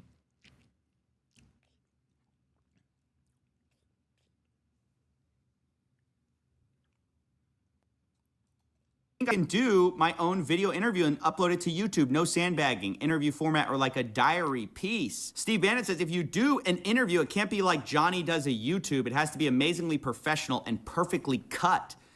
Then Jeffrey Epstein responds, Woody, we assume Woody Allen, because they were close, said he would help edit. Not sure how to stage, what points to make, but better than trying to do an interview that I have no experience doing. Goal is to humanize the monster. Anything written carries little weight, to which Steve Bannon replies, yes, Jeffrey Epstein, should it be an interview format, interviewed by me? They start talking about, like, how do we do this? Humor, apology, how did I get rich? Question mark, topics. They're brainstorming. How do we trick the public into seeing me as... He would definitely go on Rogan. Brother, Jeffrey Epstein has spiritually gone on Rogan because piece by piece, the amount of people his dick has been inside of that have gone on Joe Rogan has basically made it so that Jeffrey Epstein has been on Joe Rogan himself. Okay? Peter Thiel, Mark Andreessen, Elon Musk, so many other billionaires and you know, adjacent characters. I mean, fucking Mark Zuckerberg. He even had a shorter relationship with Mark Zuckerberg, but he was apparently around Mark Zuckerberg as well. Considering that, I mean, dude, I feel like the Joe Rogan experience is basically a network where Joe goes and finds Joe goes and finds Epstein's besties to bring onto the show. Yeah, Lawrence Krauss, Steven Pinker, Elon Musk, Peter Attia, Peter Thiel, Donald Trump. This doesn't even scratch the fucking surface. Virtually every single person.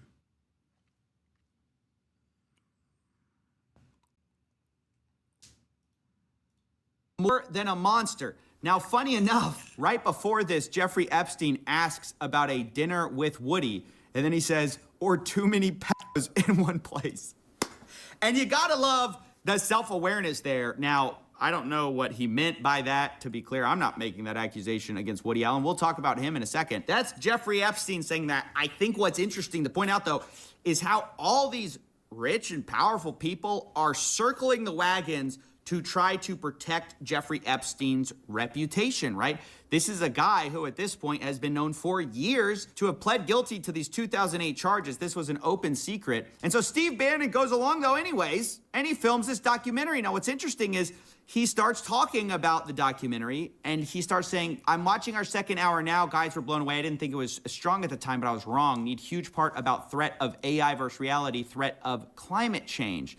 And this is where the notes start going back and forth of how can we get you to think of other things? So part of the conceit of this big interview of Jeffrey Epstein was to try to humanize him and actually present him as this genius, everyman, quirky guy with a... Yeah, this was the express purpose of Steve Bannon's quote-unquote deposition, which he changed after the fact, post-mortem.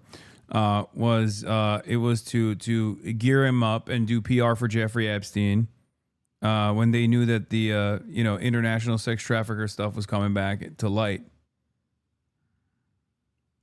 Few flaws, right? They knew they couldn't run away from the crimes. To quote, in Bannon's words, yes, yes, yes, of course, but we must counter rapists who traffics in female children to be raped by world's most powerful, richest men. That can't be redeemed. Can't redeem the unredeemable. You are a lot of things which we will show, but you are not that. Bannon is aware that, like, they can't fully embrace the Epstein thing. They have to kind of make it about more than that. And if you see the YouTube clip going around, that's what that is. And it's been so interesting to watch the reaction because you see, even for people who've been prepped with the idea that this is basically propaganda, some of them still fall for it. They post things like, you know, oh, cat. Yes. Yes. Talking about the Rockefellers over and over again. I listened to the interview. I listened to big parts of the interview this morning. And people are picking apart bits and pieces of it, but it is, you know how I say money has never been more fake than it is at this point in time? Humans have never been more cattle than at this point in time. Okay. I swear to God, a fucking medieval peasant is less cattle than the average American person. We are maxed out on being cattle. Is casually confirming the world's conspiracies because he's talking about 2008. But guys, that's the whole deception. They're like trying to be like, hey, this guy, this horrible monster, he's going to tell you the secrets of the inside club. So you think more, that's the whole thing. That's how they're getting away with this. It's not some kind of, oh, he happened to want to talk about this. This is all premeditated. This has gone through revisions. They even called Jeffrey Epstein the smartest guy in the room. Look, you're the smartest guy in the room, right? You know that. It's honestly ridiculous anyone believes the false conceit of, you're obviously the smartest man in the room. You could tell. Jeffrey Epstein, and I say this sincerely, is not the smartest guy in any room, okay? There are points in this interview where he is so up his own fucking asshole that he says, unironically, yeah, you know what? Plato and Socrates never actually wrote. Writing is actually bad. It's bad for your brain. It causes you to narrow your focus. He said that because he's fucking illiterate and he's coping.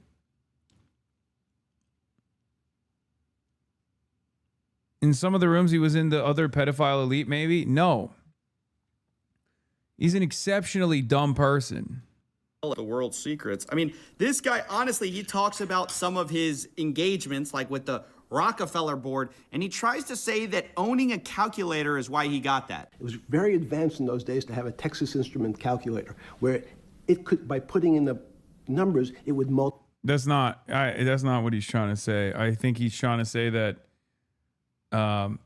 like, you can't really calculate reputation, and he had reputation, and he was of good stock. Multiply for you to do square roots.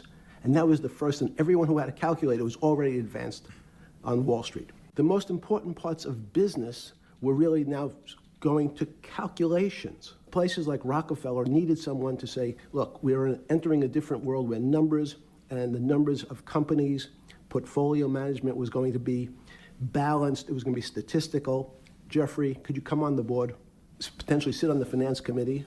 So we're honestly supposed to believe that Jeffrey Epstein got onto this prestigious Rockefeller board because he had a calculator, but also that he's the smartest guy in the room, the smartest. Okay, maybe I'm pretty sure he then moves on from the calculator to talk about his reputation and why, beyond the calculations that he was able to do because he knew how to use a fucking Texas Instrument at the time when apparently no one knew. He talks about his reputation, and he talks about how he comes from good stock, and that's the reason why they hired him on the board. It's bullshit. All of it is bullshit. Man on Wall Street. And let's not talk about those horrific crimes he committed because, you know, he's not really such a bad guy after all. But it wasn't just Steve Bannon that was trying to humanize or giving advice on how to humanize Epstein. It was also Richard Branson. The famous billionaire, he was caught emailing Jeffrey Epstein saying, "Dear Jeffrey, it was really nice seeing you yesterday. The boys in water sports can't stop speaking about it. Anytime you are in the area, would love to see you as long as you bring your harem." I don't know, that's not that ambiguous, guys. I think we can imagine what that means, but anyway. God damn. I mean, that's expected, but it's so funny that it's like,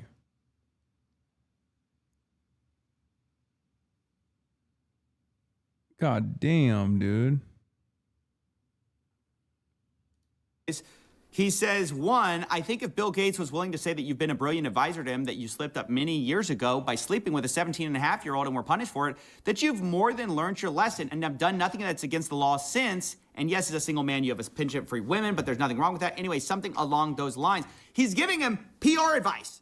How to get your reputation back. Hey, Jeffrey, privately, I loved you. You can come back anytime with your harem. Jeffrey Epstein responds, nice seeing you. Thanks for your hospitality. I appreciate your public relations thoughts. Now, according to the New York Times, a Branson representative said the two had a business meeting and stressed the women were adults and had not attended the meeting. All above board. That's what everyone says, by the way. Remember what Elon Musk said, right? That's the playbook. Admit nothing, deny everything. Speaking of, remember Howard Lutnick, who we showed on video saying that he had never seen Epstein since 2005. So I was never in the room with him socially, for business, or for even philanthropy. If that guy was there, I wasn't going because he's gross. Although also calling him the greatest blackmailer ever. This guy was the greatest blackmailer ever. Well, also according to the Times, Lutnick said he spent zero time with him, even though there are emails basically to the contrary, where Epstein is saying, nice seeing you after the conviction.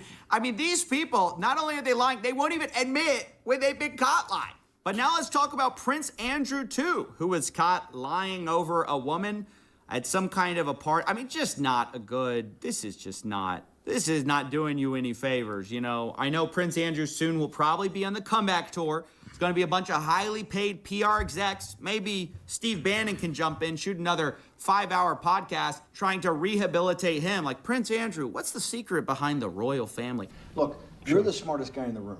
But again, has he admitted anything? Has he denied? Okay, I'm going to admit something.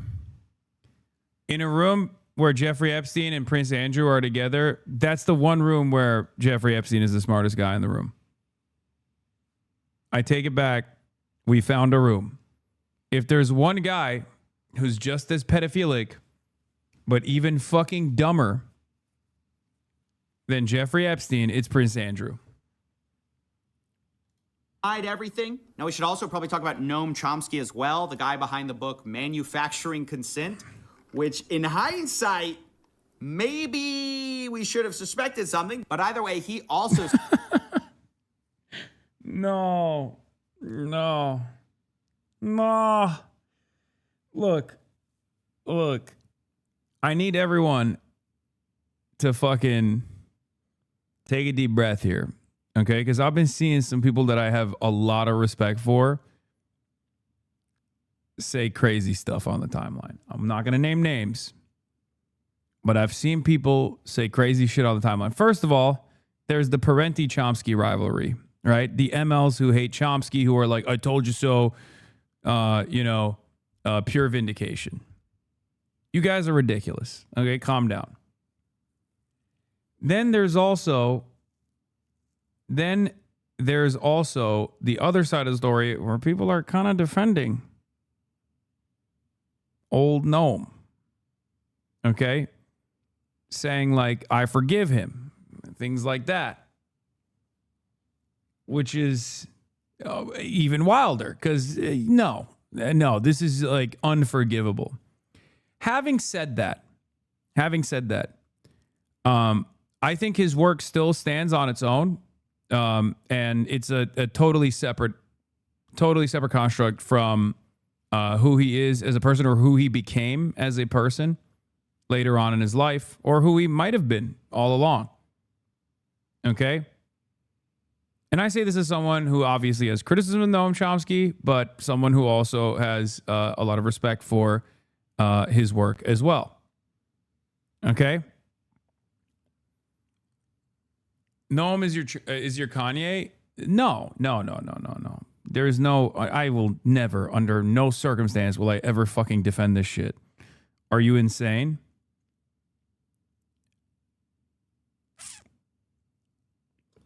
Like guys, one of the worst aspects of this, aside from the fact that he had a deep embedded relationship with Jeffrey Epstein, was that he also had a deep relationship with Steve Bannon, seemingly, which was fucking insane. And not only that, but when people asked him, back when he was capable of responding to every fucking email that he got, he defended it. Okay? It's irredeemable through and fucking through. I'm just saying it doesn't touch like some of his earlier work. It doesn't, like, if you're making a post hoc justification for why it sucks, then you're wrong. If you have an issue with the way you interpret like manufacturing consent or, you know, Profit Over People, all these other books that he's written, and that's, you know, that's one thing. But if you're saying like, oh, well, he's a pedophile, so all of his previous work is like completely irrelevant, well, then no, you're wrong on that.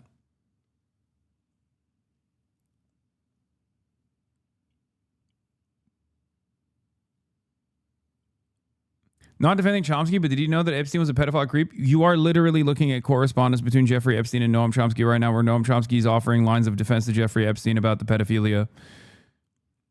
Yes, he knew. Yes. Okay, yes, he knew. He knew. He fucking knew. Come on. This is in the year 2019 of our holy Lord, okay? February 23rd, 2019. This is when like the relitigation was taking place.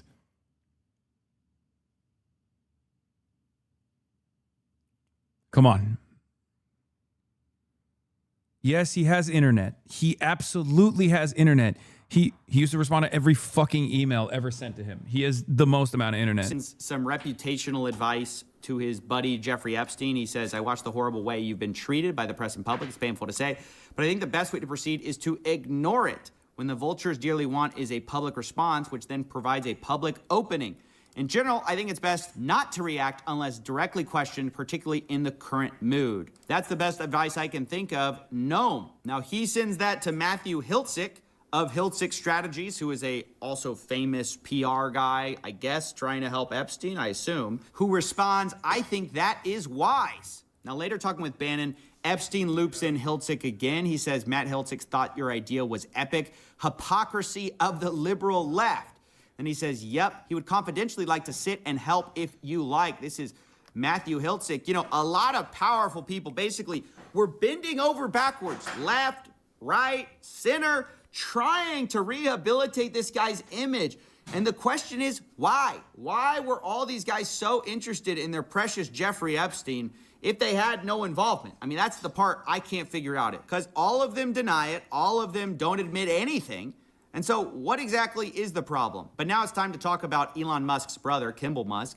He was also in the files. Jeffrey was copied on an email talking about Kimball's 40th birthday, where the password to the secret party was riot. And then in all caps, Boris, the sender of this email, says, I am not joking about the password. This was in 2012 in September. And now that's important because a little bit later, Kimball Musk is emailing Boris Nikolic and Jeffrey Epstein, and he's talking to them about being connected with some redacted name and saying, I believe you both played a role, whatever that means. Now, whether this was at the party or, you know, right after their meeting in October, I don't know. But what's interesting is Boris responds and says, Kimball, just FYI, you better be nice to redacted. Jeffrey goes crazy when someone mistreats his girls/friends, so better be very nice to her. Kimball Musk responds, message received, wide and clear. Then he says, seriously, I'm very happy with my time so far with Jennifer. She's great. Now, again, was that supposed to be a redacted name we just read? Like, I don't know. They've been redacting it in earlier emails. Then all of a sudden you just get Jennifer. I can't really figure that out. But what I can figure out is that a little while later, a few days later, Jeffrey Epstein gets an email. Now, we know Kimball credits the meetup and says Boris and Epstein were responsible in some way for this. But now Jeffrey Epstein's being emailed about Jen's schedule. Is that Jennifer? I mean, it seems like it because Jen's schedule for the rest of the year, and it seems like the assistant has copy and pasted Jen's response because she says, Sue, these would be dates in November, and then starts saying, you know, this, she can go to New York. She says the 29th to the 7th, she's free. Kimball to New York. Then she says, Kimball, Jen, London. Kimball, Jen, London to Morocco, ? Then she has a break, and then it's Jen, Kimball, St. Bart's, assuming we're not sick of each other by the end of November. Now, I can't figure out why is she running this schedule about when she's hanging out with Kimball, who Jeffrey set her up with. Like, why is she running this by Elon Musk? To be clear, I don't know. You know, there could be, I guess, innocent explanations for this. Maybe, I don't know. But all I see are constant powerful people either being introed to girls, talking about the harem, talking about beautiful ladies, and the FBI, they can't figure it out. They have no... If you've been in here, for years, you've already heard me talk about Kimball Musk, Elon Musk's brother. Every time Elon Musk talked about Jeffrey Epstein, I said, hey, fun fact, or maybe not so fun fact, but Kimball Musk is deeply connected to Jeffrey Epstein because he was dating one of Jeffrey Epstein's victims. And, you know, the truth will eventually prevail. Well, now we have more evidence for it. There you go. God knows why Elon was running his fucking mouth when he was this connected, though. I didn't know he was this directly connected. What? No evidence to even investigate third parties. Why? I guess because they're rich and powerful. Around the world, we're seeing resignations. We're seeing people lose their status. But here in the United States, we've got like multiple presidents in the files. We've got the world's richest man in the files, several of the world's richest men in the file, and we just can't drum up any kind of evidence. It's just incredible to me. Now, I also want to talk about another rich and powerful person, and that is Peter Attia. He's a podcast bro. He's a longevity expert, and actually, funny enough, I read his book, and that's going to come into play here in a second because, oh boy, did I get some additional context. But let's start here with something that Peter Attia sent Jeffrey Epstein. He says, subject, got a fresh shipment. And then Epstein responds, me too, and there's a completely redacted image. Is that a girl? Or is this bad redactions? You know, we don't know, although we'll find out in a second because later Peter responded to this. But Peter says, please tell me you found that picture online. Jeffrey responds, got a fresh shipment, afraid not. Peter responds, you know the biggest problem with becoming friends with you. The life you lead is so outrageous, yet I can't tell a soul. Why, Peter? Why can't you tell a soul?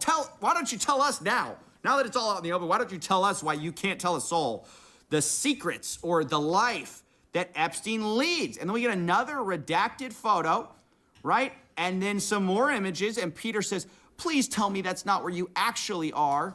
And Jeffrey says, you can see the gym in the middle, just me and 4. And Peter says, I think you might have a more interesting life than the Dos Equis guy. Is this off the coast of France? No, it's my... The Dos Equis guy. To add insult to injury, these guys are also ginormous fucking goobers, bro. Like, I know that's not the main point here, but they're unimaginable fucking goobers. They're whole ass losers, man.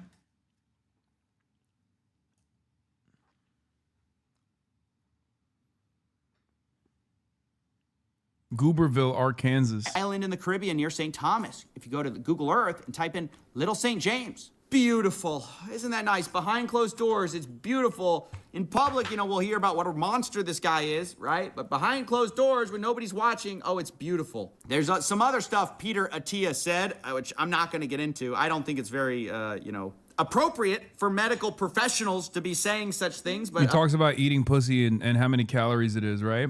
You know, this wasn't all business, right? This wasn't just doctor-patient kind of stuff. There's a lot of guy talk, a lot of banter between the fellas about ladies. And maybe that's why Peter Attia says that hopefully Jeffrey Epstein is in town when I'm back in 2 weeks. I go into Jeffrey Epstein withdrawal when I don't see him. So guys, these two were close. I mean, apparently so close that, you know, Peter Attia goes into withdrawal when he doesn't see him. Peter Attia says, are you on island? Jeffrey Epstein says, P Beach, probably Palm Beach. And he says, what do you do when you get there? Jeffrey Epstein, guess. Peter Attia, besides that, I mean, they're not even trying to hide it, guys. This is barely code at this point. It's you know, never what do code. you do? Guess. Well, besides that, you know, Jeffrey, we know what you do, right? So it's so funny that the FBI's like, we don't know. We can't tell what's out there. We have no evidence, right? No evidence that could predicate an investigation against uncharged third parties and then proceed to dump on us a ton of evidence. At least to investigate, right? I'm not saying these people are guilty. Obviously, all of them deny, don't admit, blame other people, say other people are responsible for everything. So that is taken as a given. I am not accusing anyone here. I'm just saying, seems like we got a few leads here, fellas. Some people to look at. Now, I want to address the fact that Peter Attia has actually responded to this whole debacle. He says the following email is what I sent my team last night. I sent a similar version to my patients as well. You put your trust, your credibility, your hard work, what we built together, and I take that responsibility seriously. You deserve a complete and honest account of what did and did not happen. I apologize, I did not get this out sooner. I wanted to be thorough. He says, I was not involved in any criminal activity. My interactions had nothing to do with his abuse or exploitation of anyone. I was never on his plane, never on his island, never present at any parties. That said, I apologize and regret putting myself in a position where emails, some of them embarrassing, tasteless, and indefensible, are now public. So it's this apology. You know, he addresses some of the things, and he says that some of it's just banter, right? Like I said, it's just guy talk, whatever that means. He claims that his Got a Fresh shipment was in reference to a photograph of bottles of metformin, and then Jeffrey responded with a photograph of an adult woman. I responded with crude, tasteless banter. He says one line in that exchange about his life being outrageous and me not being able to tell anyone is being interpreted as awareness of wrongdoing. That's not how I meant it at all. What I was referring to poorly and flippantly was the discretion commanded by those socials and professional circles. The idea you don't talk about who you meet. I don't know, Peter. This seems like revisionist history a little bit. I mean, personally, to me, as I'm viewing this, you know, third hand, right? Just from the outsider perspective. Now, Peter says he did ask Jeffrey about his 2008 conviction, because all this happened afterwards, right? He characterized it as prostitution-related charges. In 2018, I learned that this was grossly minimized. I was incredibly naive to believe him, and then later explains that in 2018, November, he read the Miami Herald investigative article, told him he needed to accept responsibility for what he did, and said he even asked Epstein to provide therapy to Epstein. I guess there's no emails of that stuff, huh?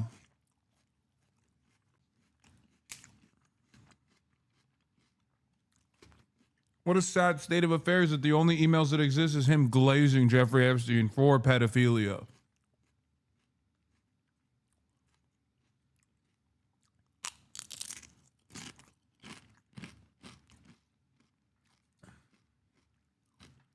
Guys. When I found out, I was like, oh, how dare you, sir? You just haven't seen me say that. And oh, well, it was in private and now the guy's dead. So you can't even ask him.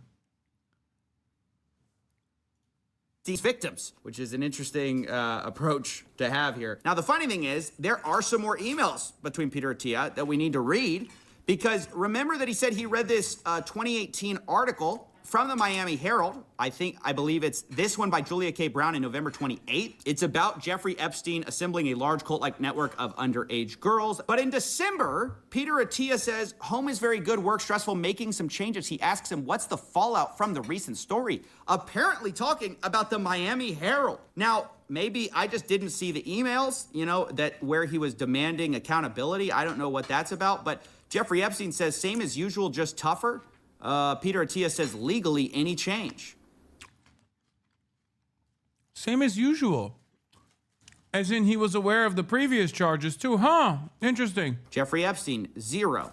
So, you know, I mean, I don't know. Maybe this whole, you gotta provide therapy to, you know, these victims happened. I haven't seen it yet. I definitely could see it. But it's just kind of shocking. I just kind of don't buy it. Like the whole, is there any change legally? That more sounds like you're covering yourself. I mean, just to be honest. But maybe I could look past all of that if not for the thing we're about to see, which just in my mind is maybe the worst thing I've seen in the files.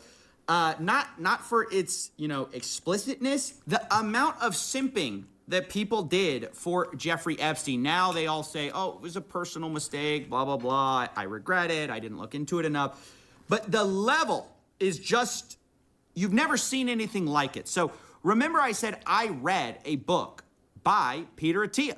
It was called Outlive, and he's supposed to be this doctor who knows a lot about longevity. So he writes it, and I picked it up because at the rate we're getting rid of these crimes, I need to live forever in order to try to stop some of these scams. But as I pick up this book, and one of the things in the book is Peter Attia kind of reflecting internally about how he's kind of been a bit, and I'm paraphrasing here, but a bit of a psycho in his life. and he needed to focus on family stuff. And so he it's almost a confessional of some embarrassing things in his life. And honestly, it comes off as very vulnerable, very self-reflective. You know, he's this doctor telling other people what to do, but he's not a very good patient. That's kind of how it comes off. And one of the stories is awful. I won't go too much into it, but basically his son has this horrible medical emergency. It's described in this book like this.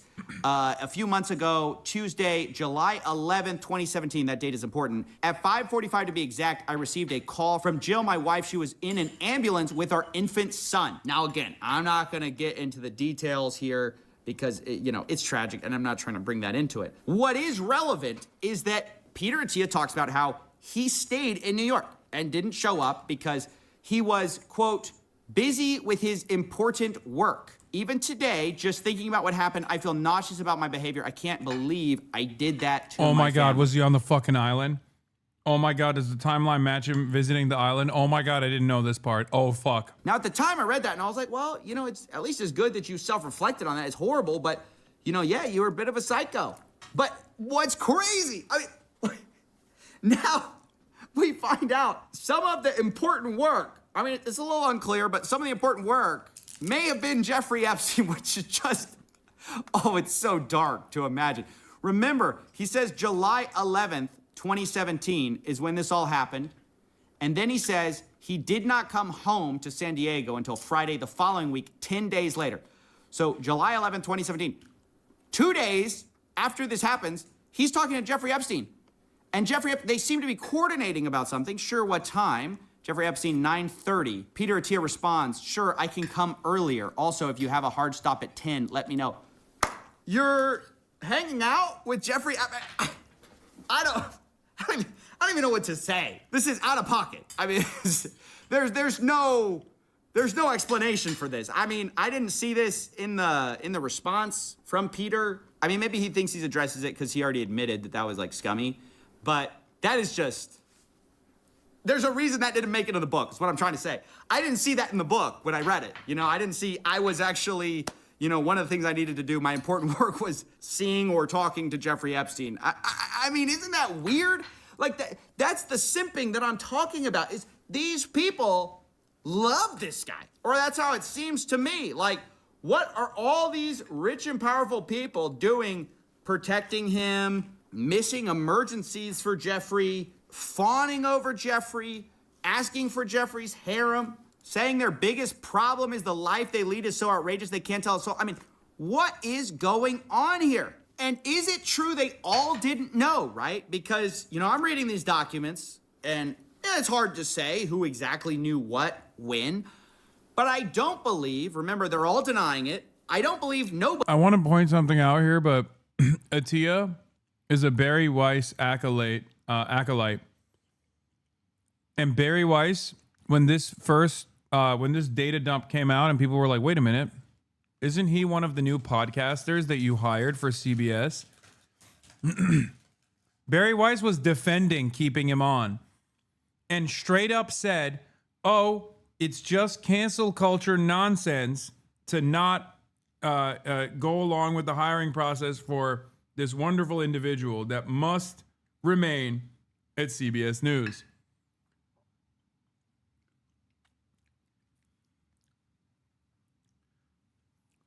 I love Barry Weiss so much because she makes my job so easy. She's just consistently wrong. She's bad at her job. You couldn't wish for a better pro-Israel advocate.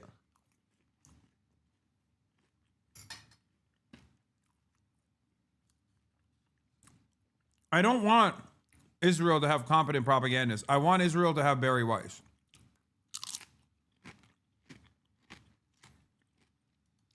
Knew, right? Clearly, some people knew what was going on, and there's all this kind of coded language in the files where they talk about this stuff almost in like a nudge kind of way. Here's some Woody Allen stuff. He was in the files. He says his business office, if you can make out the check to me, it looks very Woody Allen, no. No, not Woody. Wow, that's surprising. Because then it looks like a gift to me. He says that to Epstein. He says, I don't want to be one of your women. or should I say girls? And what's that? Oh, how do we, come on, guys. Woody says, I would be much more. Bro, there's literally an email between Jeffrey Epstein and Woody Allen where they're both like, yeah, we're pedophiles. Isn't that crazy?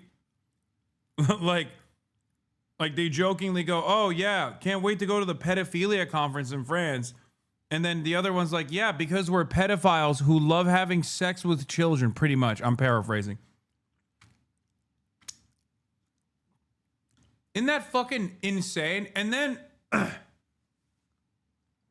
then you still got motherfuckers being like, oh, dude, what kind of code words are they using? Are they using pizza? No, man, the code word is pedophilia and raping children. There's no code word. They just say it out loud. More expensive than your girls, you wouldn't be able to afford me. Jeffrey responds, yes, the price to pay would be too high. Woody says, this will be a beautiful friendship. And then Jeffrey says, as long as I follow orders, smiley face. Woody Allen sends a message saying Woody says the exact same thing, but in a dirtier way. Jeffrey responds, what did he say? Woody Allen, are you kidding? I can't put it in writing. I mean, no evidence, no evidence. How? Come on, I think I see a little bit of evidence. I'm squinting, but I think I can see a little bit of evidence. I mean, guys, like Jeffrey Epstein right here, where he's talking to a guy, he says, Paris with Woody, and the person responds, for le pedophile convention. And Jeffrey says, I think pedophile is the plural. I mean, no evidence. I mean, is that no evidence?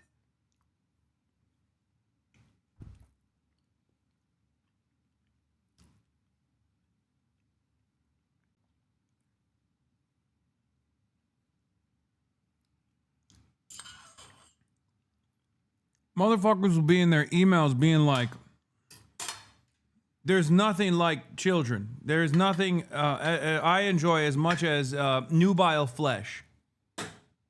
I love consuming it.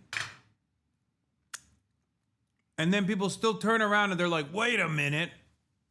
Did they bring up cheese pizza at any point? Yeah, I'm going to go ahead and assume that when they're talking about cheese pizza, it's most likely fucking cheese pizza, big dog. Because when they're talking about children, they just say children. It's nothing. We don't even want to question these people. There's no investigations going on. So, yeah, it's honestly really sad to see how, look, I'm not saying Barry Weiss's wife is in there, too. Are having crazy consequences. But a few people are resigning, thank goodness. You know, a few people are at least facing a little bit of scrutiny, but here Elon Musk lays out the... I think outside of Palestine, this was probably the other thing that I've consistently talked about nonstop, even though people looked at me kind of weird. And I guess they like kind of changed their tune after the Jeffrey Epstein suicide, quote unquote suicide, where people were like, okay, maybe there's more to this story. But yeah, this and like the anti-Zionism have been two of my major points of advocacy throughout the years. And it's been an incredible moment of vindication, even though, you know, it's the events are horrifying.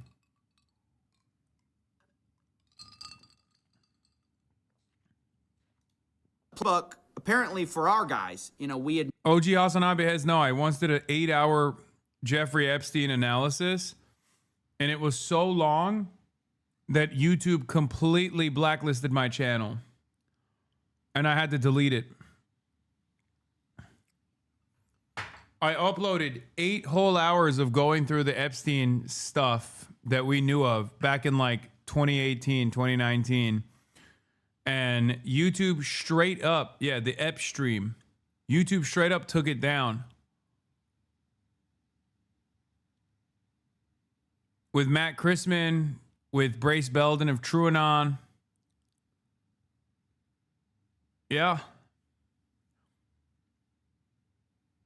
Isn't that crazy?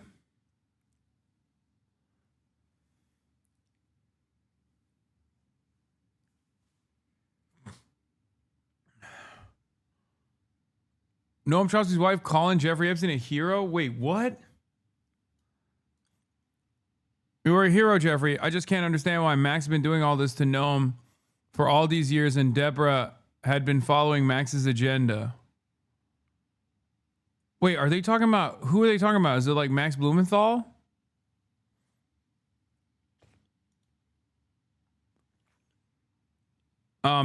Wait, 5 hours of Jeffrey Epstein coverage you never asked for. Oh, this is it.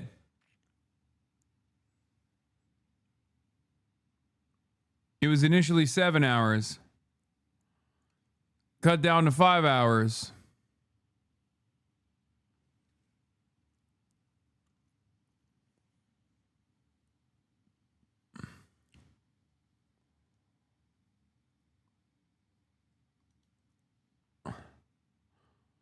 Then there was also this. So we're all in agreement that we think someone's going to kill Epstein before he gives up names, right? Any prison that doesn't put Epstein under 24/7 surveillance and solitary confinement right now is also responsible for him getting assassinated. I wrote that on my birthday, July 25th, 2019.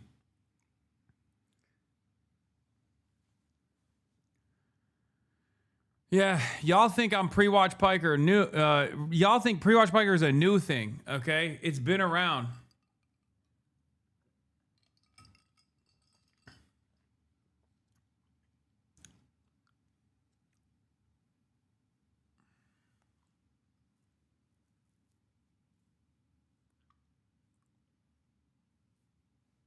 It's been around for so long, motherfuckers think I did it.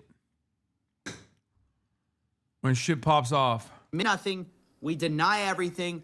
Subscribe to the Piker Broadcasting Service to get tomorrow's news today. That's right. For a voluntary subscription of only $6 a month, you can support the show. That's the only way to support the show.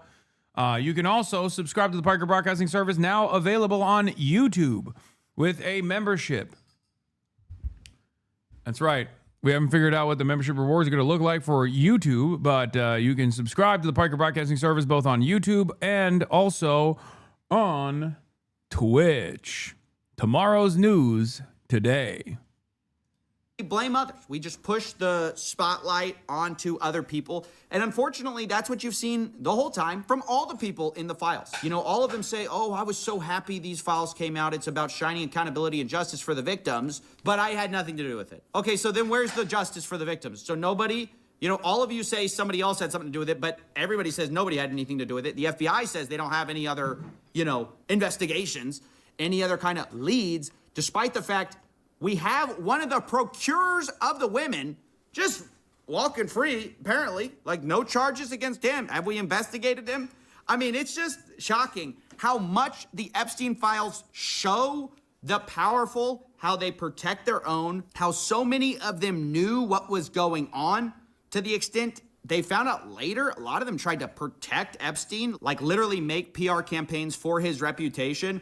And this is a dark look at the state of the world, honestly, because Epstein happened a while ago, but the reason everyone cares is because there's other Epsteins around, right? There's other people evading accountability all the time. There's other people that this band of billionaires and power brokers and PR people, even lawmakers, they circle the wagons and protect their own to the point you can never get accountability for anything. So anyway, that's it. It's a hard look at the Epstein files, but it's one we needed to do. But I want to make the disclaimer once again that, look, I've tried to read people's individual denials where I could, but you should just assume everyone that we are talking about firmly denies any kind of criminal wrongdoing. They deny anything untowards about any kind of minors. And given the fact that our government doesn't seem to want to investigate anyone, I would just assume everybody here is completely clear.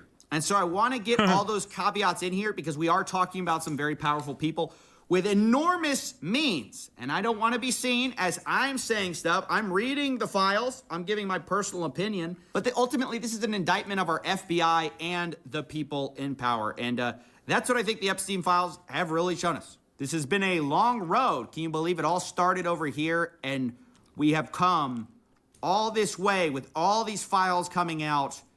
And it seems like the question is on the table. Are there going to be consequences? Is there any chance that any of these individuals... Why does he have to make this kind of disclaimer? Are you kidding me? Millions of people watch his videos. He already explained it. Do you see the 4chan post that was posted before Epstein's death that was publicly revealed, confirmed to be posted by a guard in his unit? Yes, I have. I remember it at the time. I remember all the conspiracies at the time.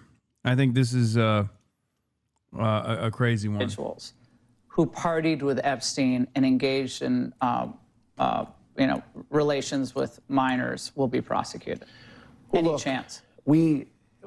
I'll never say no, and we will always investigate any evidence of misconduct. But as you know, it is not a crime to party with Mr. Epstein. And so as horrible as it's not a crime to email with Mr. Epstein. And some of these men may have done horrible things. And if we have evidence that allows us to prosecute them, you better believe we will. But it's also the kind of thing that the American people need to understand, that it isn't a crime to party with Mr. Epstein. It isn't a crime to have Didn't look like that's all that was going on some of those photos. I mean, if the photos could speak, some of them look pretty bad. That's right. And unfortunately, photos can't speak. I have to acknowledge the elephant in the room at this moment. Your ex-husband. Oh my God, Melinda went on NPR. Oh my God, Melinda, my queen.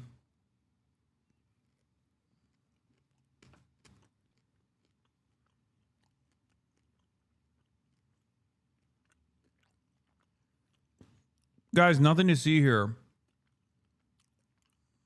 Deputy Attorney General, former defense attorney for Donald Trump, Todd Blanche, said, nothing to see here.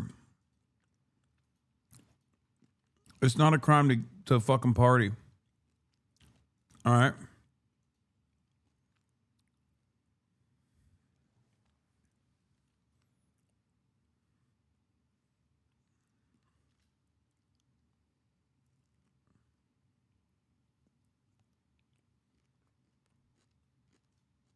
Bill is named in the newest tranche of Epstein files. And there are new alleged details about his past behavior. And I want to give you the opportunity to respond in whatever way you want to. Well, let me say this. I think we're having a reckoning as a society, right? No girl should ever be put in the situation that they were put in by Epstein and whatever was going on with all of the various people around him. Liberal friends I was talking to say Epstein was just trafficking for his own enrichment and collecting blackmail for his own use, and thus not a State Department asset. American exceptionalism with the idea that our government would never work with someone like Epstein. Same reason why people think Israel controls America and not the other way around. Yeah. I love that shit, dude. So it's just an aberration that, like, Todd Blanche is currently defending all of the co-conspirators. You know? Totally random, totally unique, totally different than the ways in which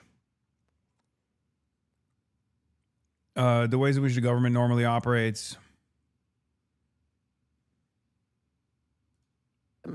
No girl. I mean, it's beyond heartbreaking, right? I remember being those. You the guy that went to a Diddy party? No, just wondering. No, that was your dad. I'm your daddy. You're mistaking me for your dad, your father. He went to the Diddy party and he got his back blown out.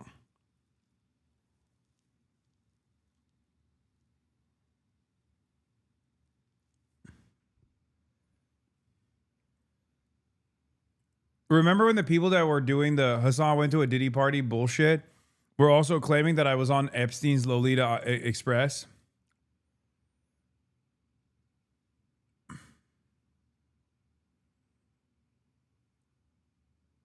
That's real, by the way. They straight up tried to say that I was on Epstein's jet. And people literally were like, dog, like the ages don't line up. Like, what the fuck are you saying?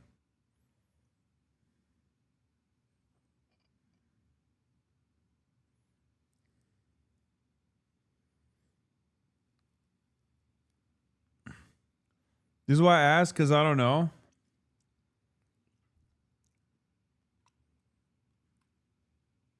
Brother, are you a groomable adult? Like, is that what you're saying here? You're like, I'm really stupid, so I have to ask these questions.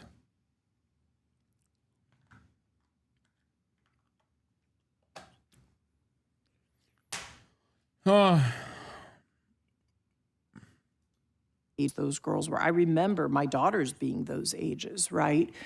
So for me, it's personally hard whenever those details come up, right? Because brings back memories of some very, very painful times in my marriage. But I have moved on from that. I purposely Remember the white party you pushed attended? it away, and I moved on. Yeah. I'm in a really unexpected, beautiful place. Tech don't genuinely believe your private jet pic might actually have been related to Jeffrey Epstein. Yeah, remember when we found out that Rape Tone was doing all this stuff specifically to disparage me so that he could continue farming an audience? Yeah. Rape Tone.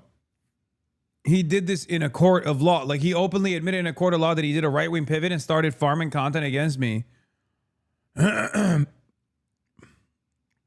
Including but not limited to slander such as this.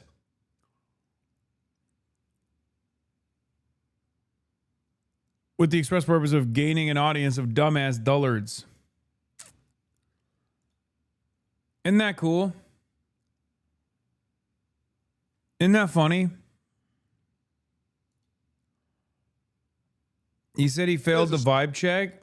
A civil case is a vibe check. Yeah, you failed the vibe check so hard, the judge finds you liable of rape and takes away your guns in the state of Texas for a decade.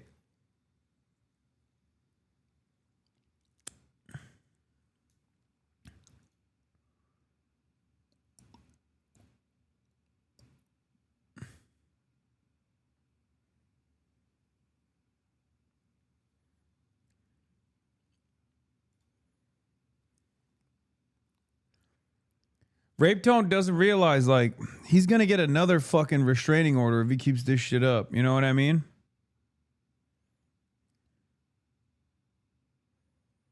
He admitted to defamation in court. That's how stupid he is. Yeah.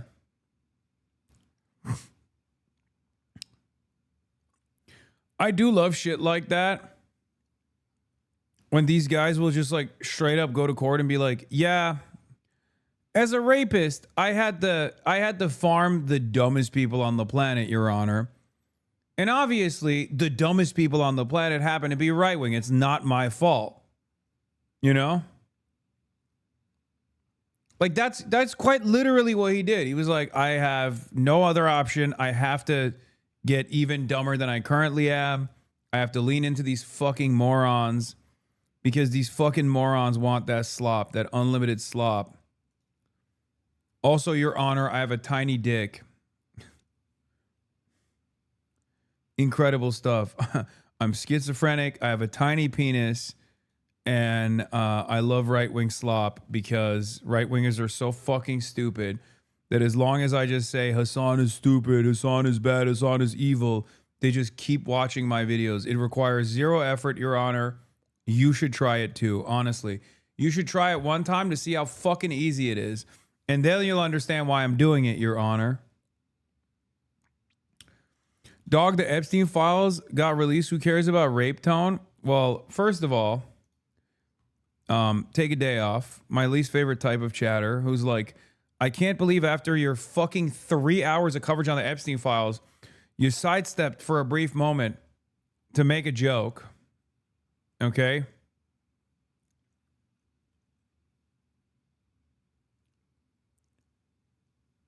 Like, I had a genocide survivor that I interviewed for an hour and a half here not that long ago. Bro, doing streamer drama during this? What a hack. Wait, hold on. Give me this motherfucker's logs in other chats. Again, a straight up fucking 5-minute sidestep. I've talked more about dumbass naysayers in the chat now.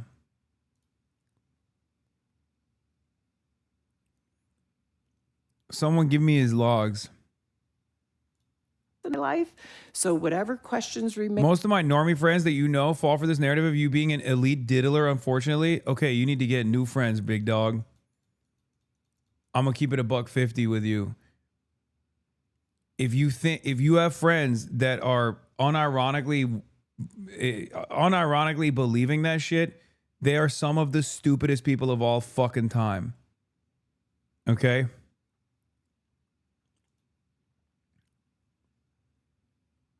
You know, they might not be salvageable. There of what I can't even begin to know all of it.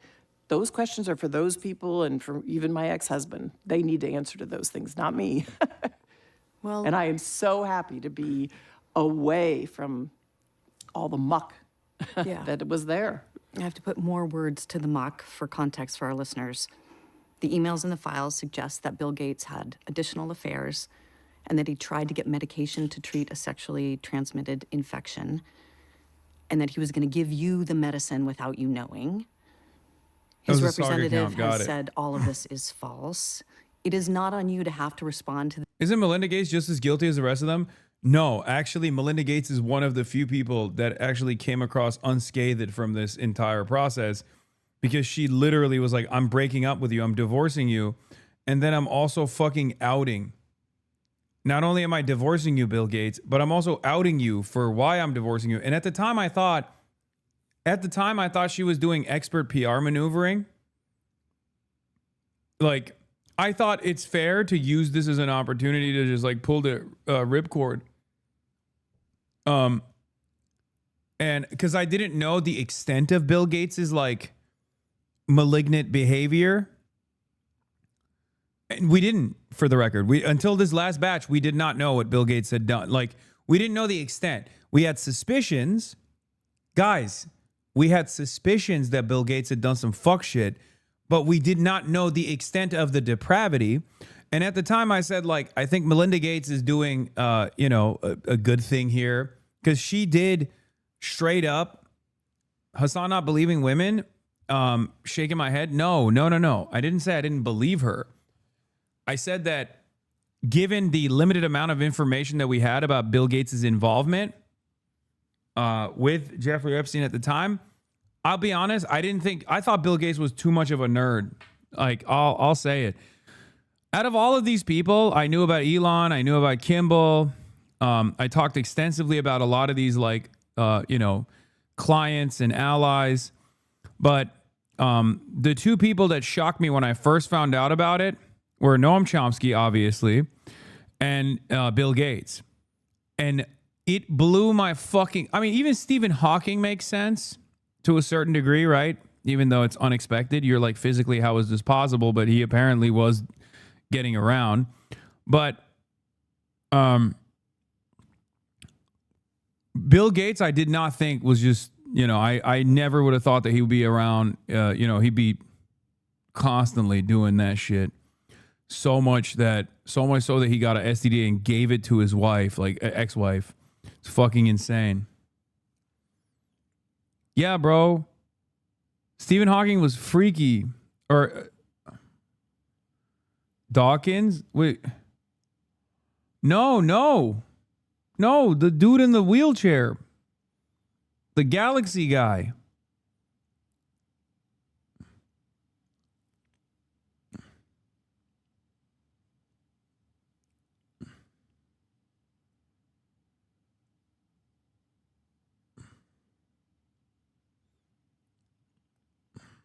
Details of that alleged behavior, but I wonder what your dominant emotion is when you read these news articles. Sorry, black hole guy, whatever. With these details. Sad. Just unbelievable sadness. Unbelievable sadness, right? Oh, yeah, Richard Dawkins was also photographed next to Jeffrey Epstein. I don't know what level of involvement he had, though. Yeah, bro, they had a submarine custom outfitted for Stephen Hawking on the island, bro. Real craziness. Brother, look at this. That's on Little St. James, dude.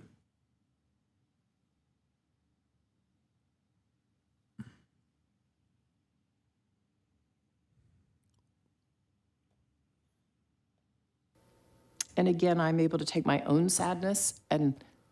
Bro, they made the fucking island ADA compliant so that he could do predation. Do you fucking understand? Do you know, like what the fuck goes on in someone's mind where they're like, I'm in this condition, like I still got to do some fuck shit. I got to figure out. Can you make the island ADA compliant for my pedophilic needs? Pedophilic needs is crazy. I'm sorry. That's a wild sequence of events that took place.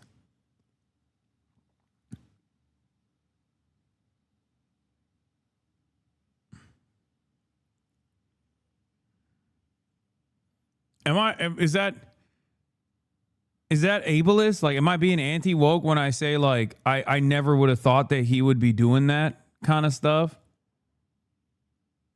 He doesn't, quadriplegic says he doesn't represent the wheelchair community. Yeah, I don't think he does.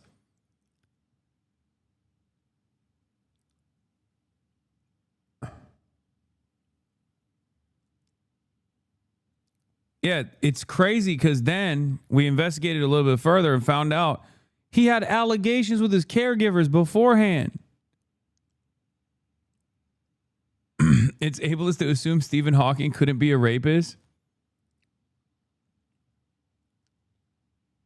No, it's actually more woke to hold him accountable. Being disabled doesn't excuse you from crimes. Yeah, I'm not even excusing him for his crimes. I'm just saying, like what could...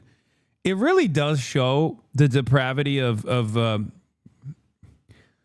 not to get all like toxic feminist up in this bitch, but like it really does show how it's always somehow men find a way. Like, I'm sorry, dude, you can't move at all. You can't even communicate. Like you literally have to use your brainwaves to write out like harassment.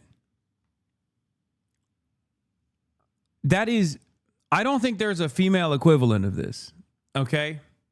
I don't think, controversial opinion, fucking throw me into orbit. I don't think there's a female equivalent of this where someone is just like straight up, like strapped to a robot for the rest of his life. And she's like, I gotta do sexual harassment. Like one key click at a time.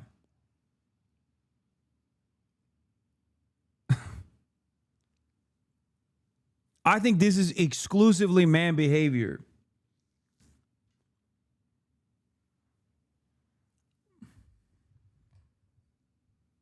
I've never seen anything like it.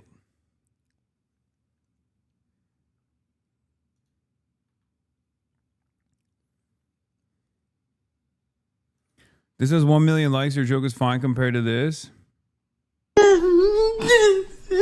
Okay, dude. Jesus Christ. Okay, enough. We're done. Wrap it up. Let's get back to serious stuff now, okay? Look at those young girls and say, my God, how did that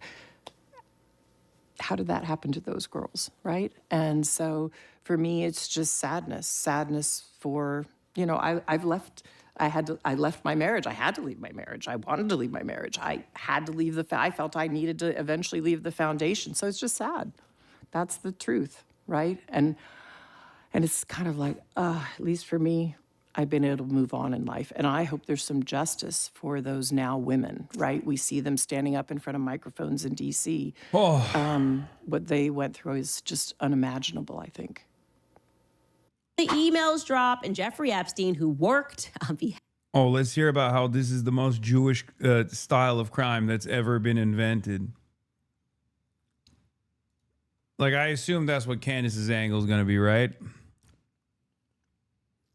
Whiplash from Melinda to Candace Owens here, but... Imagine Windows ask Epstein for antivirus and want to secretly install on her that a virus infected her from Russian model, but it's on email now, lol. Thank you for the super chat, chatter. It's all Jewish. The island was Jewish. It was a Jewish island.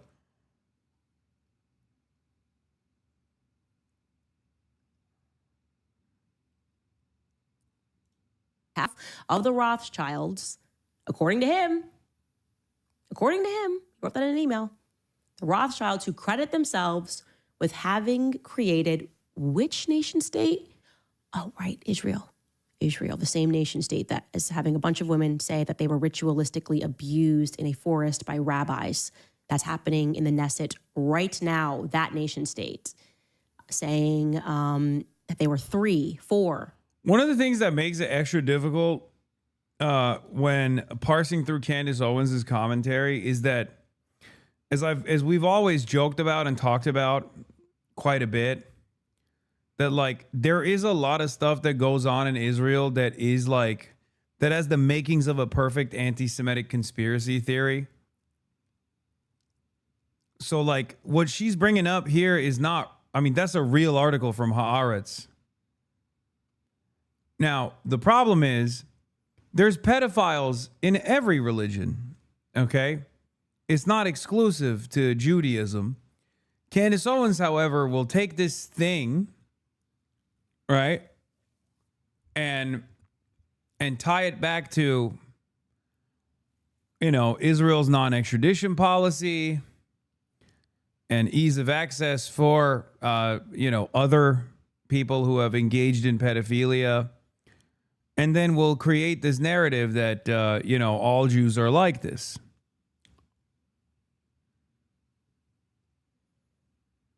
This is yet another instance of fundamentalism. Fundies of all various shapes and sizes engage in fuck shit like this. Now, of course, it's additionally ironic that Candace Owens is saying this because she's Catholic. And it's not like the Catholic Church isn't known for pedophilia as well. Years old when this happened. He's saying, those are my bosses, the Rothschilds. And here is a brief, but by no means an extensive coverage video that was put together by, I assume this guy must be Goy, right? Goy? Is he Goy? TikToker, Contrarian put this together. Take a listen. Israel is mentioned twice as much as Donald Trump in the new documents. Here he is discussing with Roger Schank, a Jewish American academic and hedge fund worker, saying Jews create vast fortunes by manipulating markets and creating financial speculation and exploiting labor. He says, let the Goyim deal in the real world. In a discussion with the Rothschild family, Epstein says if they overthrew the Ukrainian government, there would be great opportunities. The Rothschild family paid Epstein $25 million for certain algorithms. While talking to Peggy Seigel, August 7th of 2010, she asks if an event is going to be 100% Jewish. He says no, they'll have Goyim in abundance. But don't worry, they're just brilliant wasps from JP Morgan. Did he just fucking key search Goyim? And Goy, is that what happened here? Where it's like, yeah, guys, Jeffrey Epstein is a Jewish supremacist. Big surprise. He's also an ultra-Zionist. He's also an international sex trafficker of minors who worked for the Mossad and the CIA. Allegedly, the last two parts. I mean, we have a lot of evidence for that at this point. I mean, half of the shit that they're talking about directly corresponds to that, including but not limited to opportunities in Ukraine. Okay? Whether it be talking about ISIS and Daesh, whether it be talking about the attempts of Israel and UAE alongside Saudi Arabia when they wanted to fucking invade Qatar. Like all of the conversations that he's having as an asset of both the American state and the Israeli state. He's not having those conversations as a Jew. Okay? Lock the fuck in. This is what's so frustrating about this analysis. And I'm not doing this to I don't know, engage in Jewish exceptionalism or anything like that. It's just outright unproductive. Okay? Because any moment that you spend on Jeffrey Epstein being Jewish, by the way, he's Jewish. Have you noticed he's Jewish? He's a Jewish supremacist. It's like, yeah, I have noticed that. I know. And so was Itamar Ben-Gvir, for example. But I don't give a fuck about that beyond the fact that that ideology is running amok in the nation state of Israel. And that ideology is the underpinning of why Israel engages in ethnic cleansing campaigns against the Palestinian population. I care about Zionism as an ideology more than I care about like the entire Jewry that is responsible for the nation state of Israel. Okay? These guys don't. And we found out exactly what happens when they don't care about the Israel angle and do care more so about the Jewish angle. You end up actually saying things like, well, Jeffrey Epstein is kind of cool, except for the fact that he was doing all the cool things like international sex trafficking of minors, but Jewishly doing it. Okay? That's not the problem, dumbass. It wouldn't be appropriate if Jeffrey Epstein was, I don't know, Jeffrey McGurk, Jonathan McGurk, whole ass Christian doing it. It would still be fucked up.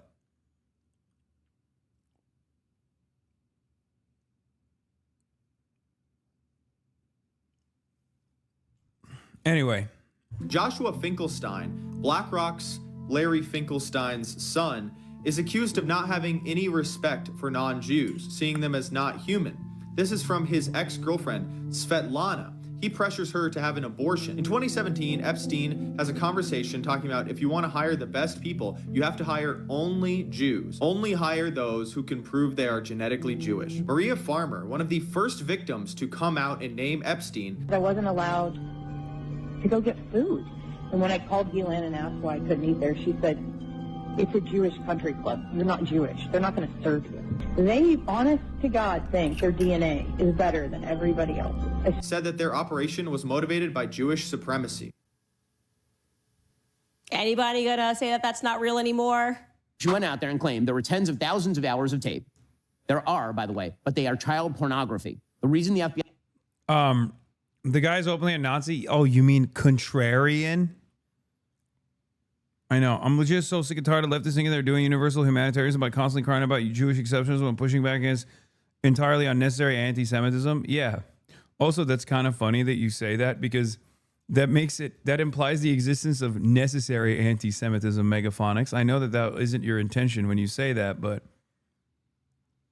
this is what I was asking you yesterday. Like, how do you even, in our anti-Zionist agitprop with normal people, effectively respond without losing them to a long explanation about anti-Semitism versus Zionism? Like, normal people see this and become both anti-Zionist and anti-Semitic. Like, I don't know how to combat that effectively. I mean, you combat that by, once again, just being like,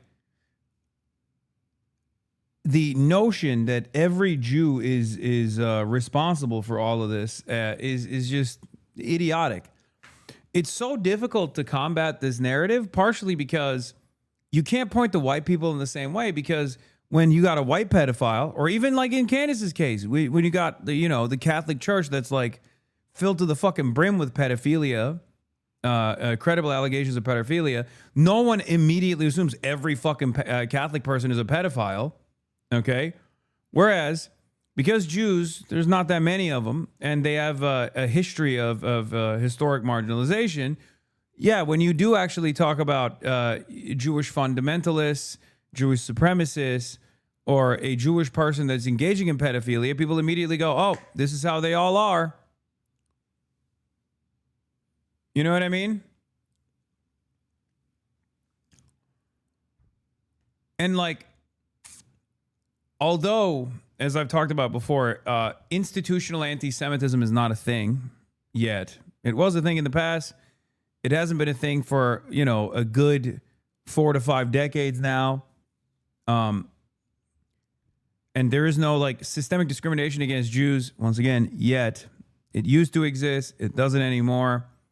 And therefore, anti-Semitism as a bigotry, it should be combated as every bigotry should be combated against, but is nowhere near as impactful because it's not tied to the same like systematic forms of violence. Anti-Semitic violence can still happen, and anti-Semitic violence does happen.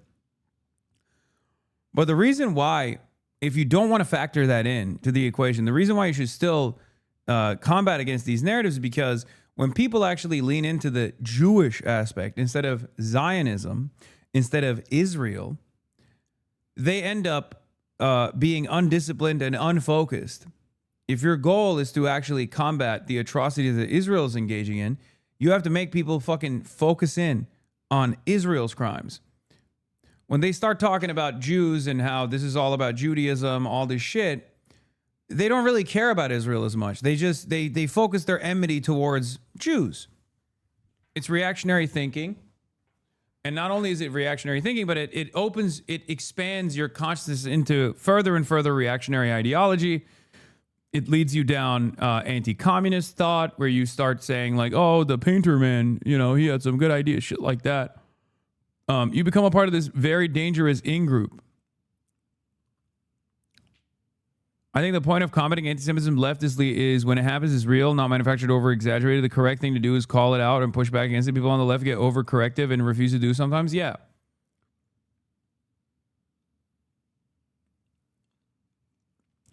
But I'm saying that even if you didn't care about like the impact of anti-Semitism, let's say you're not Jewish, right?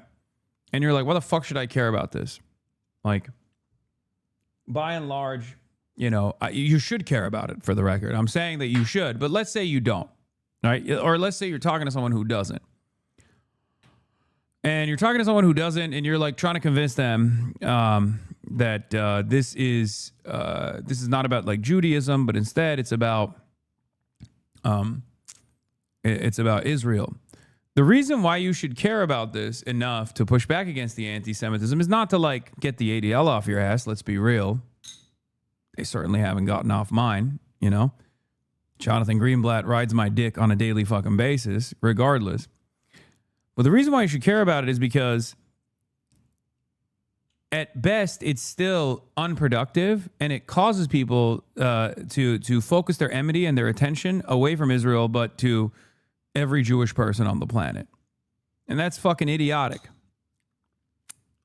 You know?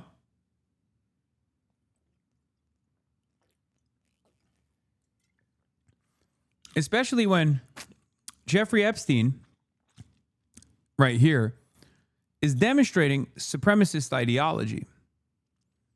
It's Jewish supremacist ideology, but it's still supremacist ideology. He's a very reactionary guy. He's a very right-wing guy. When he's talking about, like, the ethnic and religious superiority of Jews, that's exactly what he's doing. He's not doing it in any way, shape, or form that's any way different than the way Nick Fuentes talks about, you know, Christian supremacy, white supremacy. He's just Kahanas posting. You know? That's it. So you should combat it in the same way that you do all matter of bigotry and all matter of reactionary ideology, fundamentalist ideology. Claim there were tens of thousands of hours of tape. There are, by the way, but they are child pornography. The reason the FBI is not releasing them is because those tapes do not include underage people with third. Are zins legal in Qatar? I found out that you can't legally sell zins. You can buy them at the airport. You can bring them in and you can consume them. But apparently they don't allow you to sell these. Allow you to sell these puppies inside of Qatar. Parties on Epstein Island. That is not what the tapes are. I also have sources in the federal government who are covering this stuff and have seen the documents. Okay, those tapes are just child porn. That's all. That's what they are. That's why the FBI is not releasing them. Okay, as far as the Epstein list, what I have been told by my sources is that there is no Epstein list, that basically there's a black book of Jeffrey Epstein contacts. And the vast majority of those contacts are already out there publicly. That's why you know names like Prince Andrew or Alan Dershowitz or some of the names that have been mentioned here. Those contacts, there is no evidence, according to the DOJ and the FBI, and again, that's public. There's no evidence that any of those third parties were having girls trafficked to them. And that is not evidence that was made clear, certainly, to the DOJ or the... Oh, shit, dude. Ben's sources told him. Well, I urge you to cease your investigation. After all, Ben Shapiro's sources have told him there's nothing to see here. That's awesome. FBI. Here is Tucker then asserting that it was actually Mossad. Again, without evidence, not a shock. Of course, this is where Tucker was going. This has become the hot speculation on the internet, is without evidence. You say that Mossad was running Jeffrey Epstein. When I say without evidence, I mean without evidence. Naftali Bennett. I want to mention something else about the anti-Semites and why they are not real allies at all in the anti-Zionist cause. They don't necessarily give a fuck about Israel. They're more so jealous that Israel gets to operate a fascist country that is a ethno-religious supremacist fascist country. They want to do that. They want to do Israel here in the United States of America. Okay? And therefore, anti-Semites who present themselves as anti-Zionists will oftentimes find themselves even defending Israel. There are many examples of this in contemporary society. There are examples of this throughout history as well, including the literal fucking Nazis, right? Participating in the creation before the Israeli state ever existed, in collaborating with Zionist brigades in an effort to get the Jews out no matter what and just ship them elsewhere, right? And that's the problem. Like, if your goal here is to be an anti-Zionist, if your goal here is to fight for the freedom of and the emancipation of the Palestinians, anti-Semites are not invested in that at all. They just want the Jews. Some of them want the Jews out, right? But they could just as easily turn around and say, you know what? As long as they stay over there, I'm happy with that. As long as they help me, as long as they align with my goals of creating a white ethno state here in America, then I'm happy. I'm happy to collaborate with Israel. Many anti-Semites have done this collaboration in Europe. There's a reason why a lot of the far-right neo-Nazi formations that are growing in prominence and power in Europe have openly found themselves at the anti-Semitism seminar that is thrown in Israel once a year. It happened this year as well, a couple months ago, or almost a month ago. One must ask the question, why?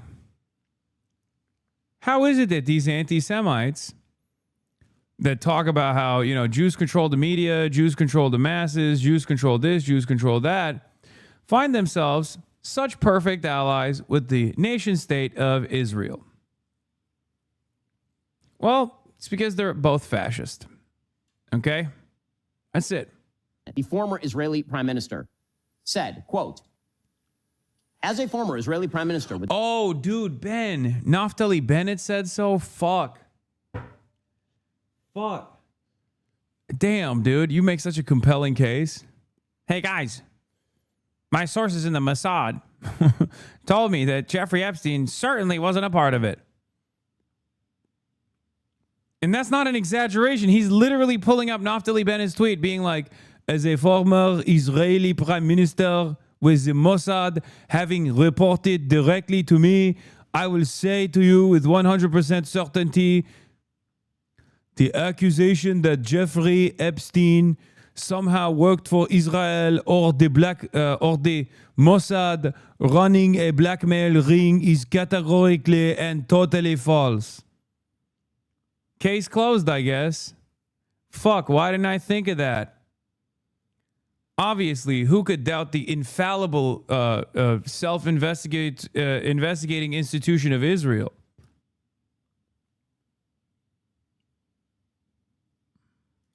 The Mossad having reported directly to me, I say to you with 100% certainty, the accusation that Jeffrey Epstein somehow worked for Israel or the Mossad running a blackmail ring is categorically and totally false. This accusation is a lie being peddled by prominent online personalities such as Tucker Carlson, pretending they know things they don't. And in fact, I followed up with the former Prime Minister, Naftali Bennett, and what he told me is that Mossad has not been active in the United States or against the United States since the Jonathan Pollard scandal of 1987, when a U.S. Army contractor who's actually working for the Navy revealed classified information to the Israeli government. He was prosecuted by the United States government and ended up in prison. I'm going to be honest, if I'm Ben Shapiro, I'm never bringing up Jonathan Pollard. In the off chance that someone actually learns about Jonathan Pollard from him, they are going to be way more anti-Semitic. Okay? Like, if I'm a guy who's like, you know, I really love Ben Shapiro because of all of his advocacy against, like, you know, Guatemalan migrants and stuff, but I'm a little iffy on this Israel shit. But, you know, I respect him. He's Jewish. Maybe that's the reason. Let me hear him out. And then they accidentally find out about fucking Jonathan Pollard from Ben Shapiro, they're never turning back. They're going to be like, oh my God, Jews do control the country. Like, this is a foregone conclusion at this point. I was so deluded and so wrong. If I'm Ben Shapiro, I'm never bringing up Jonathan Pollard. Because Jonathan Pollard's story is so fucking insane. It's also pretty funny because, like, Trump did that shit. Trump literally gave Sheldon Adelson, Jonathan Pollard, who then flew him to Israel, and they gave him a standing ovation when he actually arrived at Israel. It's the biggest flex of all time. Who's Jonathan Pollard here? Ben Shapiro explained it. Totally false. This accusation is a lie being peddled by prominent online personalities such as Tucker Carlson, pretending they know things they don't. And in fact, I followed up with the former Prime Minister, Naftali Bennett, and what he told me is that Mossad has not been active in the United States against the United States since the Jonathan Pollard scandal of 1987, when a U.S. Army contractor who's actually working for the Navy revealed classified information to the Israeli. Jonathan Pollard is so funny because he'll go on Israeli television and be like, every Jew obviously only cares about Israel. Like, he is literally the dual loyalty trope in action. Like, he's the guy that takes the trope from an anti-Semitic conspiracy and turns it into, like, reality for Jonathan Pollard. American-born Israeli former intelligence analyst who was jailed for spying for Israel. Pollard, in 1984, sold numerous state secrets, including the National Security Agency's 10-volume manual on how the U.S. gathers its signal intelligence, and disclosed the names of thousands of people who had cooperated with the U.S. intelligence agencies. He was apprehended in 1985, and in subsequent proceedings agreed to a plea deal, pleaded guilty to spying for and providing top-secret classified information to Israel. Pollard admitted to shopping his services successfully in some cases to other countries, and in 1987 he was sentenced to life in prison for violations of the Espionage Act. So they didn't actually kill him, which was surprising. Well, I guess it's not surprising because, you know, he was doing it for Israel. But what's actually crazy is Jonathan Pollard was brought up in the so-called peace process over and over and over again by the Israelis. Like, they were very open about it. They were like, you have to release Jonathan Pollard. And Bill Clinton was like, I can't do that. The fuck do you mean, release Jonathan Pollard? And remember, this is like basically a decade ago when Jonathan Pollard is caught. You do not sound drunk and slow. You sound chill. What? I don't know what that means.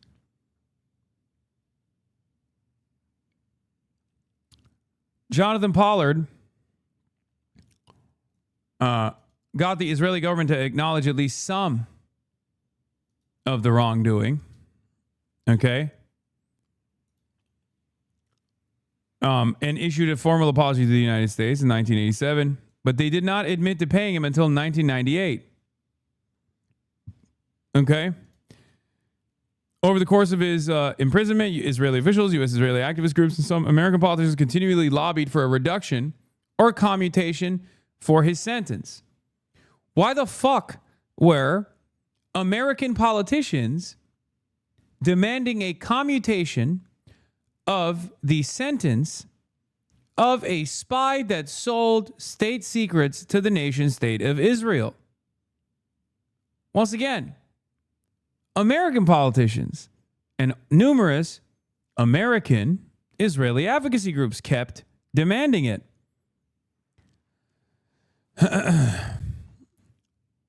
They even said, in defense of his actions, Pollard actually said the American intelligence establishment had collectively endangered Israel's security by withholding crucial information. He had to do it to protect Israel. Okay? Now, of course, many American leaders opposed clemency for Pollard. Retired U.S. officials, Donald Rumsfeld, Dick Cheney, former CIA director George Tenet, several former U.S. secretaries of defense, a bipartisan group of U.S. congressional leaders, members of the U.S. intelligence community. They maintained that the damage to the U.S. national security due to Pollard's espionage was much more severe, wide-ranging, and enduring than acknowledged publicly.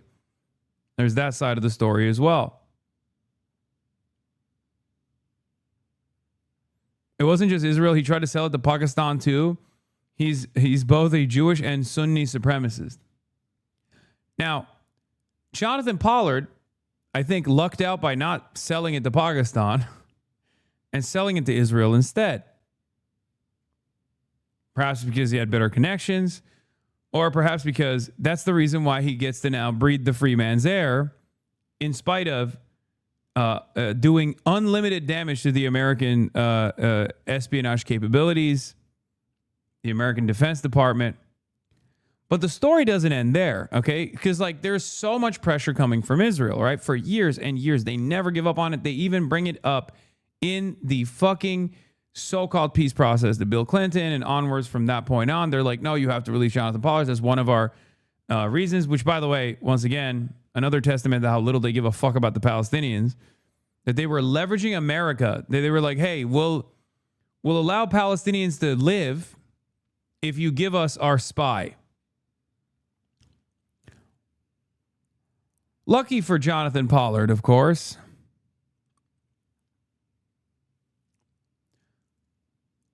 Donald Trump was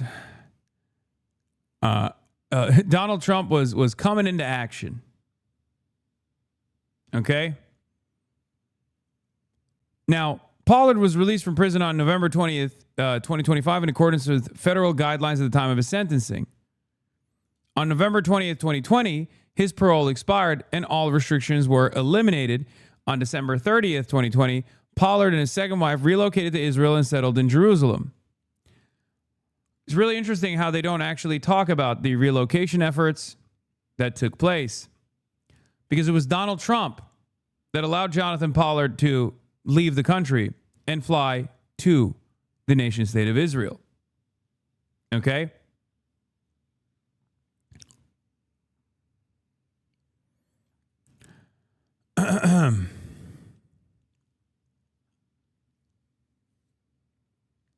Donald Trump's primary benefactor, Sheldon Adelson, also known as Jabba the Hutt, rest in peace, sent a private jet, his own personal private jet, to fly Jonathan Pollard to the nation state of Israel after his release. And he was given a standing ovation by the state of Israel. Here's Cenk talking about the Epstein files. Look at these admissions that the U.S. government officials were secretly working for Sheldon Adelson, who only cares about the Israeli interests, and flew traitor Jonathan Pollard back to Israel on his private jet. And they joked about how Israel controls the U.S. government.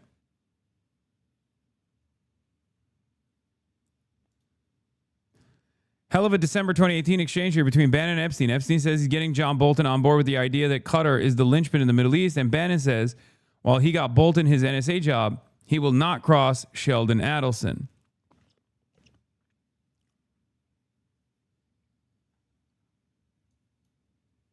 Key is MBZ. Get actionable deal, which they did, by the way. MBZ is Dubai, is a UAE.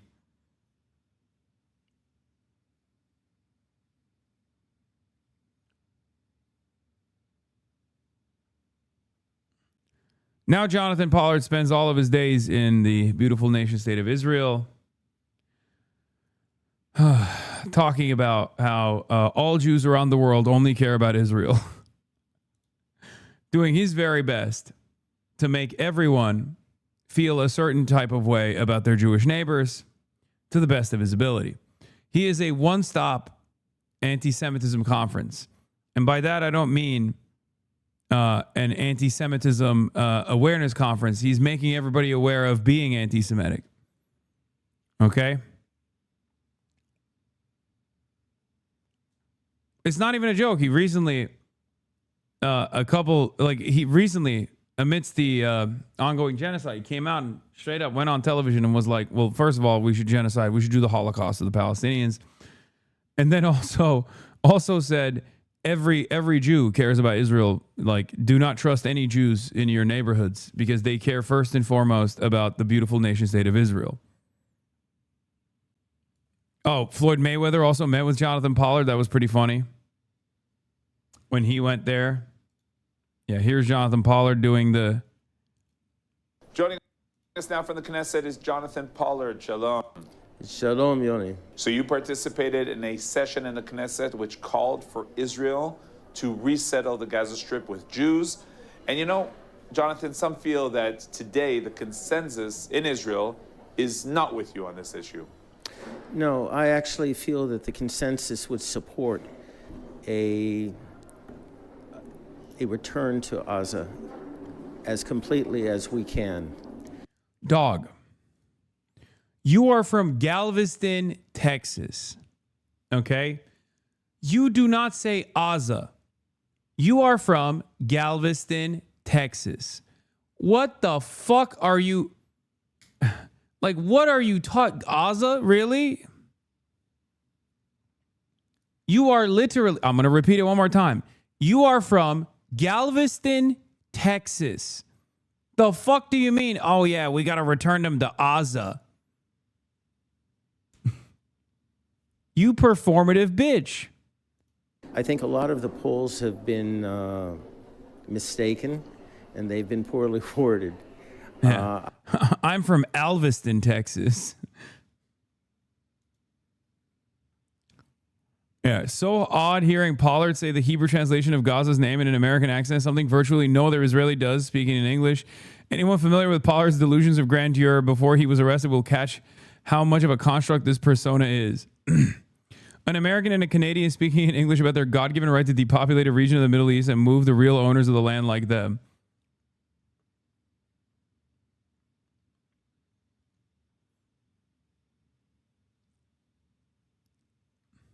I've seen... I'm going to run it again. Is not with you on this issue. No, I actually feel that the consensus would support a return to Gaza. A return to Gaza. As completely as we can. I think a lot of the polls have been mistaken, and they've been poorly worded. I've seen better polls, and they all indicate that a complete return to Gaza that's been cleared of its current Islamo-fascist population would probably be an acceptable solution as far as most Israelis are concerned. Our repossession of our biblical land in Gaza will basically set... I can't get over it, dude. You do not say Gaza, big dog. The fuck do you mean Gaza? You're from Galveston, Texas. I have a better like Israeli accent than he does. At least LARP better. Galveston, Texas. I am from there, but this is what happened. I come to Israel, and now I sound like this. The fuck do you mean? Yes, we're going to depopulate Gaza. Gaza. Gaza. We will depopulate Gaza. Stage for our future. Why? Because it will show our enemies that if you fight us, we will not only defeat you decisively, but we will take back our land as well, permanently, to make sure that they're safe and secure going forward. And the only way that's going to take place is if we have a Jewish Gaza, 100%. Oh, he said it wrong. Come on. To take place is if we have a Jewish Gaza, 100%. He fucked up the LARP. He's like, oop. I'm sorry. I meant Gaza. 100% Jewish Gaza. Oh, no. Anyway, fucking asshole, dude.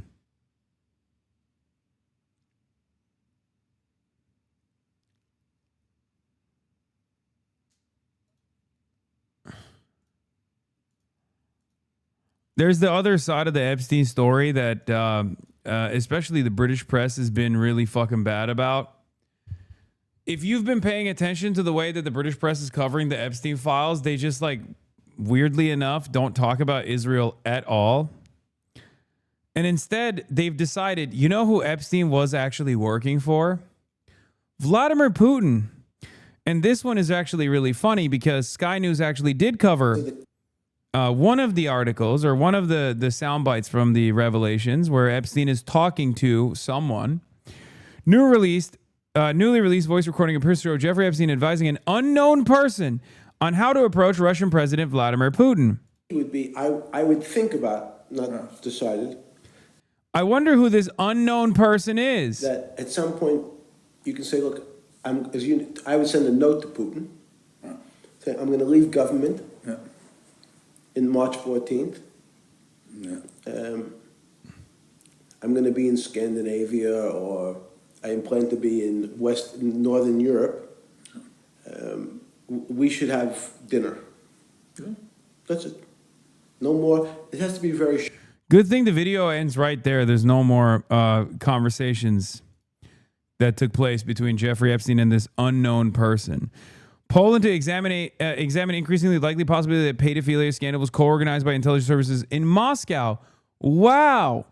Thank you, Poland. Thank you, Telegraph. That's probably what it was. Yeah, you're right.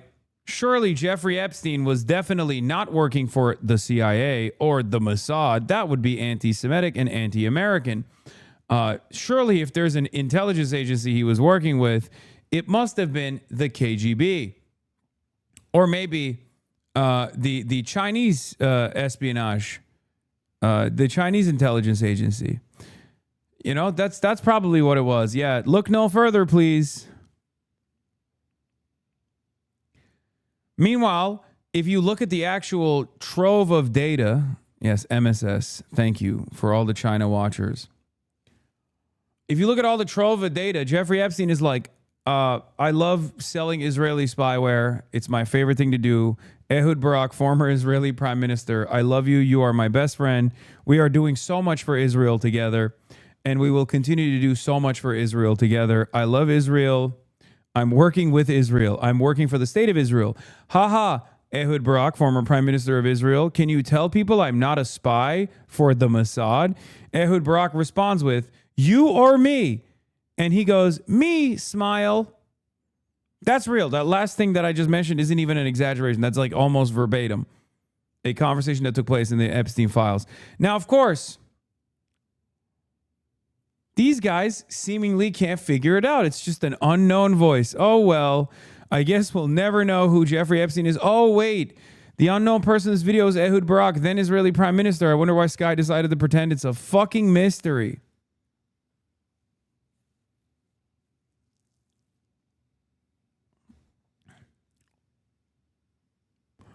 Oh, yeah, I remember this photo, too. Gina Haspel, ex-director of the CIA, was caught in the photos with Epstein and CIA Langley offices and materials room. The room where you have all your rare stolen materials like leathers. She had her photos taken down illegally 30 minutes after they dropped. A scrubber picked them up. Yeah. Epstein, with a smiling emoji, asked former Israeli Prime Minister Ehud Barak to clarify he does not work for Mossad in a meeting with a senior Qatari investment official.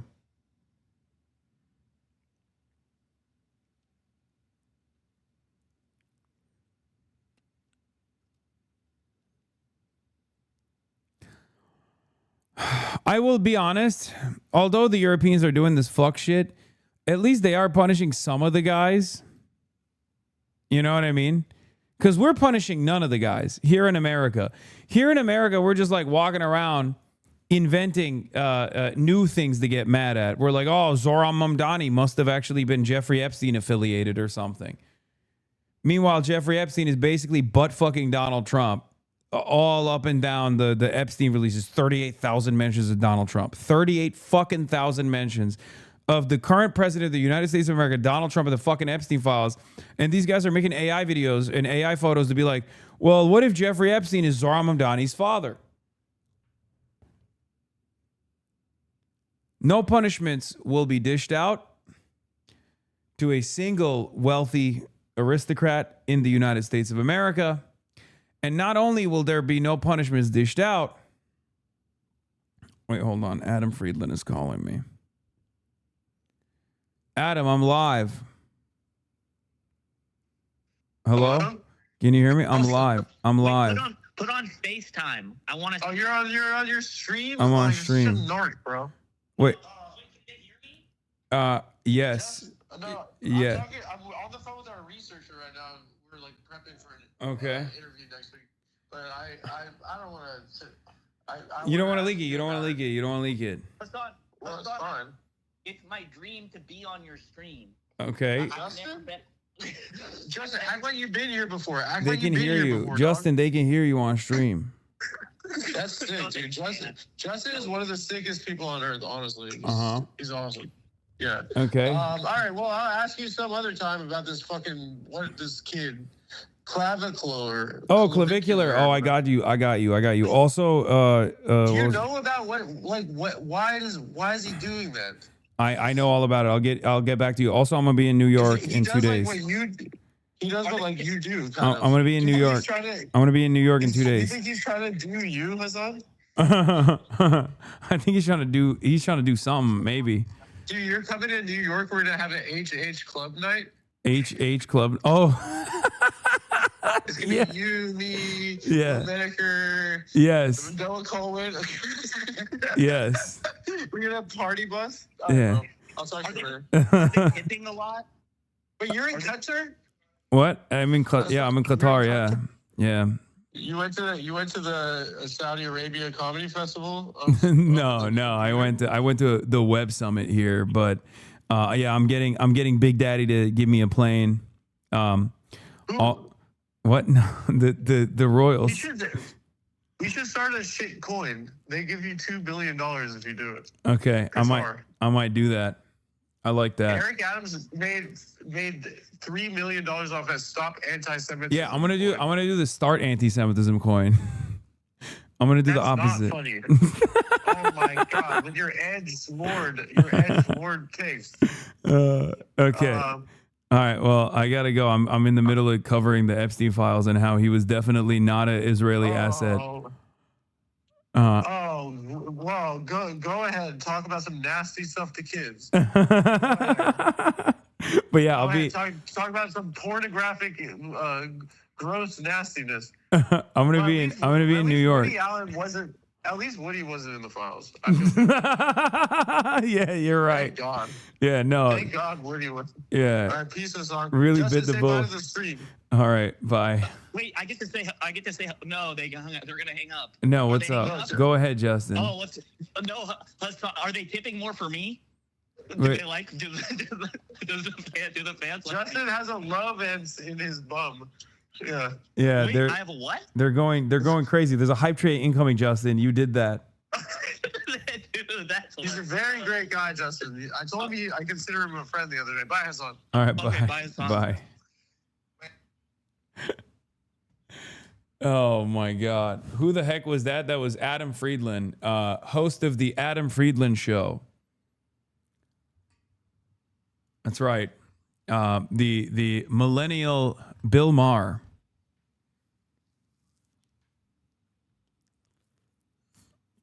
He has a love sense in his butt. In his what? In his butt. Norm was in the files too? Yeah, but in the most goated way that you can be in the files, where they try to fucking reach out to Norm Finkelstein. And he basically said, if Jeffrey Epstein did to your 15-year-old daughter what he did to other 15-year-old daughters, I would hope that you would strangle him or throttle him and Alan Dershowitz. He basically said Epstein and Dershowitz are both pedophiles that deserve to be killed.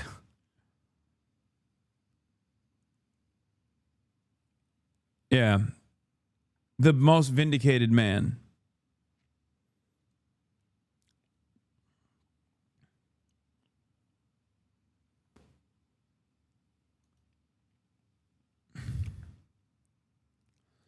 Short list of people who the files released to date have shown in a positive light: Norman Finkelstein, Nassim Nicholas Taleb, and Tina Brown.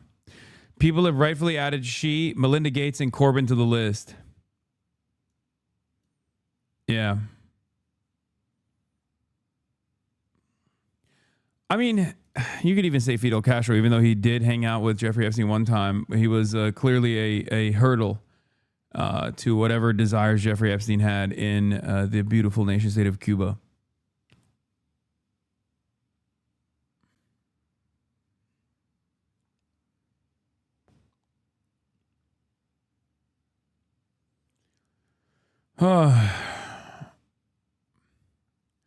Anyway, guys, I'm fucking tired.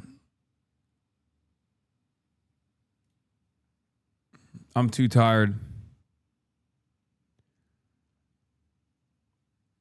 I love you all. But I think I'm going to end it here. Our time is coming to a close.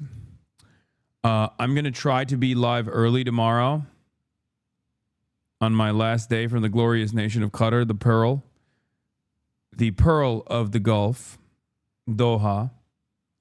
It's 3 a.m. here right now. That's the reason why I have to end this broadcast, because I'm dying. Okay? Inshallah, Iran will not be bombed, and then therefore Iran will not retaliate against Qatar, where there is an American base here, as you guys know, Al Udeid, the air base. U.S. Central Command is stationed out of Qatar. That's miles away from where I'm standing, but I haven't decided on how early yet. But you can check out the YouTube announcement that I will put out there to get a better understanding of when I will be going live. I can't believe it's 4 p.m. I can't believe I'm going till 4 fucking p.m. I'm doing 6-hour streams, dude. Even in Qatar, even in the middle of the goddamn night. Don't ever tell me I'm not the hardest working motherfucker in the league, okay? Anyway, love you guys. And I will see you tomorrow, hopefully, before I travel. It'll be a short stream, and it'll be an early one, too. But bye-bye.